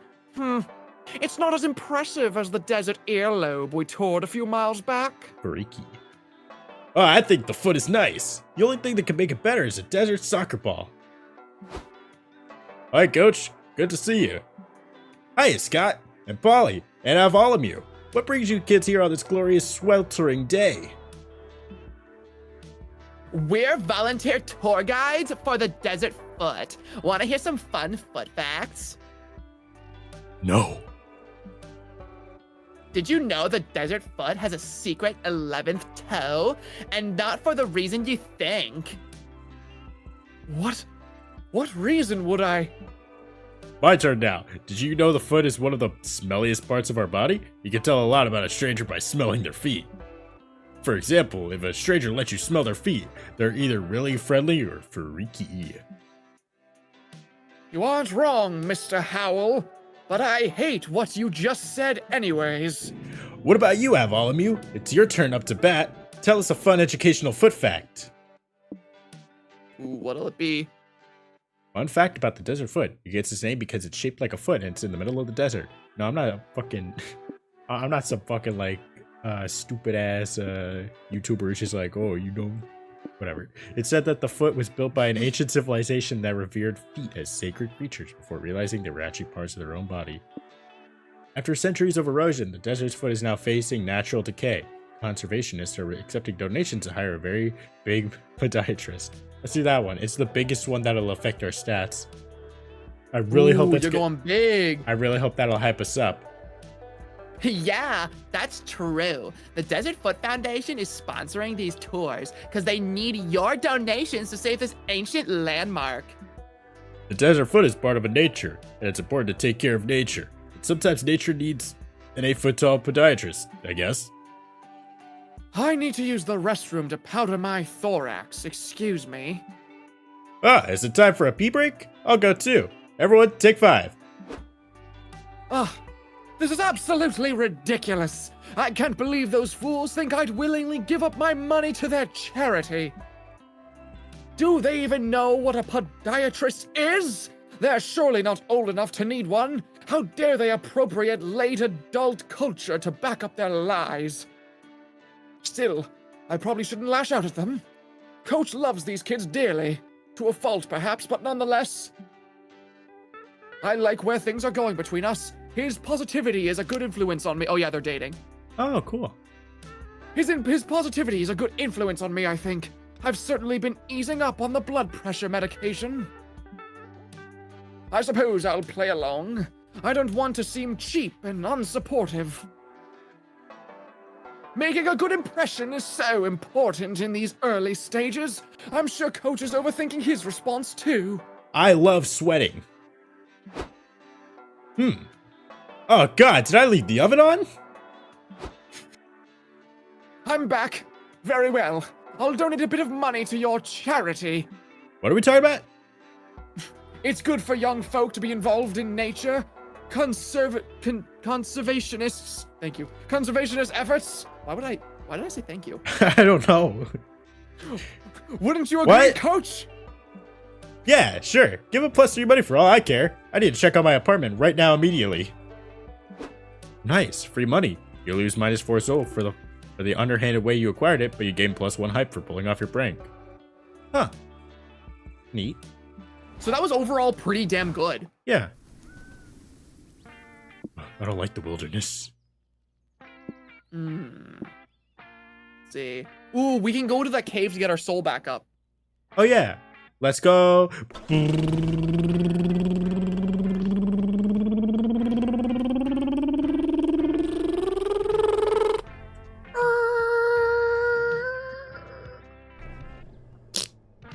What could be inside this dank, dark cave?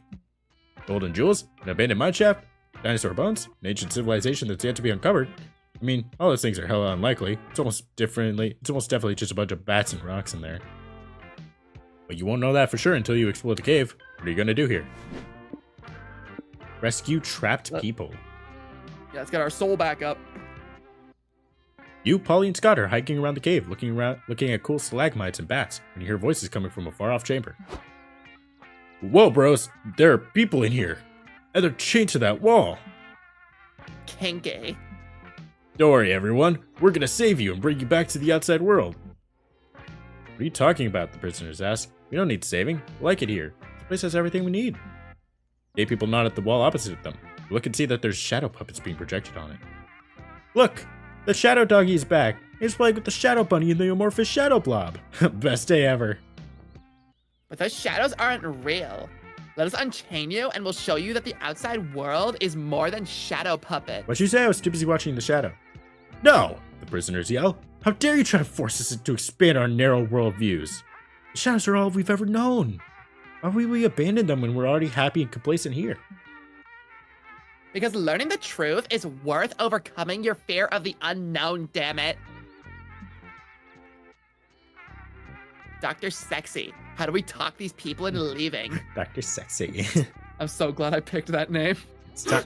Build a bulletproof and irrefutable case to convince them that the outside world is full of much cooler shadows. It's time to incur some good old student debt to get a PhD in philosophy. Okay, let's see here. So we're guaranteed to gain some soul. The PhD is probably going to make us lose some mind. And the top one, the bulletproof irrefutable case. What would that make us lose? Probably,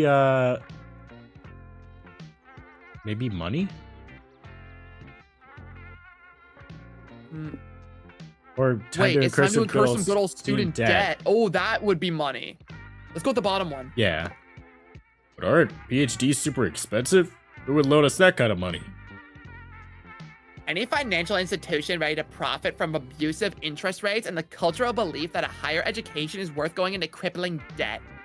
Oh, really? Lucky us. You quickly approve and you quickly apply for and receive some fat student loans and enroll in a philosophy course. Welcome to the PhD philosophy program. Your professor says, it's a pleasure to meet you fine young minds. Are you here because you have an unquenchable thirst for knowledge? Because you yearn to understand your place in the universe? We're here to rescue some bros from a cave. Ah, yes. From the caves of their own ignorance. I see we have a poet in the class. 10 points to Scott. I just realized. 10 points to Gryffindor. You need to know that at its core, philosophy is about asking questions, but it's not really about answering those questions, just thinking about them really hard. That's Really? what it means to be Slytherin. Really? Why? That's a great question. You're clearly already a philosopher at heart. Here, have your PhD. Can I have one too? Another great question. Yeah, take one. Thanks! You Also, we can totally agree that Scott would be a Hufflepuff, right? Yes, definitely. You go back to the cave prisoners to present your philosophy-fueled argument for leaving. Oh yeah, I also love the seals. They're so nice. One's getting covered up by the desk engineer and Lank Man. He can't see the game. No. So we know you probably want to know why you should leave the cave. But we just learned that philosophy is about asking questions, not answering them. So I ask you, why not leave the cave? Yeah, I guess we can't really argue with that, the prisoners say. We'll come with you. Woohoo! You gained +3 soul for your successful rescue. Hopefully it was worth all the -3 money you'll be paying on your loans for the majority of your life. Yeah, that worked out very well. That works out amazingly. Have all of you. The end of the World Summit, no heroes allowed. Or the gas station. See, the only thing we're really low on is hype. That is literally it. So we could either go to the end of the World Summit and discover the truths of our entire lives, or we could get some Slim Jims.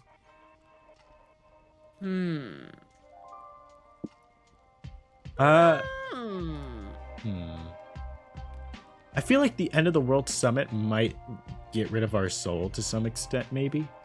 But it would be Well, yeah, very it's guaranteed cool. to get rid of our soul. Well, yeah, but like most of them might be more soul based because of the fact that we're going to the end of the World Summit. Right. But I wish we did have something that would give us more hype. Well, I mean, we're guaranteed to lose soul from going to the end of the World Summit. That would mean that we could potentially gain hype in return for it. True, and our soul is the biggest thing we have right now, besides stamina. Yeah, so we could spend some soul to potentially get more hype. Okay.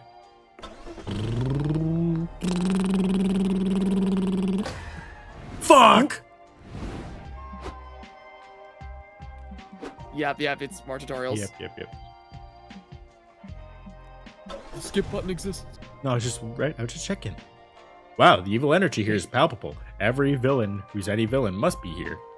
You don't know if you consider yourself to be truly villainous, but then again, your life's philosophy is to be your worst self, and you know a lot about philosophy. Which is close enough, apparently, because they give you an entry pass at the door. Sweet. Make the tiny desk engineer bigger. Oh, thank you, Shy Mike. Don't worry, I made him a little. Enlarge him. I made him a little bit bigger when I came back, but I'll make him extra bigger. I'll make him twice the size for your $5 donation. So now he's super big. He's the biggest thing on here.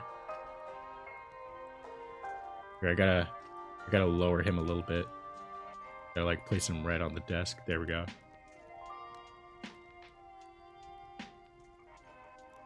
Still on the desk. There we go. He's just barely on the desk. I'll make him a little bit bigger. There we go. Now look how big he is. That's a big boy.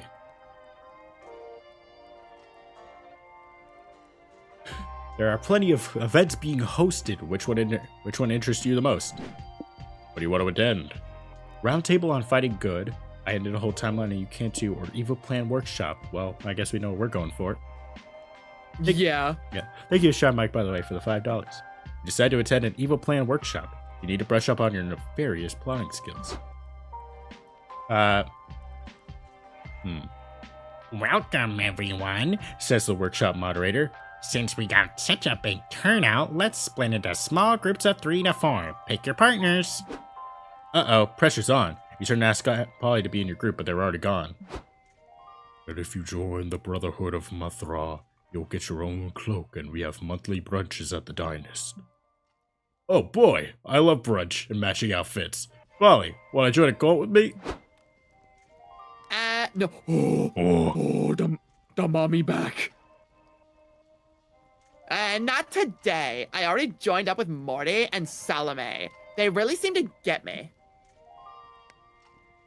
Indeed. This will be a satisfying, lubricating partnership. Make the tiny desk engineer. Less better. fancy talk to say we're super horny, like all the time, right?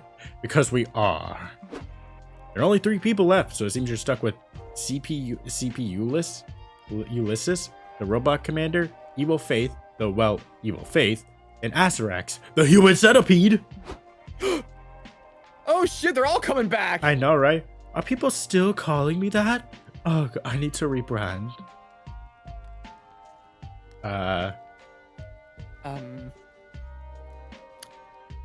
Who got that one? Alright, underlings. We need an evil plan. CP Ulysses, what have you got?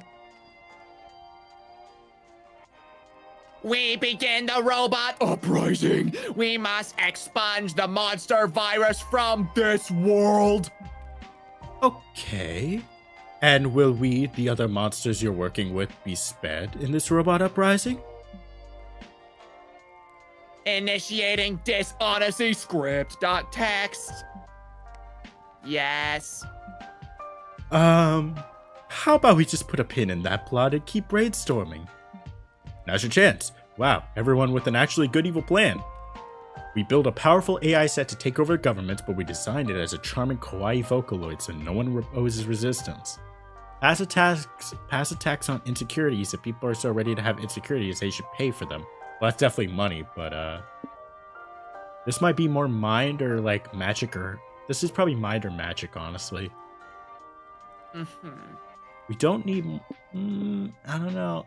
if it might get that might get up hype because it's like we're just inventing Miku. That is true. Potentially that could work. Yeah, let's just do that. Ah, yes, weaponizing cuteness is a clever technique seen in nature. A bait to lure unsuspecting prey. You see it in some of the most clever predators, such as the otter or the anime-ized crocodile. Could work. A very cute Vocaloid singing catchy pop songs with subliminal messages? Nah, when you go kawaii, you don't even need to make it very subliminal. A Vocaloid could just go, "Hey cutie pie, abide in my will or die. You better follow in line, for today the world is mine." Just like that? We make her say ooh after saying anything horrendous, and it'll make it sound silly and pretty much okay. What? Who'd fall for that? Ooh. Hey bro, I was just about to get a cult membership tattoo, but I overheard your cute song and I want to pledge allegiance to whatever you're doing instead. I was actually on my way over to tell you that your dumb song wouldn't brainwash anyone, but damn, those ooh-woos really got me on board. Nice. You lose -3 soul for your dastardly deeds, but at least the world will fall down to the beat of a catchy pop song, so that's some +3 hype.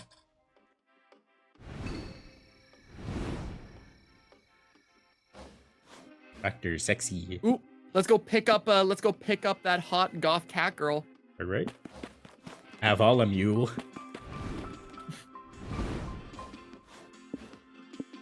Obviously. Her toilet wine. That's deadly. Ah, yes, my precious toilet wine. I remember when I first saw a video online on how to brew toilet wine. I was like, you can make your own booze? I was game. I've worked on my recipe for a long time now. It combines all the things I like, understanding chemistry, sort of, cooking, getting drunk. Winemaking does sound like a good match for you. I've iterated so much on my recipe. According to my clientele, the product has gone through great evolutions. From non-edible to hideous, then to terrible. I still remember the day I started to get comments like, "This is fucking weird tasting." Nice. Definitely better than non-edible, hideous, or terrible. Yes! Today I sit proudly over an average of, I don't know, I guess it could be worse. The sky is the limit, baby. I'll get there. One day you'll see Polly's toilet wine paired with delicacies served by experts. That word is the highest end restaurant all over the world. I'll toast to that. Wanna know a secret? These days, I don't even make my wine in the toilet anymore. What? I started making it in the bath. It makes more sense, really. The wine ends up tasting better than when we brewed it in the toilet. At first, I wondered if I wasn't betraying the essence of the brand. But this way, I can even take baths in the wine myself. It's fucking relaxing. So, like, do you have any of that wine with you? I just hope people don't mind. Yeah, I'm pretty sure people will be cool about it. Fingers crossed. So, like, do you have the wine? In any case, thanks for listening, Boo. Let me treat you to a glass of my delicious toilet wine sometime. My favorite. You may pick up some notes of Polly's booty while savoring it. I wouldn't mind. Where's the wine? Okay. This is the bus stop. You can either check for hitchhikers to pick up or blah. Adrian? Yeah, so like I said, random ones will show up. Next time you barter with Noodles, you'll get a +1 resource gain. Huh. Ooh, that's good. Come here. Oh, cute. Oh my god. She's so hot in this game. Holy shit, man. You invite Valerie to join your road trip. Sure, I'll tag along. I've been meaning to take my shop on the road. Valerie knows a thing or two about bartering good deals. So I looked into it a bit more, and yeah, the destinations, the whole thing about it is that these destinations are actually the end game. Yeah. So if we don't want this to continue on forever, we should settle on what we want to, on where we want to go. Well, we currently have it highest in stamina and hype. We could be a hype factory. Let's go to the hype factory. Yeah, because we've been balancing out our stats. We need something bigger. Mm-hmm. Wild West Town. This town ain't big enough for the two of us. Or testing the limits of tech and ethics. That'll probably reduce a lot of our souls, so we should probably go to the Wild West. Yeah. And probably We could- we could try magic. We could go a full magic route. We could also go full money route. True. Let's see what the unknown takes us. Our last unknown.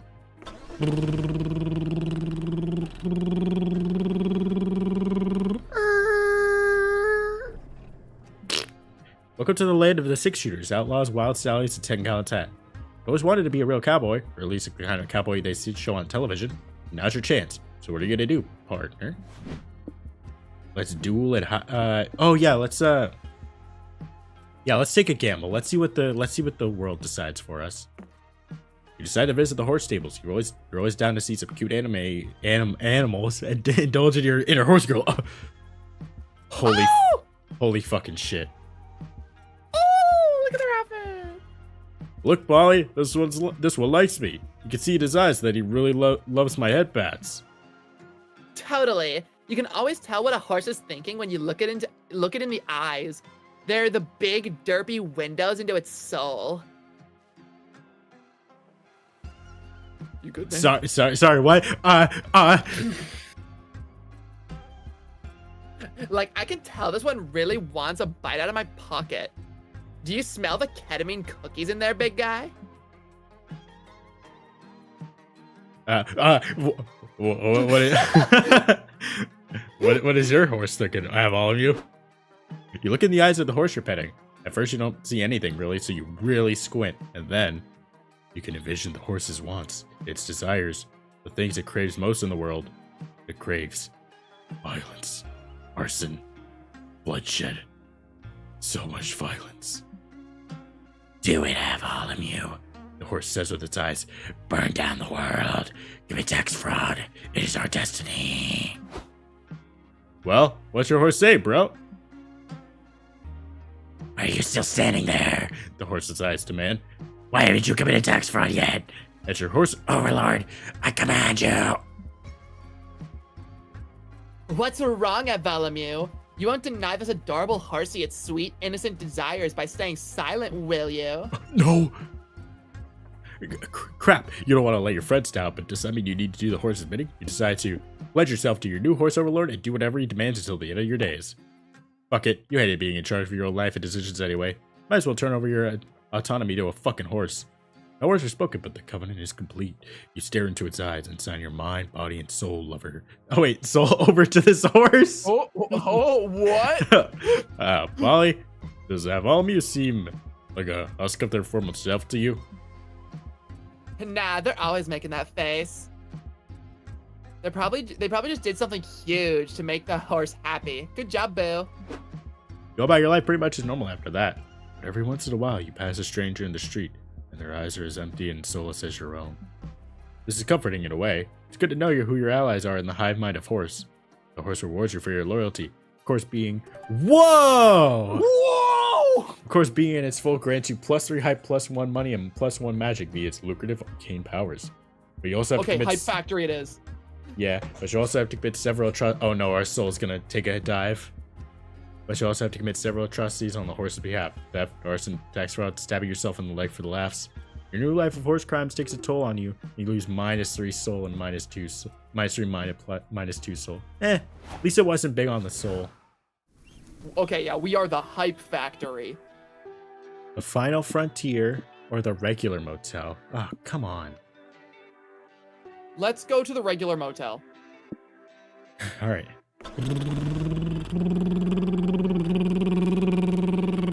Good Oh, What? No, that was the horse. After a okay. long, exhausting day of sitting in a car, you're ready to turn in for the night. Time to choose which one-day activity to do before going to bed. Surely Polly and Scott will find a way to make it weird. Let's order some pizza. Will definitely get our stamina up. It'll get our stamina up and probably reduce money. Watch some TV might bring up our hyper soul a little bit. Maybe it might make us a bit more mindless, though. Let's try watching some TV. You're not quite ready for bed yet, so you decide to watch some TV. Sadly, your motel doesn't have any streaming services, so you're stuck watching cable like some 18th century peasant. One channel is playing a reality show where the contestants are tiny people literally trapped inside your TV. Please don't change the channel, they beg. We're so hungry. We've been waiting for... Ah, boring! What else is on? You change it to the Snakes and Ladders TV adaptation. One aloof man says to another, Chaos is a ladder, my old friend. Perhaps the only ladder out there. Ladders. Ladders are also ladder. The other super serious person responds, Indeed. Our dreams and hopes resting at the stop. So close, yet so far. What a cruel world. Plagued with snakes will betray you, make you slide down their slippery bodies. This is a world of snakes and ladders. So stupid. They My said the God. thing! This show seems complicated. Is there anything else to watch? Next channel is the Merc Kingdom Totally Objective News Station. Men fear him? Florida fish strikes again. In today's news, all trespassers who breach the surface will be beheaded. Dolphins, orcas, and other mammals will need to apply for a temporary surface resident permit. Fucking bureaucracy. Dr. Sexy, can you find a channel that isn't totally lame? A decomposing possum carcass is the most popular miniseries right now. Nonsensical but full of twist. That would be pretty hype. A marathon of very weird Japanese Scott snacks commercials. Surely it will make you crave some. Or dark arts and crafts with the Melkor the Ancient and the kids. That will definitely increase our magic, but might reduce our soul, so we shouldn't go for that. Yeah, I want to watch the decomposing possum. Yeah, same. That's probably our best bet. Oh, I've been hearing about the show. The critics say it's the tits. Whoa. It's really gross, but I can't look away. Right? Like, is its arm gonna fall off? What type of insect will retrieve which part of the possum? And most importantly, can we imagine how it smells just by how it looks? Couldn't stop to watch this beautiful, disgusting force of nature even if you wanted to. Literally, you end up watching the show all night. That was great. I like the underlying message about the beauty of nature's cycle. We live and feed from the earth, and once we die, we go back to it as quality TV. Bro, do you think the possum will survive? Oh, Scott. Oh, Scott. Oh, Oh, Scott. maybe Scott. Ooh, yeah. You lose -3 mind facing the meaningless of life and death.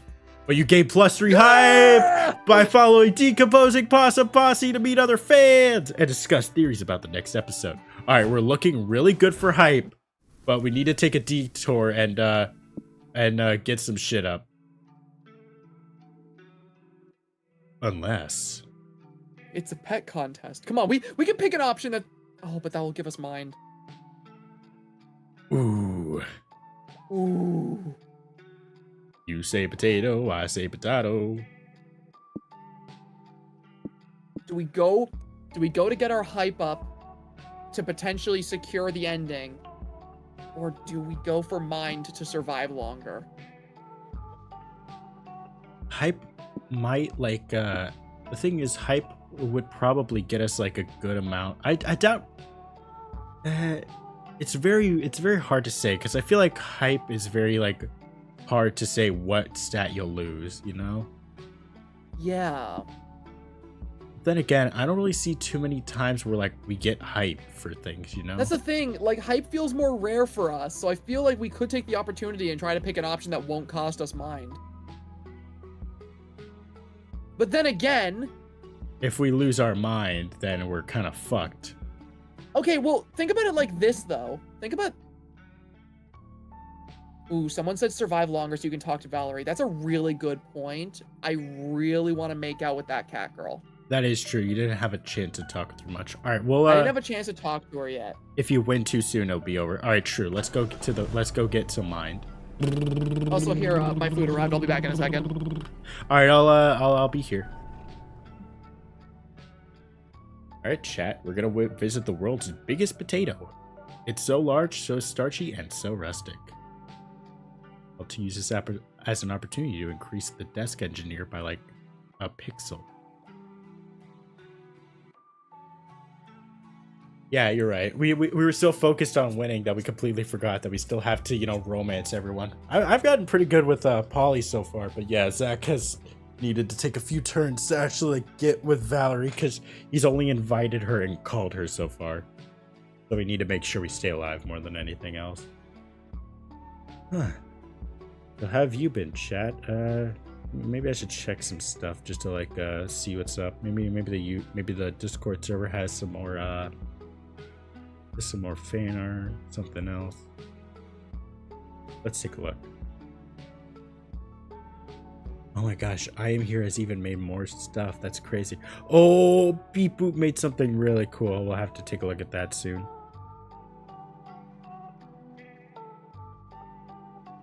This is epic. All right, let me see. My head hurted. So many times I've won too fast and accidentally lost a 3-layer destination. A 3-layer destination? I have no idea what that would imply. I didn't even know there would be layers to the destination. Huh. That's interesting, actually. Yeah, because like we really know nothing about this game. We kind of just we kind of really only play like one turn of it each, and then never really got to touch it again because we were busy the whole day. But yeah, I have no idea how it works. So like, is there like a certain amount of like better destinations we could get?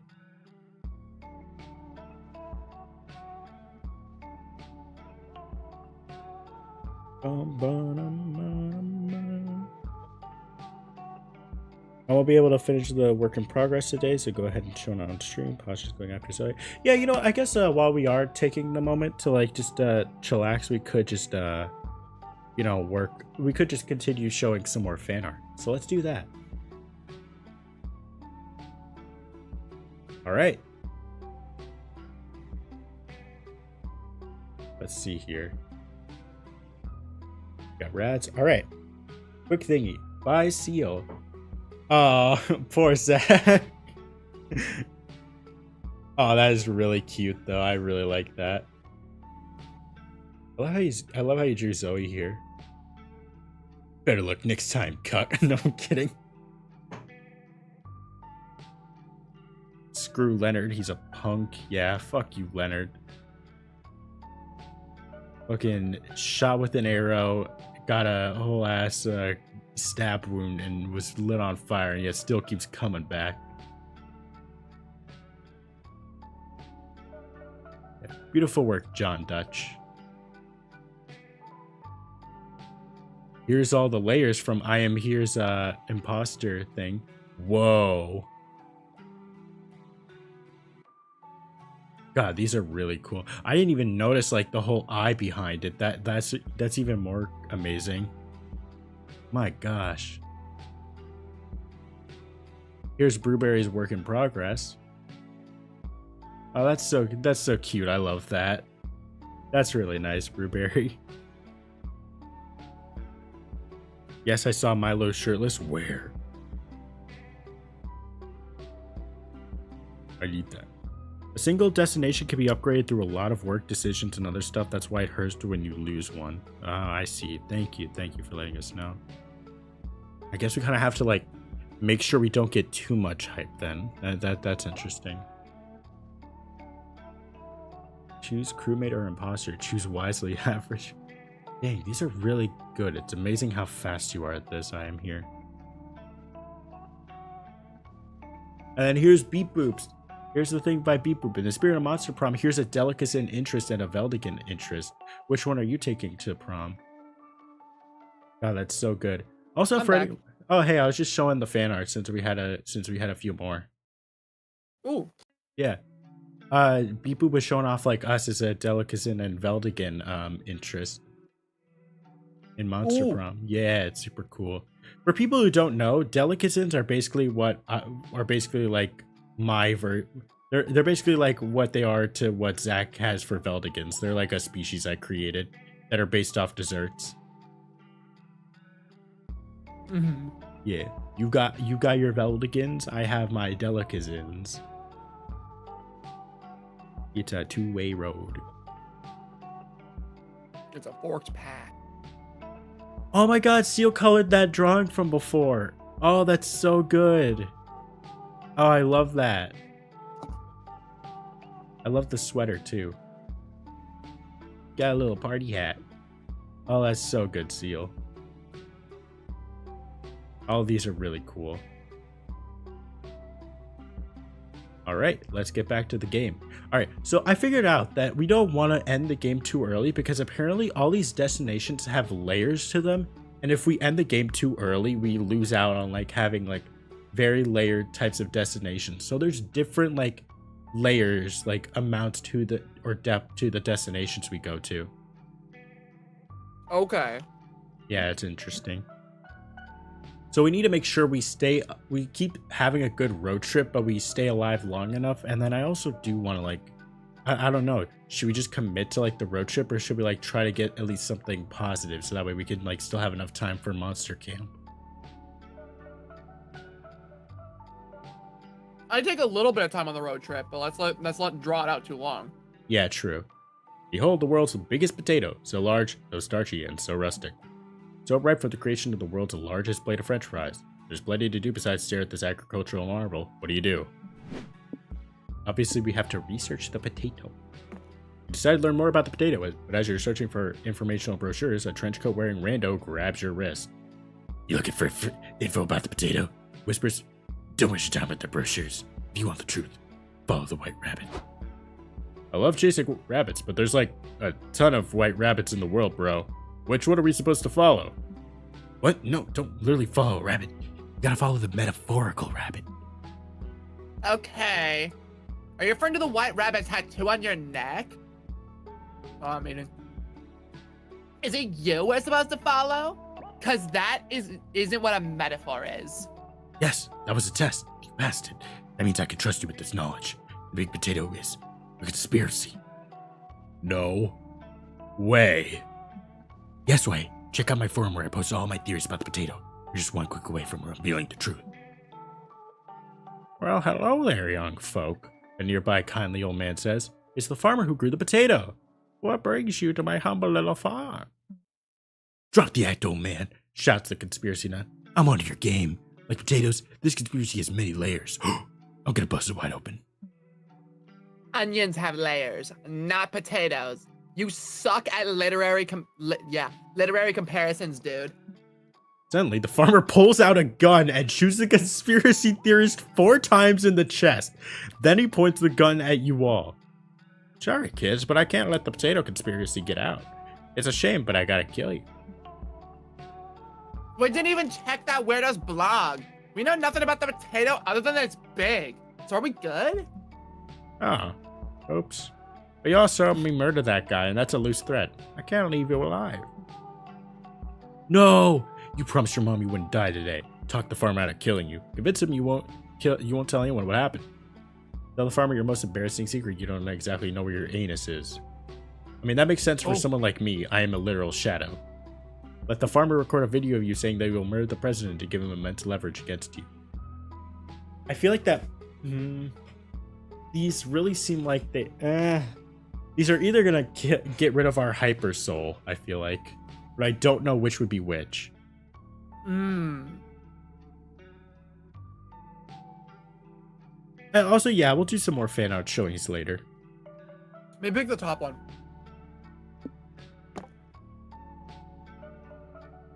What? How do you not know that? Don't you have an anus, Bartholomew? You don't know where your butthole is. How do you go to the bathroom? Does the poop get lost and stay stuck inside you? Yes, obviously you have an anus and you can poop, but it's not like you can look down and see your booty hole when you sit on the toilet.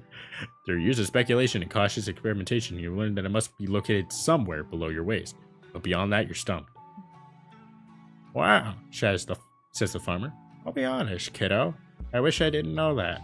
I miss the person that I was 10 seconds ago before you told me that. You and me both, pal. You and me both. Okay, I think we have a deal here. You don't tell nobody about the murder, and I won't tell nobody that you don't know where your own asshole is. Good day, kids. He leaves. Alright, gang. New rule. Everyone on the road trip is required to know the location of their own anus. Avalibio, come watch this.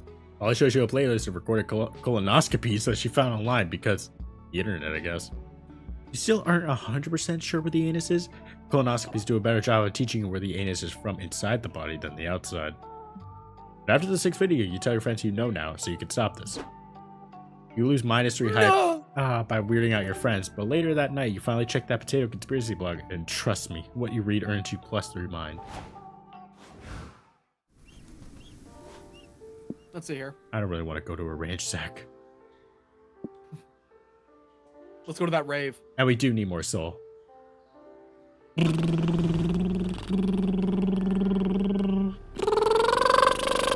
Sorry, I had to speed up a little bit from the cops. In the middle of the desert, ravers and partygoers have gathered to dance their cars away. No! My car! You're drawn to some blurry figures in the crowd, ethereal beings who look like they're made out of party. Oh my god! As you behold them, you wonder, how should you milk the vibes of this rave? Find the best rave spot, obviously. Yeah. You're all searching for the best spot to party when you're approached by 3 smiling friends. Holly, you made it to the rave. I'm so glad you're here.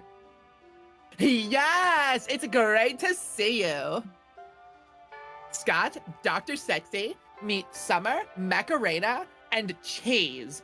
They're the ghosts of parties past, and oh boy, know how to get down. You bet. It's our unfinished business. Make sure you guys dance, drink plenty of water, and have a bitchin' time. That's awesome. We were just trying to find a good spot to party. That one has to be you. Finding the perfect spot is so important. You gotta find that middle ground in the party where it's not like overcrowded, but you're not dancing alone, you know? I love these 3. They're amazing. I also want to be close to the bar to order drinks, but not so close you're standing at beer and piss all night. Also consider proximity to the DJ. Not so close you mingle with the lame DJ groupies, but close enough to get the converted DJ nod of acknowledgement. The DJ nod of acknowledgement. It's like, you really get the vibes, great job. It'll probably take 30 to 60 minutes to find the sweet spot, but don't worry, it'll be worth it when you're partying on that spot for the next 72 hours straight. Okay, I'm ready to take this journey. What about the spot next to us? Is it a good place to start? Go to Party Pass. Examine the spot with some rulers, levels, and barometers, making calculations. Holy shit, this is it. It's the perfect spot. Hold on, I'm eating. Hold on. One more second. Oh yeah, that's good. That's good food. It's like the perfectest of the perfect spot. Give me a hug, puppy boy. You're the bestest. Scott beams and wags his tail. Then suddenly he clutches his stomach. I'm sorry, guys. I got so excited about this spot that it made me have to pee. No worries, buddy. Want me to take you to the porta potty so you don't get lost? Nah, I can do it alone. I've got a good sense of direction. You guys enjoy the perfect spot. I'll be right back. Scott leaves and you party hard. I thought it just said Scott leaves and you're party hard. Oh. I was like, what? You party so hard and an hour has passed before you realize he still isn't back. Shit, should you try to go find him? Rookie mistake, my dude. You leave this spot, there's almost no chance you'll find it again.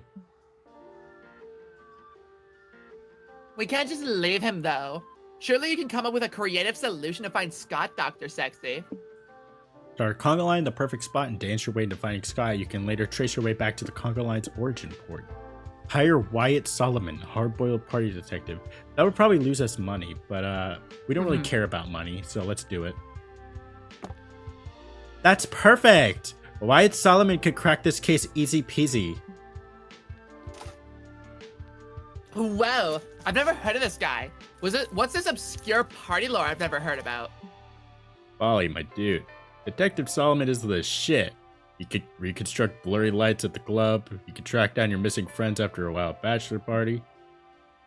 He even found my missing keys after a week-long bender. They were like in my butt pocket all along. Plot twist. Gosh, I hope Sunday I'm reincarnated into one of his cigars so I can give that man a kiss on the lips. She is so intoxicated 24/7. I know. I just like the way I'm voicing her. I'm just imagining she's constantly high. Yeah. You wire 3 money to Wyatt Solomon's undisclosed bank account and wait for him to find Scott. By wait, you mean dance your ass off. Detective Wyatt Solomon arrives at the scene with a pessimistic blue soundtrack and dramatic voiceover narration. I was smoking a Cuban and drinking a whiskey on the rocks, my usual vices after I lost my wife, as I hunted down the elusive werewolf. I started at the porta potties and I followed a trail of shredded fur and discarded toilet paper to the food truck. There stood my quarry. I don't know why I'm making him like Eminem. Yeah, he's supposed to be like some brooding, like film noir type protagonist, and he sounds like a rapper. Ordering chili fries. He was happy, young, naive. I couldn't help it. I saw in his eyes. The kid warmed my heart, making brighter skies. Just when I'm ready to quit this job, life gives me a reason to party on. Bros, I'm back. Your detective friend found me. I got hungry and went to buy food. And plot twist, I ran into Liam. Liam? As in our friend from school, Liam? Where is he? Got voice of the confused stranger next to him. I keep telling you I'm not Liam. My name is Oren. Are you sure? You're wearing glasses like Liam, and you can play a lot like him too. Today, my friend, your name will be Liam. Party with us. You end up having a hell of a party with Polly, Scott, the ghost, Wyatt Solomon, and even Liam.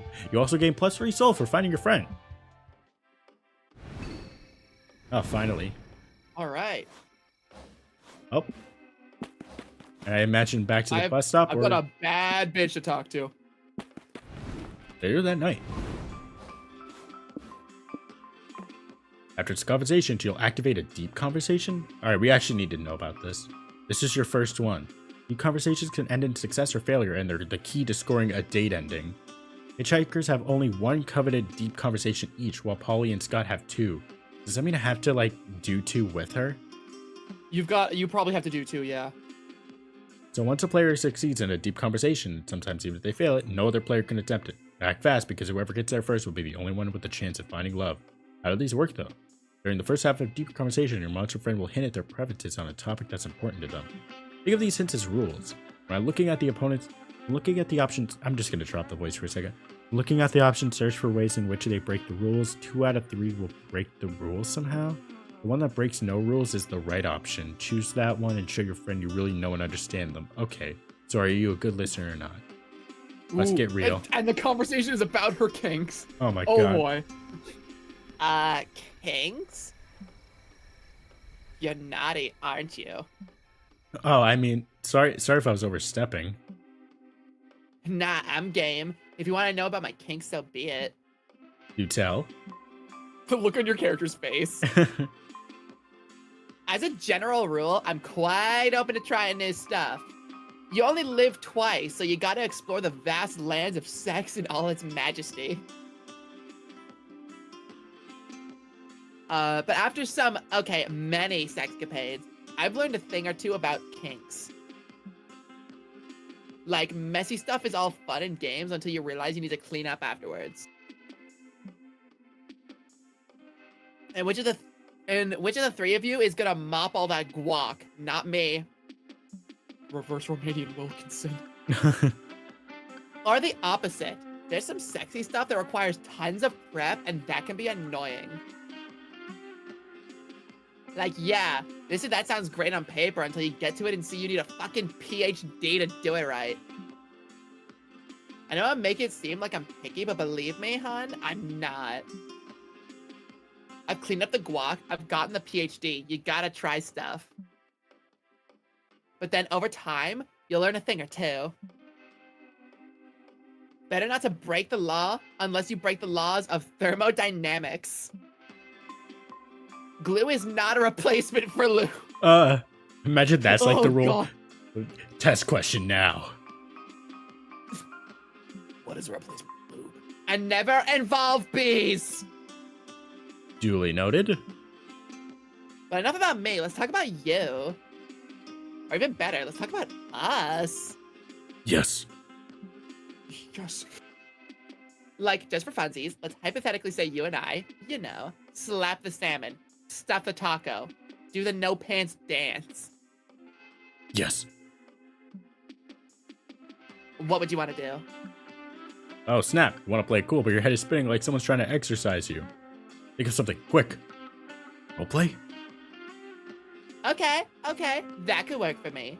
But don't play it safe, boo. I want the specifics. What would be role-playing as? I want to hear it all. What's a roleplay it as? Go for it, champ.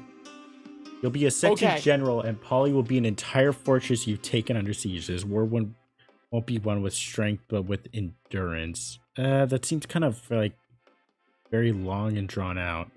You'll be the chef. Polly will be the pizza. Get ready to knead her dough. Wait, you've roleplayed before. Just use 2 characters from past campaigns: Ellsworth, valiant heir to the kingdom of Malzinor, and Tybat, brooding thief with a grim, dark past. So, okay, she said she doesn't like when it gets messy, and she doesn't like when it involves too much prep.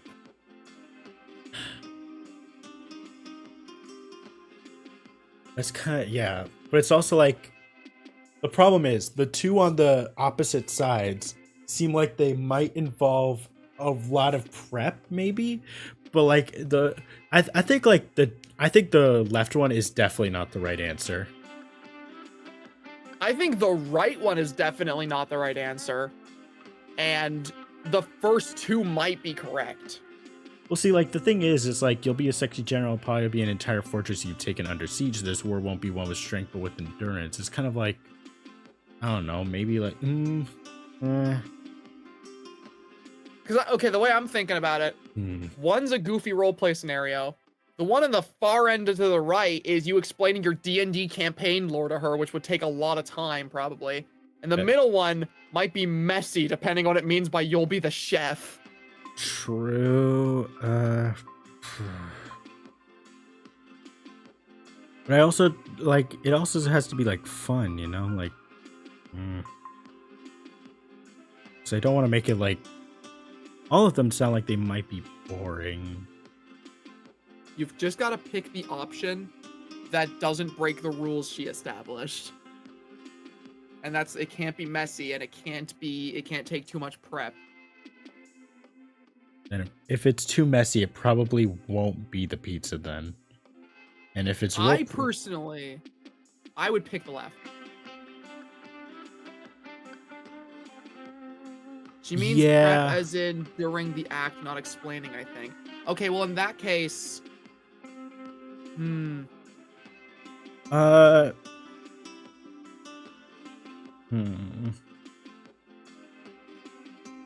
I think maybe the left is the way to go, because maybe it's like, it has enough setup to where it could be like something like normal, but like it's not as like, because that's gonna like take a long time, right, to like explain DVD characters and shit.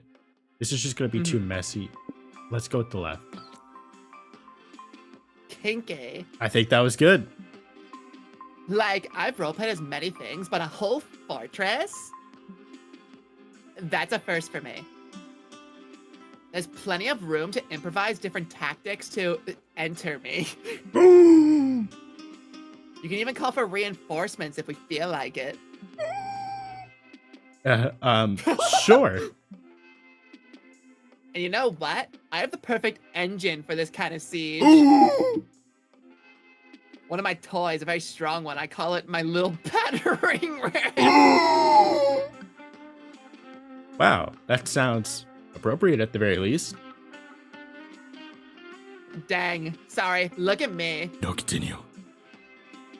We were just doing a harmless thought experiment, and here I am getting too into it. No, get into it.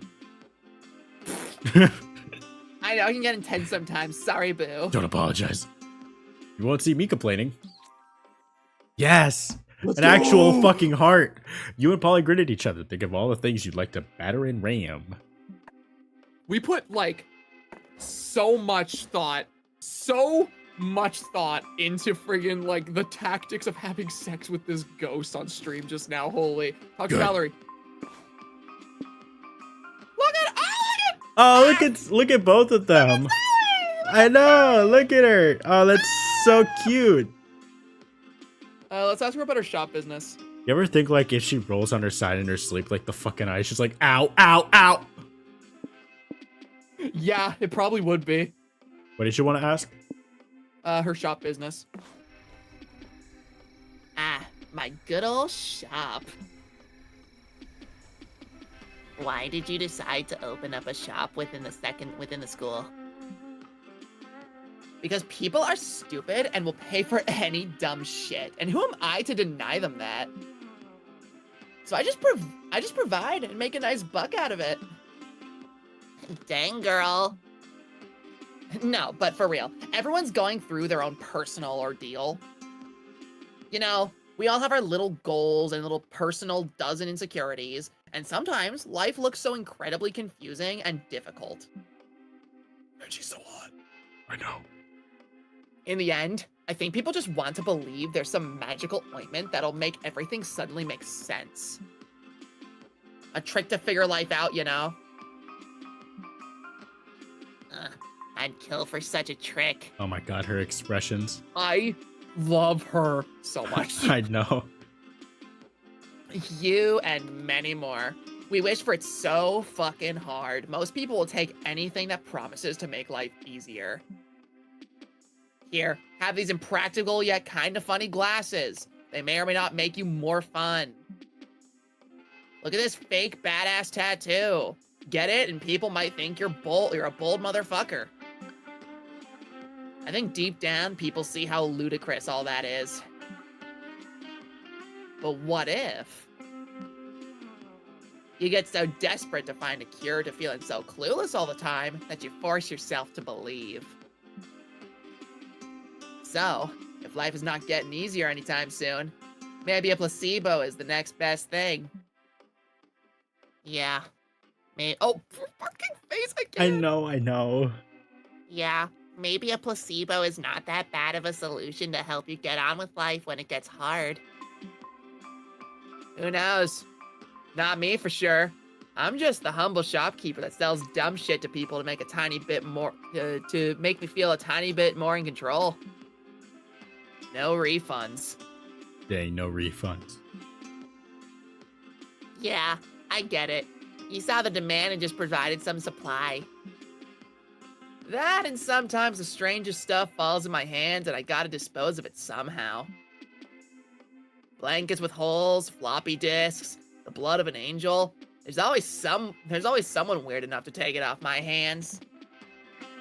I'm sure you have anecdotes by the dozen. He does. You spend the rest of the night listening to Val's many stories. She has seen some shit. All right. I am living for those Zoe sprites. Oh my god. I know, dude. They were so good. So, from what I understand now, we both just need one deep conversation and then we can finish off the game. Mm-hmm. Because you got your deep conversation. I need to get mine. Yeah. Let's try to get through this week in particular a little bit faster than before. Mm-hmm. Week 4. Dr. Sexy. That's me. Right, Alright, tournament. we still going for hype? Doesn't look like there's much that we could get our hype for. Let's increase our soul then.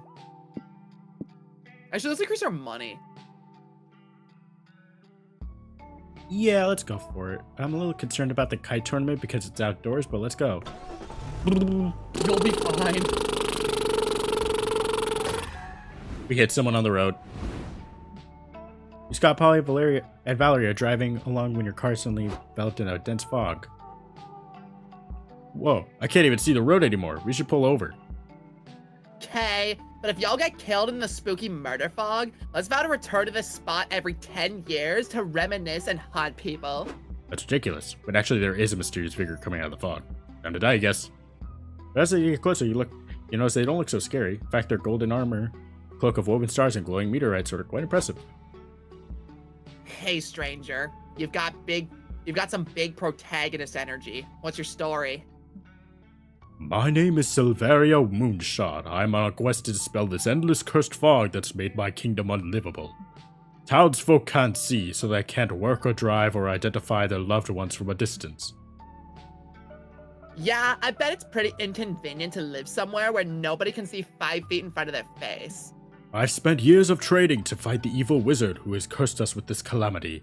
Tonight is the night I plan to end this once and for all. What are you strangers doing here? Is it a coincidence that we meet on the eve of my greatest battle? Or is it destiny? Oh, it's destiny, alright. We're just the minor NPCs who can sell you an amazing magic item that'll aid you on your adventure. Really? Thank you. You're doing my kingdom a great service, and I'll make sure you're known throughout the land as heroes and... Yeah, sure, sounds great. You have money, right? Yes, I've amassed plenty of gold during my travels. I hope you have an item that's worth my coin. You fucking hope so too, because you're gonna have to raid the car for something Val can sell this adventure. What do you grab? The last prongle. Or the sacred receptacle. So an ashtray or a fucking prongle? An ashtray or a prongle? A prongle. I mean, like, the prongle's mine, man. Let's give him the ashtray. Yeah, true. Yeah, exactly. These are the commingled ashes of Vikings, knights, kung fu masters, demigods, and other categories of great warriors. And their spirits can be at your beck and call for the low price of +3 money. Wow, that's such a steal. I'll be invincible with a spectral army to fight by my side. Thank you so much for selling this artifact to me. Thank you for being gullible enough to buy it. What? You all part ways, and some hours later, Silveria Moonshot arrived at the evil wizard's tower. They have their confrontation. The wizard does an evil monologue. He casts some spells. She swings her sword. It's a whole epic thing. Silveria is struggling. This wizard is too powerful for her to defeat alone. Wait, that was a female the entire time? Huh. With bloody hand, she takes out a receptacle of ashtrays and says, "Oh, great warrior, please aid me in my time of need." She blows the ashes into the wizard's face. They get his beard all dirty and sting his eyes, but obviously no warrior spirits appear. The wizard sneezes. Why the hell are you carrying a cigarette ashtray around, you fucking dick? Are you that desperate for a special move? Die! The last words of Silveria Moonshot before she explodes by magic echoed throughout the kingdom. I got so scared. So he tricked that adventurer girl into buying an ashtray? Isn't that sort of not nice? Oh yeah, it was very mean to do, but money's money. What about the -3 soul we lost? Who cares? Soul can't buy me a new phone.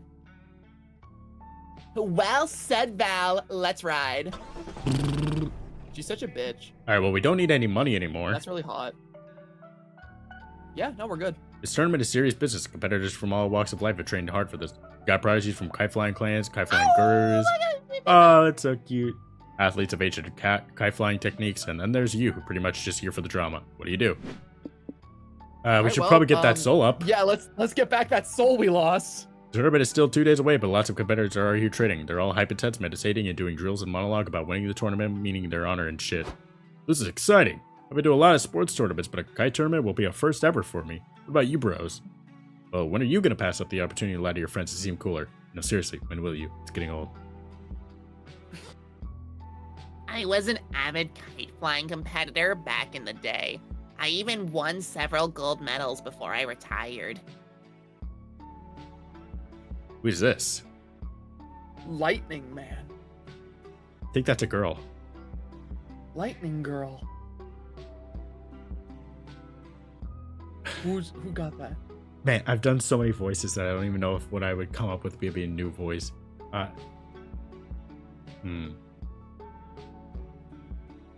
Wait, you say you're a retired kite flying champion? Do you think you could train me before the tournament?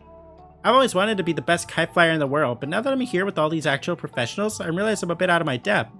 But with your expertise in my plucky underdog archetype, I could win this thing. Of course, Dr. Sexy will help you, bro. It'll be a great opportunity for them to put all their kite knowledge to good use. And taking on a protege will prove once and for all whether they was lying to us or not about being a kite flying master. Right, Dr. Sexy? But look at me, I'm not bailing you out of this one. You need to learn to stop digging yourself in these holes. Everyone's counting on you to turn this kid into a master kite flyer in 2 days. How are you gonna do it? Summon the mystical See ya. Emperor of Kites and make a blood pact. That might reduce our magic. Honestly, that might reduce our Probably. magic and mind. The sad truth is competitive kiting is less about anime style training montages and more about learning proper physics. That would probably actually reduce our stamina. Either that or mind. Yeah. Well, this could Let's go with the also top lose one. our mind, yeah. Okay, cool. Oh, that's a lot of magic. That's a lot of magic. Using -4 magic, you draw the summoning circle and recite the ancient kite flying incantation. An explosion of kites suddenly appear when the kites have cleared. An ornate palanquin held by servants stands in the circle before you. The servants lower the palanquin to the ground, and out of it steps the Emperor of Kites in his all-colorful nylon glory. Ooh. Out of here, bro. Sorry, I ate one of the kites that like exploded. Out of here, bro. Your brojesty. We were wondering if you could help us with the problem. Yes, you're commoners who want me to solve all their problems. Typical. If you two can't figure out who the real mother is, I'll just cut the baby in half if we could get this done by lunch. Chop chop, where's the baby? Hey, no, that's not what we need. We don't even have a baby. Oh, you haven't had a baby yet? So you need a baby. This is one of those just prime noctis things? Got it. Servants, disrobe me. Unveil my penis. Whoa, pump the brakes. You don't need to fuck anyone. Put your clothes back on. Oh. You want me to wear clothes? Oh, I see. You're a wealthy merchant who's woven magical invisible clothes that'll the intelligent can see. I'll try them on. Servants, unveil my penis. I got so into this guy's voice, I completely forgot about this girl. She's not gonna have the same voice. No, you're not listening. You're making this so complicated when it's actually quite simple. You think being an emperor is simple? You'll learn your place. We shall swap clothes for a week and see whose life is hard. Is that a thong? No. Nobody can convince the emperor that this isn't the move. He trades clothes with your protege and leaves to learn a valuable lesson about class disparity. Well, that was irritating. So you didn't get the Emperor's blessing, boo. No worries, this is even better. I wanted to be the best kite flyer like no one ever was, and now I'm the Emperor of Kites. Fuck it, whatever floats your boat. You get +4 soul for helping, and you live to lie about your expertises another day. Come unveil my penis.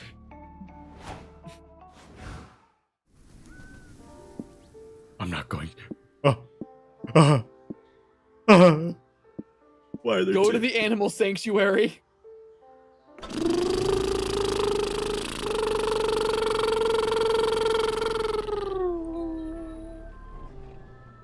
I'm scared, Zach. You're gonna be okay. Welcome to the animal sanctuary. It has a petting zoo. There are dogs, cats, bunnies, alpacas, ducklings. It warms your heart to see so many animals being loved and cared for. Surrounded by all this wholesomeness and fur, what do?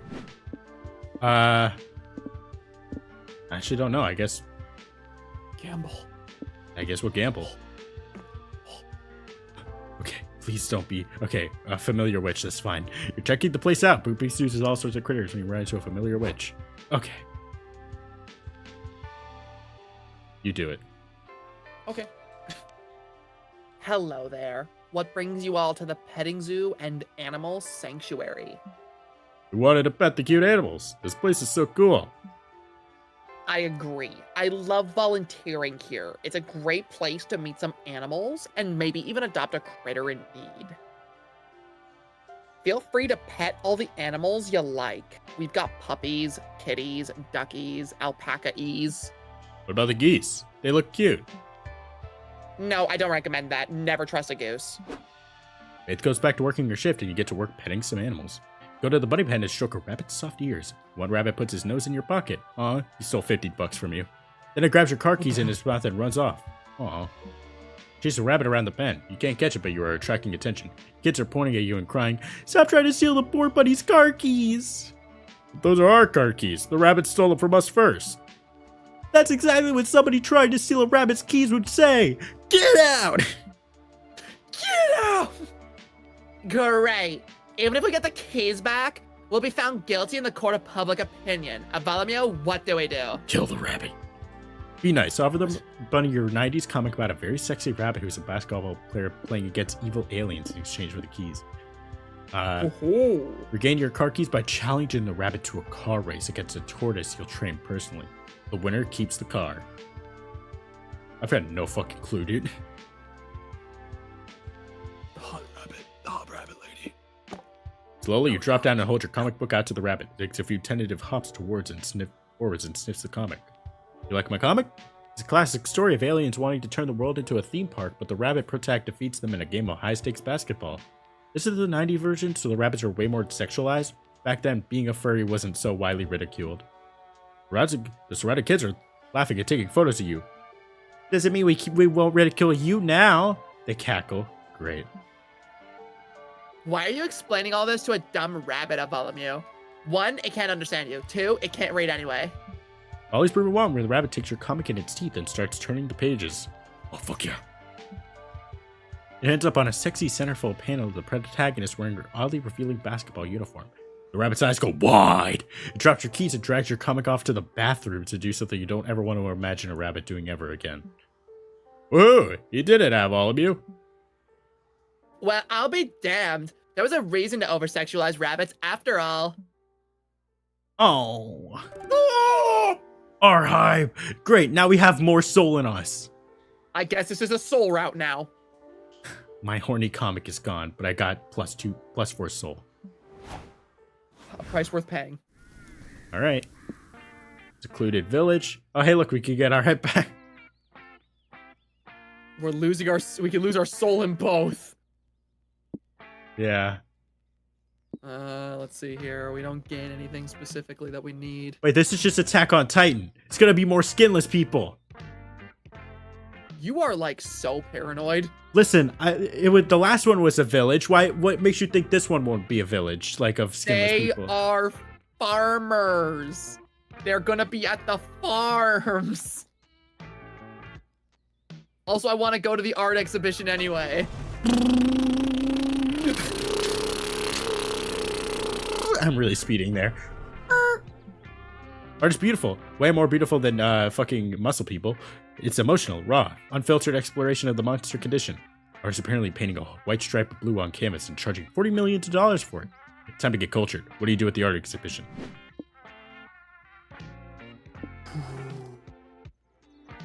This could be a money run. Let's make it a money run. Yeah, Make big dollars. Yeah, Let's all right. interpret the art. Okay. Yeah. Oh my God, Liam, hi. Oh yeah. Greetings, my friends. Yeah, you were Liam. Did I hear that you're seeking to do some art interpretation? Yep, you overheard right. If there's anyone here who knows how to interpret art, it's Liam. Or to put it another way, if there's anyone here who knows it all enough to tell other people how to interpret art, it's Liam. Interpreting fine art takes a sensitive soul, a keenly trained eye, and centuries of studying the different schools of art. Nah, looking at art is easy. You just play fuck, marry, kill with it. You get points if you have the best reaction for what option you choose, because as we all know, arts and sports are the same. You've got to be kidding me.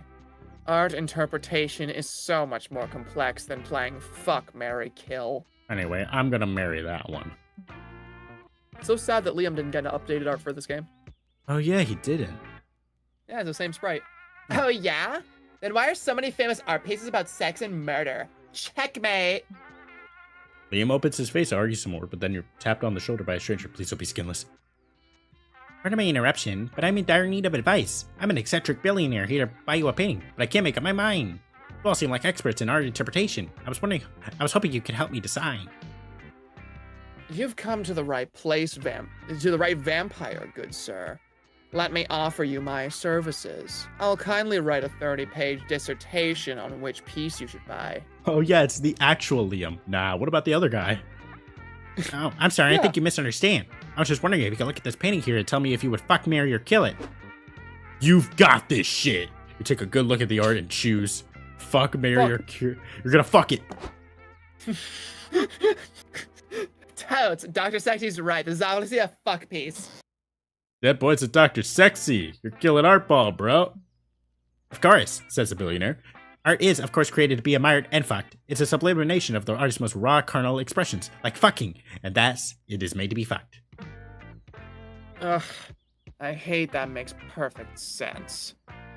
Dr. Sexy, you visionary, you've earned +4 money for your help. Would you perhaps like to fulfill this art's purpose together?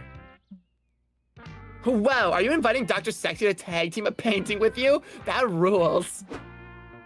The billionaire speaks to the museum staff who leads you to and your painting to a black door called the Painting Fuck Room. So that's what these are for. Apparently, this is what being rich is all about, spending exorbitant sums on frivolous items, commodifying beauty, and doing weird sex shit at museums. This is definitely strange, but you've been in plenty of weird, sexy situations, so why not hump a painting with a rich guy? Turns out to be surprisingly fun, though you do lose -4 stamina. Holy shit, what did that painting do to me? God damn! Okay, now the game's just rubbing it in. Ooh, let's be rich, though.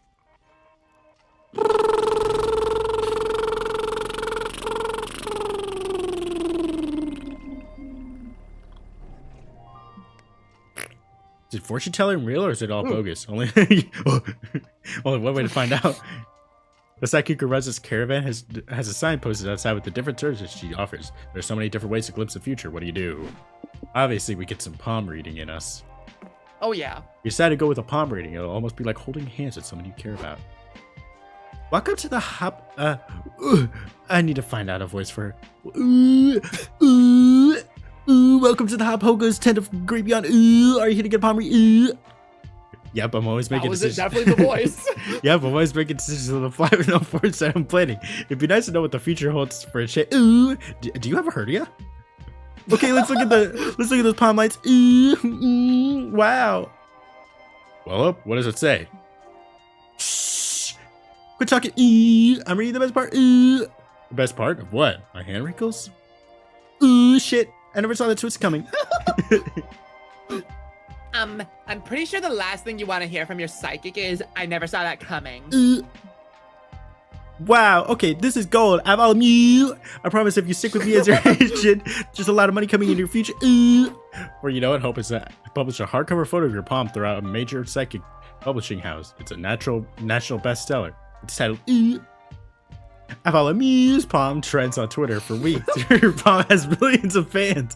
A movie adaptation gets made. Michael Cera plays your hand. Oh my god. Holy shit. Holy shit, man. You're welcome for all the instant success. I follow Muse. Now, per your contract, you owe your publisher. That's me, a sequel to your best-selling palm. Huh? How would I even do that? Both my hits are identical, and I never even signed a contract. Don't you remember your road trip contract, boo? If any road trip participant writes a best-selling book or poem, the author owes all of the travelers a cash cut and a sequel. Curses. Not reading the terms and conditions just fucked you over again. How are you gonna write a sequel that captivates palm readers everywhere? Look into the near infinite timelines in search of a different version of yourself who has an interesting poem to publish. That's probably magic. The sequel of a person's life is their offspring's lives. Phase 1, get a baby. Phase 2, use their baby's palm for a sequel. Phase 3, profit ka-ching. That's probably soul. Yeah, I think that's soul. So we 'cause should you're probably abusing a baby. do that. Yeah. You mean you're gonna be a parent? Does that mean Scott and I finally fulfill our destiny roles of being goofy uncle and why not? This rules. What sort of wacky misadventures will we get into? I bet it will make a great TV show plot. We could call it The Wacky Misadventures of Three Friends and a Baby. A good idea, Scotty. We can even write a theme song. So no one told your life was gonna be— No. You misunderstand. I'm not gonna have a baby. I'll just get a baby and officially declare it my dependent. Okay, I guess that would technically work. Found family and all that shit. Are you gonna go the adoption route? Fuck no. That'd take too long. There's no way I could pass a background check. I'll get a baby the next best way. Bribing someone. Take your friends to a diaper commercial audition where hundreds of greedy parents have arrived to turn their newborns into new money. According to the first little bundle of joy. Oh, so this might... Wait, this is gonna give us money, right? Yeah. You corner the This first... will give us money. It's guaranteed. Alright, you corner the first little bundle of joy you see and ask your mother if she'd like to sell their son's lifelong services to you in the least creepy way possible. Does it pay? I'm down, says the mom. Are you here shooting a rival diaper commercial or something? Retchy publishing a book. Well, it's more of a sequel to a Oh, you just need his palm? Sure, just hold his arm still, and I've got a pocket knife somewhere in my purse. Oh my god! Oh my god! What? No! I'm just publishing a picture of his palm. I don't need a severed baby's head. Jesus. Publish Avalomu's palm too, and credit Avalomu Jr. as your ghostwriter. Yeah. You lose -4 soul for sorta using child labor, but you make +4 money. Ooh, we are so close. Literally the next day, we'll be able to win with money. Yeah. I think this should get you your deep conversation. I want to make out with that cat.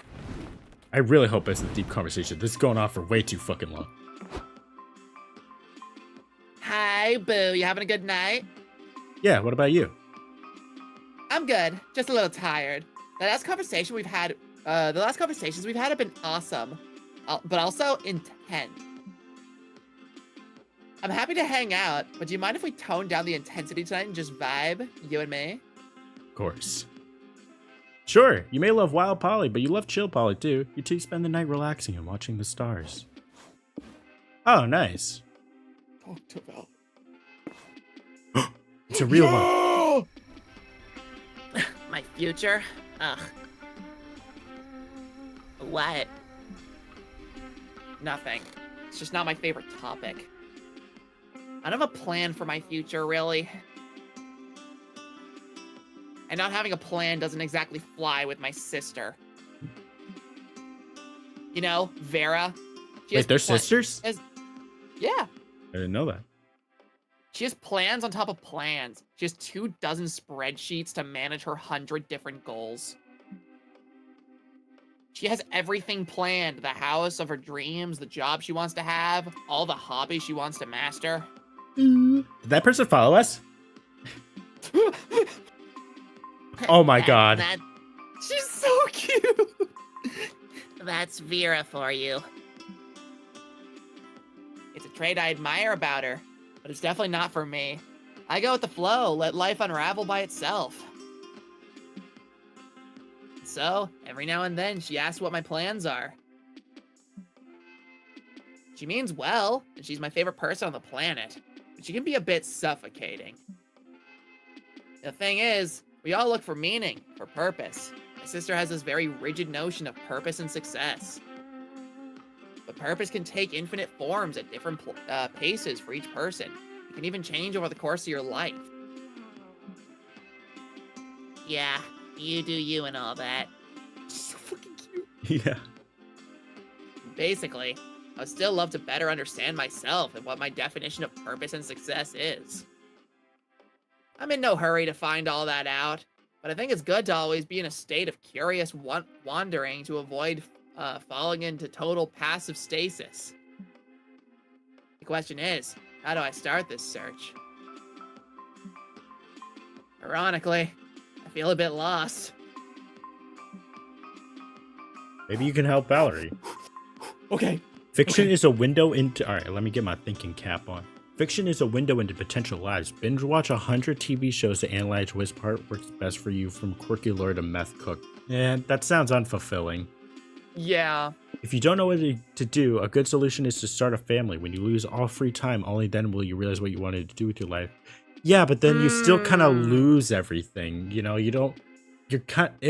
She was like, oh, I need a lot of curious wandering. So I kind of feel like that would kind of anchor her down way too much.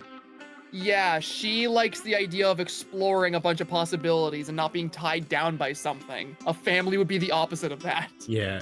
Strip yourself from all expectations. Get a backpack and get lost in a faraway land where no one knows you. Become a blank slate in order to learn who you are. That's probably the best. That one sounds good. I think I think that one's probably the best bet. I think it's kind of a no-brainer on this one. Yeah, Let's do it. let's go with it. That's oh wait, sorry. That's not a bad idea, Dr. Sexy. I'm Dr. Sexy. I always forget about my name. Yeah, Sorry. sometimes you lose perspective when you're looking at a problem from too close. It makes sense. Maybe by changing my environment, I can breathe a bit and discover what I really want for myself. You can even go by a different name. Oh my gosh. I would die for her. What do you mean? Maybe instead of Valerie, you could be Valeria. That'd be pretty cool. Well, just a silly thing. Just imagine, you're living somewhere else under an alias and just not being Valerie. You build this new persona that feels totally new and see where it leads you. Hey, I like it. Dr. Sexy, you're on a streak of weird but actually good ideas. What did you have for breakfast today? Dolls. Pancakes. We didn't go to the pancake place, did we? Oh. Where'd you get those? Thanks. It's a compliment, you clever doofus. You deaf Take it. doofus. You deaf loser. Okay. Spend the rest of your night discussing where Valerie could go for this journey into self-discovery, which alias she could use. Yep. Yes. Okay. Yes! So I think maybe because Polly's not initiating anything, maybe I am good to just romance her now. And since you also got like Valerie's one thing, maybe that means we're both good. So I say we just get money now. Yeah, I say we go for the ending. We're on track. See what happens. Week 5. And if I end up not getting Valerie, I mean, you got to bang a ghost, so.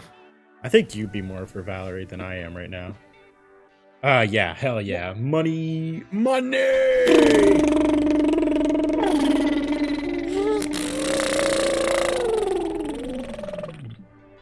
Breaking bottles, clinking shot glasses, revving motors, the crash of a window some dude just got thrown out of. Such are the dual same melodies of a bona fide biker bar. Oh, look at me, I look cool as shit. Bonafide bucket bar. Bona fide biker bar. This is your chance Bonafide bucket bar. This is your chance to embrace your inner badass. What do you do? Obviously, we're gonna play some pool. Head over to the pool table. Sorry, we're about to get introduced to 2 NPCs, and one of us got a voice each. Oh, nice. You head over to the pool table to start a game, but find 2 legendary idiots already in the middle of the game when you get there. All right, who's voicing who? You know what? You do. You do the girl voices all the time. Maybe I'll do the girl voice this time. Okay. The only question is, I have no idea what she would sound like. You know, I can't do too many girl voices. Here, you know what? Hold on, let me practice a voice like real fast.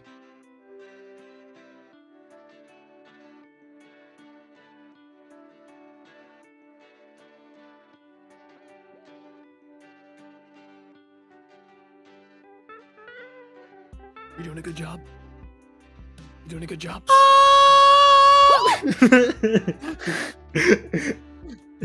Yes, that's a punk unicorn. He's a playable character in the second game. Hold on, wait. I think I got it. Just give me a second. Okay.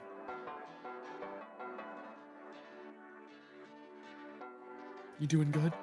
Yeah, you know, I'll just do whatever. I'll sink the 6 in the top left corner pocket, which will knock the 7 into the 8 ball and ricochet them back both into the opposite pockets.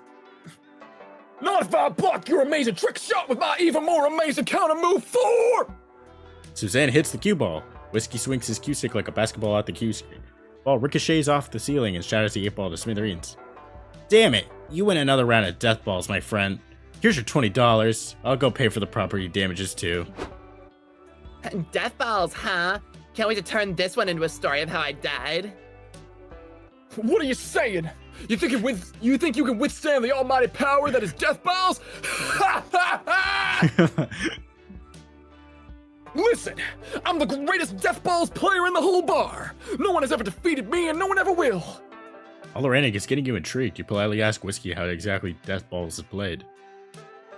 You dare challenge me to death balls at my own table? No. Nani, did someone say we have a new Death Balls challenger? Yup. Bartholomew over here thinks he got something big. He got some big brass 8 balls between their legs. I accept your challenge, weakling.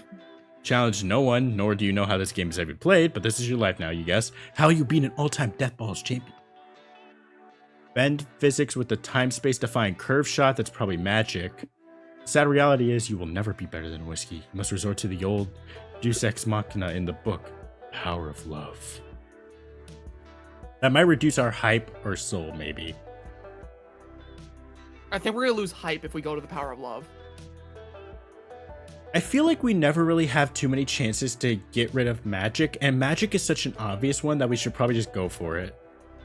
Yeah, may as well. In order to pull off a feat like this, you really need to concentrate. You close your eyes and focus your breath. In, out, in, out. When you open your eyes, the bar is gone. You're at the sacred tribunal of the law of physics. Here, the Lord of Time Space presides over a constant hearing of regular people pleading to break the laws of physics.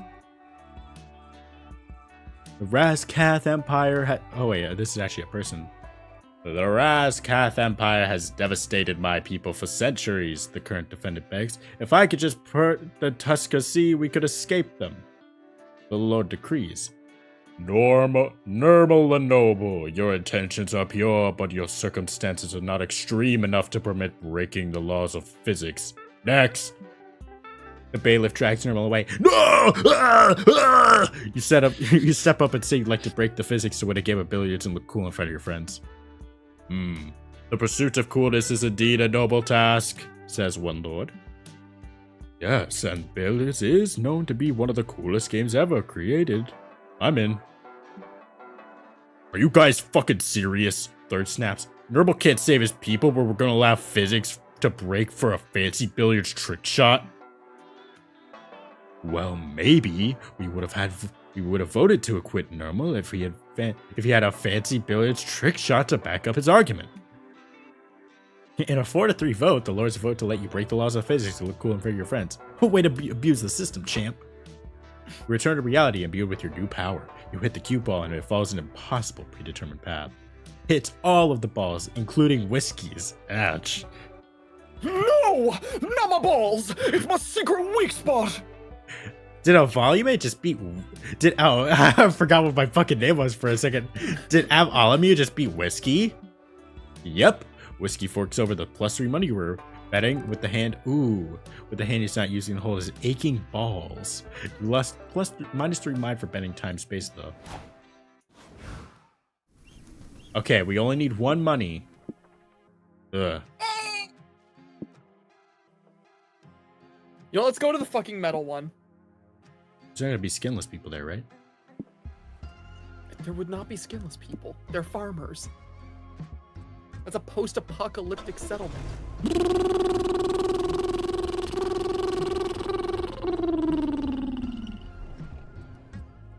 Cards are dangerously souped up. The desert is a wasteland of hubcaps and bullet shells. Holy fuck, it's Fortnite. Everybody's wearing leather, scrap metal armor, gas mask, and a lot of black eye shadow. Welcome to the post-apocalyptic settlement, where the only law is to...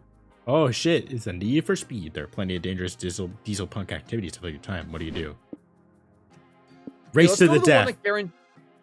Well, I think we should pick the one that guarantees we lose stamina so that we know we're not losing something that'll get us killed. We could earn money. Yeah, but we could also lose more mind and potentially game over before we get that money. True. And fighting to the death could get us money. You and your friends head to the death dome where you find a beautiful woman residing over the carnage. Oh shit. Yo, whoa! look at Whoa, is that Damien? What's up, bro? I like your cute outfit. Damien! Oh my god. Holy fuck. You kinda rocking it. Kinda gotta do something about that baggy ass dress though. Let it flow a bit more. I love Polly. Look at Polly. I know, look at her outfit. It's so good. Shh, don't call me Damien here. These people know me as the Queen of the Road. A bloodthirsty warmongeress with an eyeliner sharp enough to kill. Anyway, Since you're here, do any of you want to fight some of my subjects to the Death Dome to honor my queendom? I bet Dr. Sexy does. And I'm not giving them any say in the matter because I want to see what happens. You have no time to object before you're thrown into the Death Dome and the game's just begun. You fight Bloodbag, the crazy killer who bleeds his victims dry. Then Mad Mickey, a murderous mouse person armed with claws and copyright lawsuits. And finally, Buttersock, whose weapon is, well, a sock full of butter. Surprisingly painful to be bludgeoned with. Yeah, you clearly never watched iCarly. Not bad, noob, but those were just exhibition fights. Now it's time for a real challenge. Bring out the Freaky Ferrari. The Freaky Ferrari is built like a brick shithouse and fights with a car engine on a chain. It also likes licking toes for some reason. Fuck, you're gonna die. But maybe Damien will spare you from the battle. You two are friends, right? You may be friends with Damien, but the Queen of the Road spares no life. These lawless lands are governed by my thirst for bloodshed alone. But I will let you pick a weapon to use. The fight's no fun if you die in the first 30 seconds. Go grab whatever's left in the armory. The pen that's actually mightier than the sword, the power of love, or an angry badger duct taped to 5 guns and tied to the end of a stick. Classic. What would be most likely to get us money, if any? Well, we're gonna lose stamina, so... Let's go with the pen that's actually mightier than the sword. I was thinking that. Even if it doesn't give us money, it might give us mind, which we are very scarily low in. True. And Dr. Sexy, are you sure a battle to the death is the best time for a tongue-in-cheek wordplay? Yes, I'm gonna die as I lived, by beating the joke to death. Hey, Freaky Ferrari, I came expecting a battle of wits, but it seems you have come unarmed. Stop licking toes. What are you doing?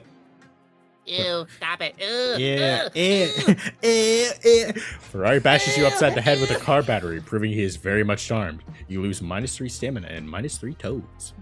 But despite your neurological trauma, you manage to find the strength to fight back by scrawling a viciously mocking poem in the dirt with your pen. Roses are red, violets are blue. Does it smell like shit in here, or is it just you? Violets are blue, roses are red. I'll make you scream like your mom did last night in my bed. Ooh. Your face looks like a second ass stapled to your cheek. Your singing voice sounds like 2 feral bobcats having sex. You fucked it up. You fucked up the poem. Roses may be red, and violets may be swell, but you're a pus-filled pimple on Satan's ass in hell. You wait for Freaky Ferrari to kneel over under the weight of your scathing words. Except he doesn't kneel over. Why doesn't he kneel over? Freaky Ferrari readies his weapon and says, I don't understand poetry. I only understand you die. well, time for plan B then. As Ferrari reeled back to hit you, you throw your pen with all your might and stab him in the eye. Whoa, so the pen is mightier than the sword. I thought it was just one of those sayings that make no sense. Maybe it is, but not for Dr. Sexy. Ferrari's too busy dying on peninitis to fight, so you win and gain +3 mind for your cleverness.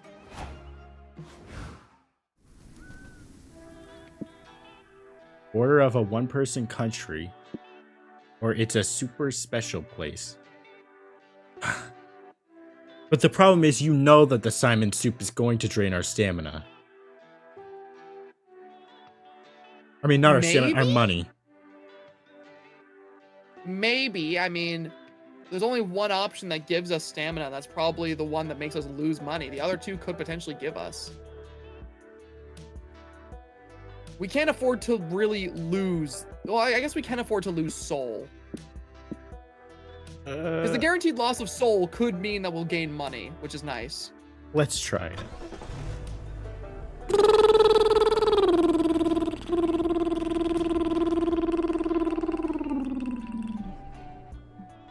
I mean, even if we survive till the end, we could just buy something at Noodle Shop. That is true. Well, you had no idea You're there was another. absolutely right, yeah. You had no idea there was another country out here in the middle of the desert. Of course, geography was never your strong suit. Maybe the civilization is new? Whatever the case, you're hella curious to check out this place. Ah! What do you do when you cross the border?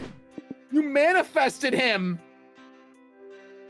Wait, if we smuggle something out, we might get money. Yeah, that's what I was saying. This country is a little more than a cottage in a small field. You knock on the door. Howdy, tourist. Welcome to my personal country. Wow, you have your own country? What's it called? Europe. What?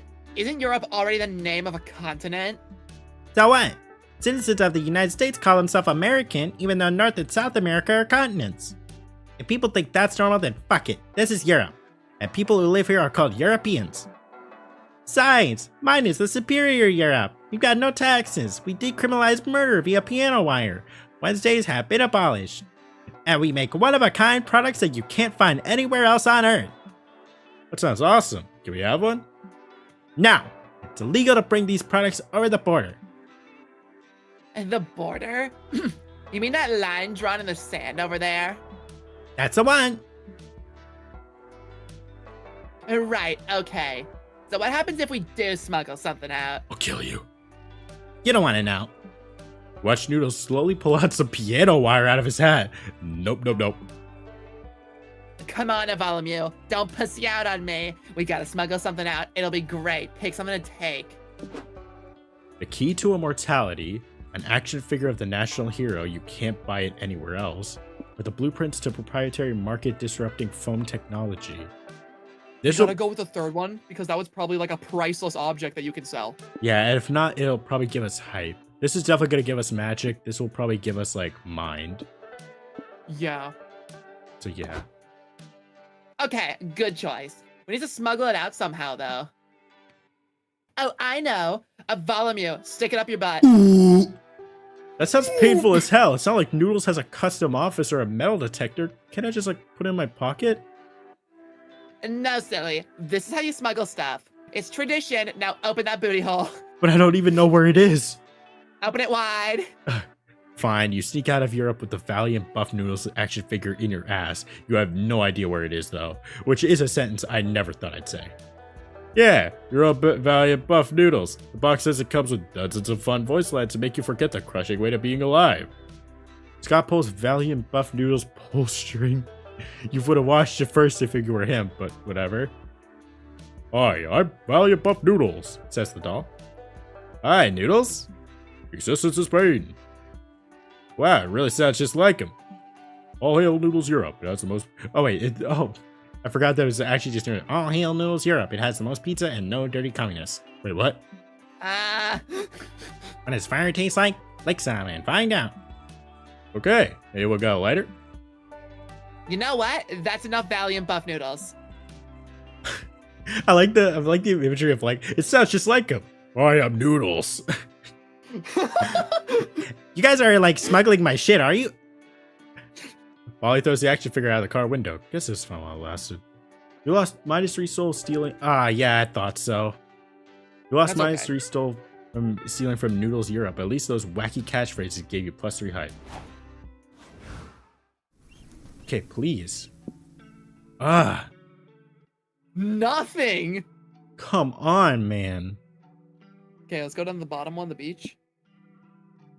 Probably just a mirage. Probably your best bet. Yeah, let's go for it. Oh god, we need to get this car fixed.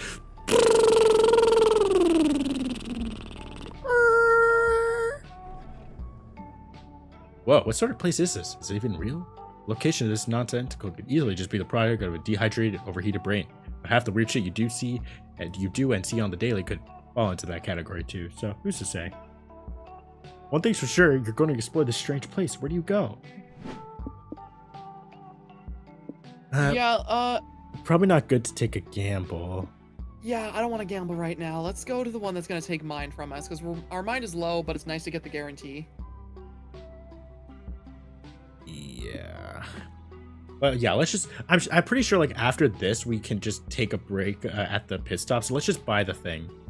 Do you mind if you do it since you have like your thing with Valerie already? Maybe like I just want to verify. That's for all of us. What? That buff applies to all of us. No, I'm saying like you take the chance to go to the store while I continue talking to Polly, just in case I do need the two things. Shouldn't I be the one to do that since I haven't gotten the same event you did with Polly? No, you had a deep connection. Yeah, but you also got a special cutscene after you got that deep connection where Polly said she wants to spend a night with you. I never got a cutscene like that. I thought that was like more so an in-between. I don't know how it works. I don't know. It said Polly had 2 deep connections, and only one person had, and only Valerie and the other NPCs have 1. Yeah, as in there's 2 potential cutscenes that will happen, instead of just the one that happens every time. Ooh, fine. I'll go to the store, but you better not fuck me, Zach. I mean, I want to fuck Valerie, so... Yeah, but if you fuck me, you're gonna have to fuck me. So like, don't Yeah, fuck but I don't me. want to fuck you. Yeah. I want to fuck Valerie. Yeah, but That's if what you the whole fuck me, thing's you're gonna about. have to eventually fuck me to make up for it, Zach. So you can't I like want fuck. the cat girl. Yeah, and you're also gonna have me if you fuck this up. So don't fuck it up. I don't want to have you, so I won't fuck it up. Yeah, so you better not fuck it up, man. You and your friends check out the Mirage. It's full of won't. gorgeous oasis, flying pigs, unproblematic tweeter feeds, and other things that will never exist. Polly, I'm thirsty. Can I get a drink out of that puddle over there? I mean, you don't need my permission, but I have to warn you that I think that puddle's actually real. I can see it. That means it's real. Besides, I feel like I'm drawn to this puddle. It's almost as if it was made for Scott specifically. Okay, whatever that means. You wander over to the puddle to indulge Scott and come across something buck fucking wild. Holy shit, this place is crawling with Scots. How is this even happening? Oh my god. What the fuck? Welcome Evil to the Scott. welcome to the dark side, Scott. Let's say cuss words and pee on fire hydrants that aren't ours. Sure. I mean, I do both of those things every once in a while anyway. You do? Is it possible that you were the dark side, Scott, all along? It's nice to meet you dudes. I'm Chaz. Hi, Chaz. Dang, bro, you sure look distinct from me while somehow still being the same genre of a good boy as me. Heck yeah, dude. I was just making some homemade waffles from the other Scots here. You want one? Sure. I have just one question first. What's up with that Scott over there? Scott. Feed me kind. More kind. Okay, yep, that is definitely our cue to go before we lose any more. Aw, do we have to? I feel so welcome here. I'm finally among my people. Oh, can we stick around and meet just one more Scott before we go? Please. Damn, how can I say no to you, buddy? Fine, we can meet one more Scott. Choose wisely. Me? Wise? That's a lot of pressure. Dr. Sexy, you can help me decide. Can you help me decide who to talk to?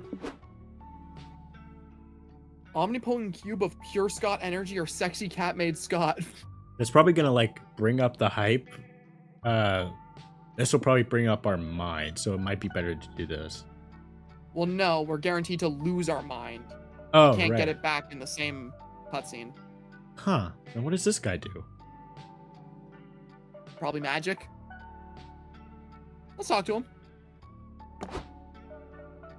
You wish to commune? Very well. What is up, bros? You're really cool, bro. How'd you turn your body into this? Are you asking how I achieved my perfect metaphysical form of light and rational thought? I think so. By doing 1 million push-ups in 1 rep. Nice. Wait, you say you constructed your body from rational thought? Does that mean you're, like, smart? I am as smart as the universal law of Scots can allow. I can predict the exact outcome of all breaks. I can pinpoint the precise coordinates of every bone I've ever buried. However, I do occasionally forget that I cannot consume chocolate without experiencing adverse effects. Such is my burden. You're all knowing, then can you answer a question for me? Indubitably, bro. How could I be a better good boy? I possess total truth of everything, and in knowing everything, I can answer this question with confidence. You are already the best good boy. Ah, shucks. We're both the best good boys, bro. High five. Oh wait, can you high five without arms? I have evolved beyond the need for arms. Let us high five with our souls. You're surrounded by light as Scott and omnipotent cube of pure energy. Scott, high five their souls on a higher evolutionary level. Game plus 3 magic. Yep. Okay. Okay. I wanna... Yeah, you do that. I wanna talk to Valerie again. Yeah. Welcome to Alright. Noodle Swap Shop, where friends get a discount and cops pay double. But you're neither of those things, so let's sell for regular price, yeah? So, let's see Oh, here. money! Okay, perfect. That's great. We just gotta figure out what we're selling. So that'll make us lose magic, the gas canister. Do you know that? Yes, I know for a fact it'll make us lose magic. Then fuck it, let's just do that. Sure. Okay, and that'll get us our money. Yeah! Yeah, baby! Excellent choice! Safe travels and remember the Noodle Swap Shop motto! No prison can hold me. No rules can govern me. I am chaos incarnate, and I know where you live. Enjoy your purchase! Talked about. Yeah, see, we never got this cutscene. Sorry, shop's closed tonight. Oh, it's you. Nah, don't worry. I'm always open for Dr. Sexy. I closed up early to do some accounting shit. The downside of being a small business owner is having to do all the behind-the-scenes work myself. But hey, I wouldn't mind having someone to keep me company while I work. Anything for Valerie. You help her crunch some numbers and enjoy the night with her. Wait, there's something else. Destination fulfilled! We're going to the Mer Kingdom!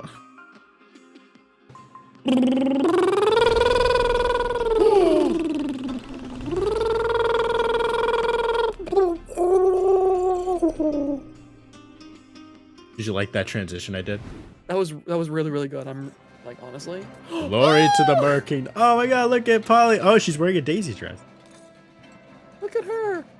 Glory Scott to doesn't the know how Mer Glory to the Mer Kingdom. You've heard so much about this marvelous land full of wonders and blatant violations of basic monster rights.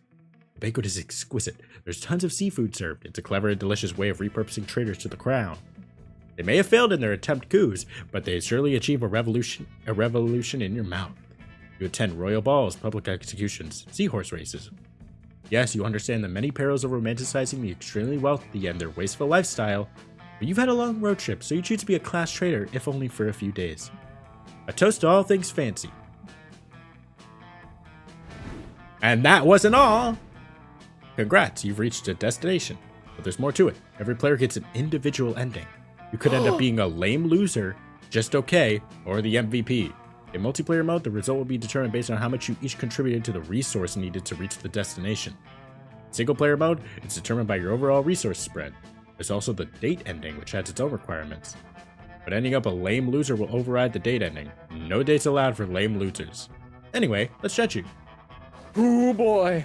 Please give me the hot cat girl. The Mer Kingdom would be so much fun if it wasn't for that expired burrito you ate. Everyone told you not to eat it, that it couldn't be fresh after spending so much time under the sun, even though we're in the Mer Kingdom. No, you had to be a stubborn idiot, as always. The burrito fucks up your stomach so much that you start to get unstable. Not only do you fart a lot, but you also rupture the veil between realms. Oh god, classic expired burrito stuff. Is this bad?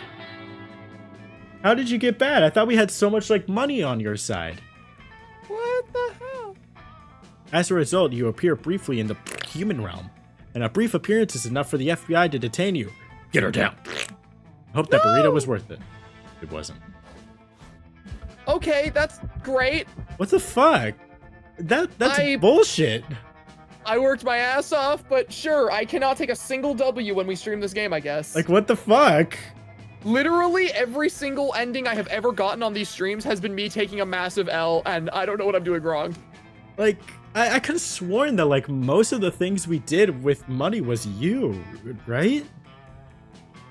I guess I would have the lame loser ending because out of the two of us, I had the least amount of resources. Oh, man, that's kind of stupid. We should have both gotten it. Okay, well, everyone else And has said... I Yeah, was gonna say, I got locked out of my romance ending again. while everyone else is focused about the Mer Kingdom, you focus on Polly. Grown very acquainted with each other, and you started to feel like you could be yourself in front of her, and you tell her what's truly on your mind. You do so tonight. You tell her how much you admire her, how incredibly comfortable she seems to feel in her skin, always so confident. It's as if she doesn't know what's feeling insecure, embarrassed, or nervous even is. She laughs it off as usual, but then she remains quiet for a bit. She's looking at you with a strange smile. There's an intensity in her eyes, as if she's wondering whether to tell you something or not. Everyone has insecurities, fears, and gets a vertigo every now and then. I don't think confidence is the absence of all that. It's accepting that it's natural and learning to navigate around it. She rests her hand on your arm and looks you in the eye. Let me tell you about a time when I was feeling all these things you imagined must be so alien to me. I was preparing this road trip with Scott. We were discussing inviting someone else to join and who to ask. I knew right away I wanted you to come, and so I texted you, remember? Well, I was legit nervous while I waited for you to text back. I wondered, are they gonna reply? Will they say yes? Those feelings are natural, so I was just weathered through them. What else is there to do? And look at us. Here we are. You, me, and the night. So even if there are things that make me feel an unfathomable amount of vertigo, I will always choose to close my eyes and jump. And she leans it into you and kisses you. Yes, you do feel some sort of unfathomable amount of vertigo. You choose to close your eyes and kiss her back. So you got to romance Holy the girl, fuck! and I got captured by the FBI. Jesus! It wasn't even close! You got us the money every single time. God damn! You fucking you shit out $1 and that was it. And you also shit out a lot more because of that burrito. The worst part is if I didn't get the lame loser ending, I was guaranteed the romance ending. Yeah, no. Even when I succeed at romancing the characters I want, I don't. Because it was the same shit. It was the same shit with the round we played of Monster Prom 2. Both of the times we've gone to the end of the game, I have succeeded at getting my romance route, but some outside factor got me the bad ending. Yeah, it's also so cruel that you're forced to narrate my love interest saying how much they like me. Especially in the last round, where the character I was voicing was also the one I wanted. And just like that, the road trip came to an end. We had to pick up Zoe from the FBI. It was full to the brim. It was full to the brim with danger, fun, and utter nonsense. It was everything we could have expected from a trip with Polly and Scott, and then some. We not only survived the whole thing, but we conquered it and came out different people. It all turned out to be a pilgrimage into self-discovery, a rite of passage, quest for growth.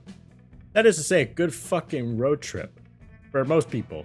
As we were heading back home, I thought about how all of this was just one of the first stops. In a much bigger journey that was only just beginning. And hey, we could actually listen to this because we know for a fact that there's no copyright music. Let's go!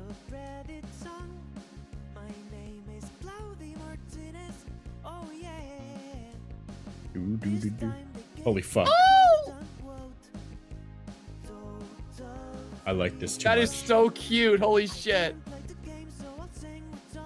Do you get a different animation based on what character you were playing as? Maybe. Or Oh, did it shit. just happen to I be fucked your up the car. character? Oh my god. Oh, this is so cute. I love this way too much. Yeah, fuck you. Whiskey! Hit his balls. Oh my god. Hey look, it's the guy who didn't get invited. That's so mean. They're so gay. Did he just steal a bunch of wigs or something? What was that? Oh yeah, he's a notorious wig thief. Oh my god. Please don't bring us to a farm.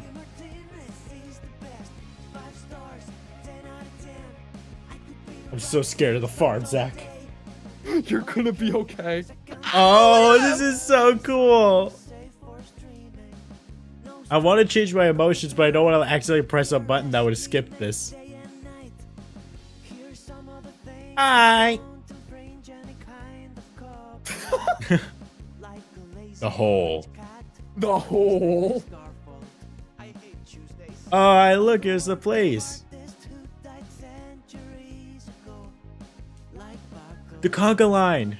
The conga line from earlier. Oh my gosh. Scott is so cute. But they asked, wait, what did they just say about a shovel?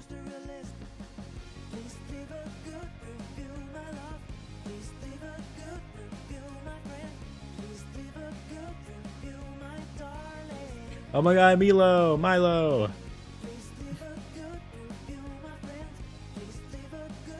Yummy turkey leg.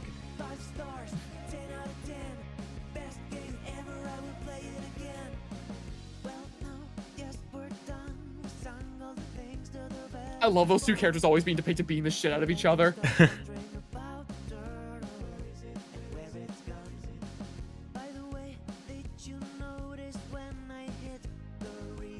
Yeah! That's so cute! I am Naruto. See you in Monster Prom 4. Which is coming out soon, by the way. I know.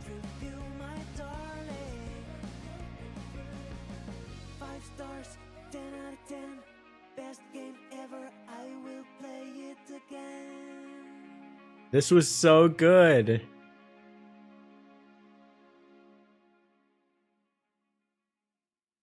Thanks for getting arrested.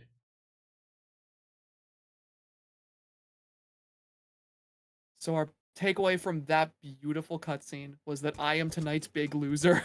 Yeah, essentially. Oh wow, Prank Masters mode. And now we can play Prank Master mode, which is basically that, but it's like hyper competitive to try and be the MVP of the road trip. Oh my gosh. Okay, well that was definitely fun, although that took way longer than I would have ever imagined it to have. Well, yeah, because we were in control of when it ended as opposed to something set in stone, right? Yeah, exactly. When does Monster Prom 4 release? I don't know if there is a confirmed release date. I just know that the trailer and wishlist for it on Steam dropped 3 weeks ago. Monster Prom 4 release date. Oh, somebody said in the Discord server it might be coming out next year. That's still soon. Yeah, that's still pretty soon. Compared to other games I'm waiting for, that is absolutely soon. Yeah. Just like a real road trip, it takes forever. Okay, well, we could do two things then. We could just end off with some fan art, and then I guess a year later, we could leave this off on a high note for me and a low note for you with a vengeance that we will one day return for MonsterCon, and then also one more game of Monster Camp because we still haven't gotten a lot of that yet. Or we could just do Monster Camp now. I think we'll leave it up to a poll. Because if we do another Monster Prom stream, it's probably not going to be a year later, so... Yeah, I imagine we'd do one sooner. We could probably do another stream and have it be like very dedicated to Monster Camp since that game has gotten very little love from us. Yeah, let's make that a third option then.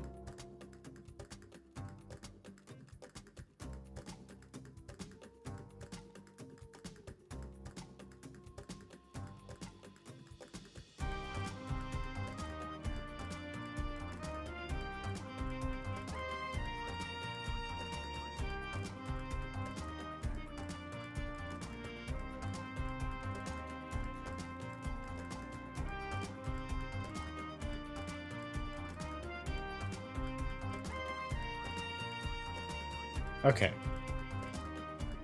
Yeah, because chat hasn't gotten their chance to vote a lot this stream.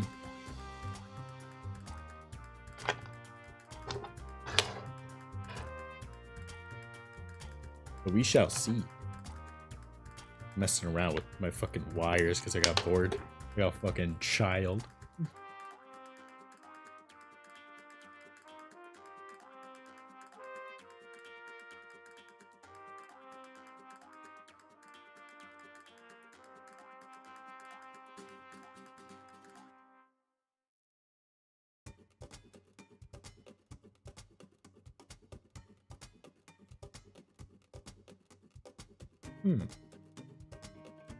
All right, it looks like people want another stream that will be dedicated to camp. Ooh, let's go. Are you cool with that? Yeah, I didn't want to sway the votes, but that was honestly kind of what I wanted. All right, let's see here. Let me check my schedule. I'm free on Sunday again if you just want to do Sunday again. Yeah, I should be free to do that next Sunday. Okay.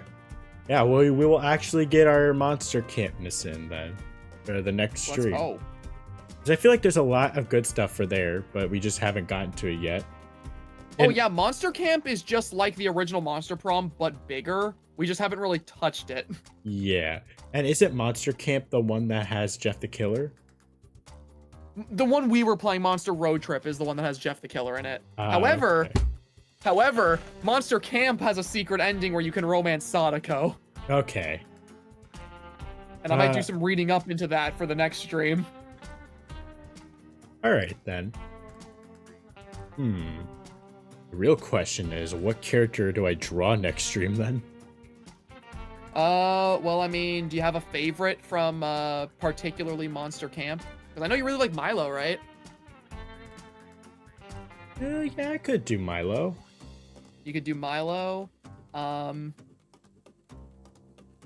could guess- do one of the player characters. Oh, fuck yeah, I'm doing the Pumpkin Girl, then. Oh, yeah, draw the little pumpkin girl that you can play as. Yeah, Pumpkin Girl. All right, then. All right, well... God, these games take so much longer than you would have ever expected. But I'm having fun with them nonetheless. Like, you know, I always, like, knew about these games, and they were always seemed so cool with, like, their art style and just their gameplay mechanic. And it really is more fun playing it with a friend. Well, I mean, yeah, they're designed to be like a group setting where you narrate the characters and let people just, like, have fun with all the shenanigans. Exactly. All right, well, I guess, besides that, we'll just take a look at some fan art, and then we'll close it off. Hell yeah. Let me check both of our hashtags real fast on Twitter to see if there's anything. Nothing for you, but a Garden of Ban thing that I just saw, Oh, Lord. and nothing here. So it looks like we're taking a look at the Discord. I win, Zach. This basically summarized Yeah. the entire stream. Yeah. Oh my god. I am here. Ah, so painful for Zach. I have literally never won a single time on any of our streams. Except for... No, there was the one time You got I Miranda? romanced Miranda. I romanced Miranda in our first stream of Monster Prom, and that was literally the only W I've taken. That was it. Like, there was nothing else. And Miranda wasn't even my first choice. Miranda wasn't even the one I really wanted. I just went for her because I realized I could. This next one is by Demon Knight. They did it before. Hi, I'm Av, and I am the Squisser, and together we are Mindy. And then there's fucking Leonard burning. Just casually being lit on fire. Oh, very nice, Demon Knight. This thing just appeared in my fish tank, and it smells like gingerbread, and I don't know why. Is this a common occurrence? Some guy. By I am here. It's an average seal. That thing's a freak. Slap it. What the heck? Slap What it. I the think it jiggles like heck? a water balloon. You. That's me. Yeah. Oh! I'll make you say how proud. proud you are of me. Oh shit, that is actually so hype. Thank you, I am here. I am here being the MVP for the stream fan art these past few weeks. My gosh.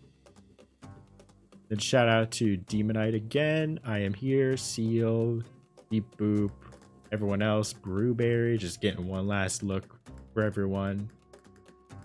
And of course, all of this is in the Discord server. I'm sure a lot of you have already joined by now, but if you don't know, the link is in the description. Just anything else, all that stuff. Separate announcement. I don't know for the people who do know, but I actually do have a other streaming channel that is on Twitch called After Average, where I basically stream purely at night mode and do something more casual. I have had it for like this year, but I haven't actually like fully committed to streaming on it, mainly because I was just, redoing my stills and all that. But I will get to work on possibly, updating it to where I can once again stream on that channel specifically, because I do like just streaming at night sometimes.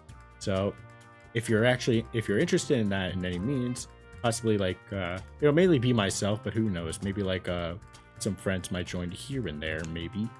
But yeah, if you just want a separate outlet for more streams, more casual ones, then you can go check that out at twitch.tv/afteraverage.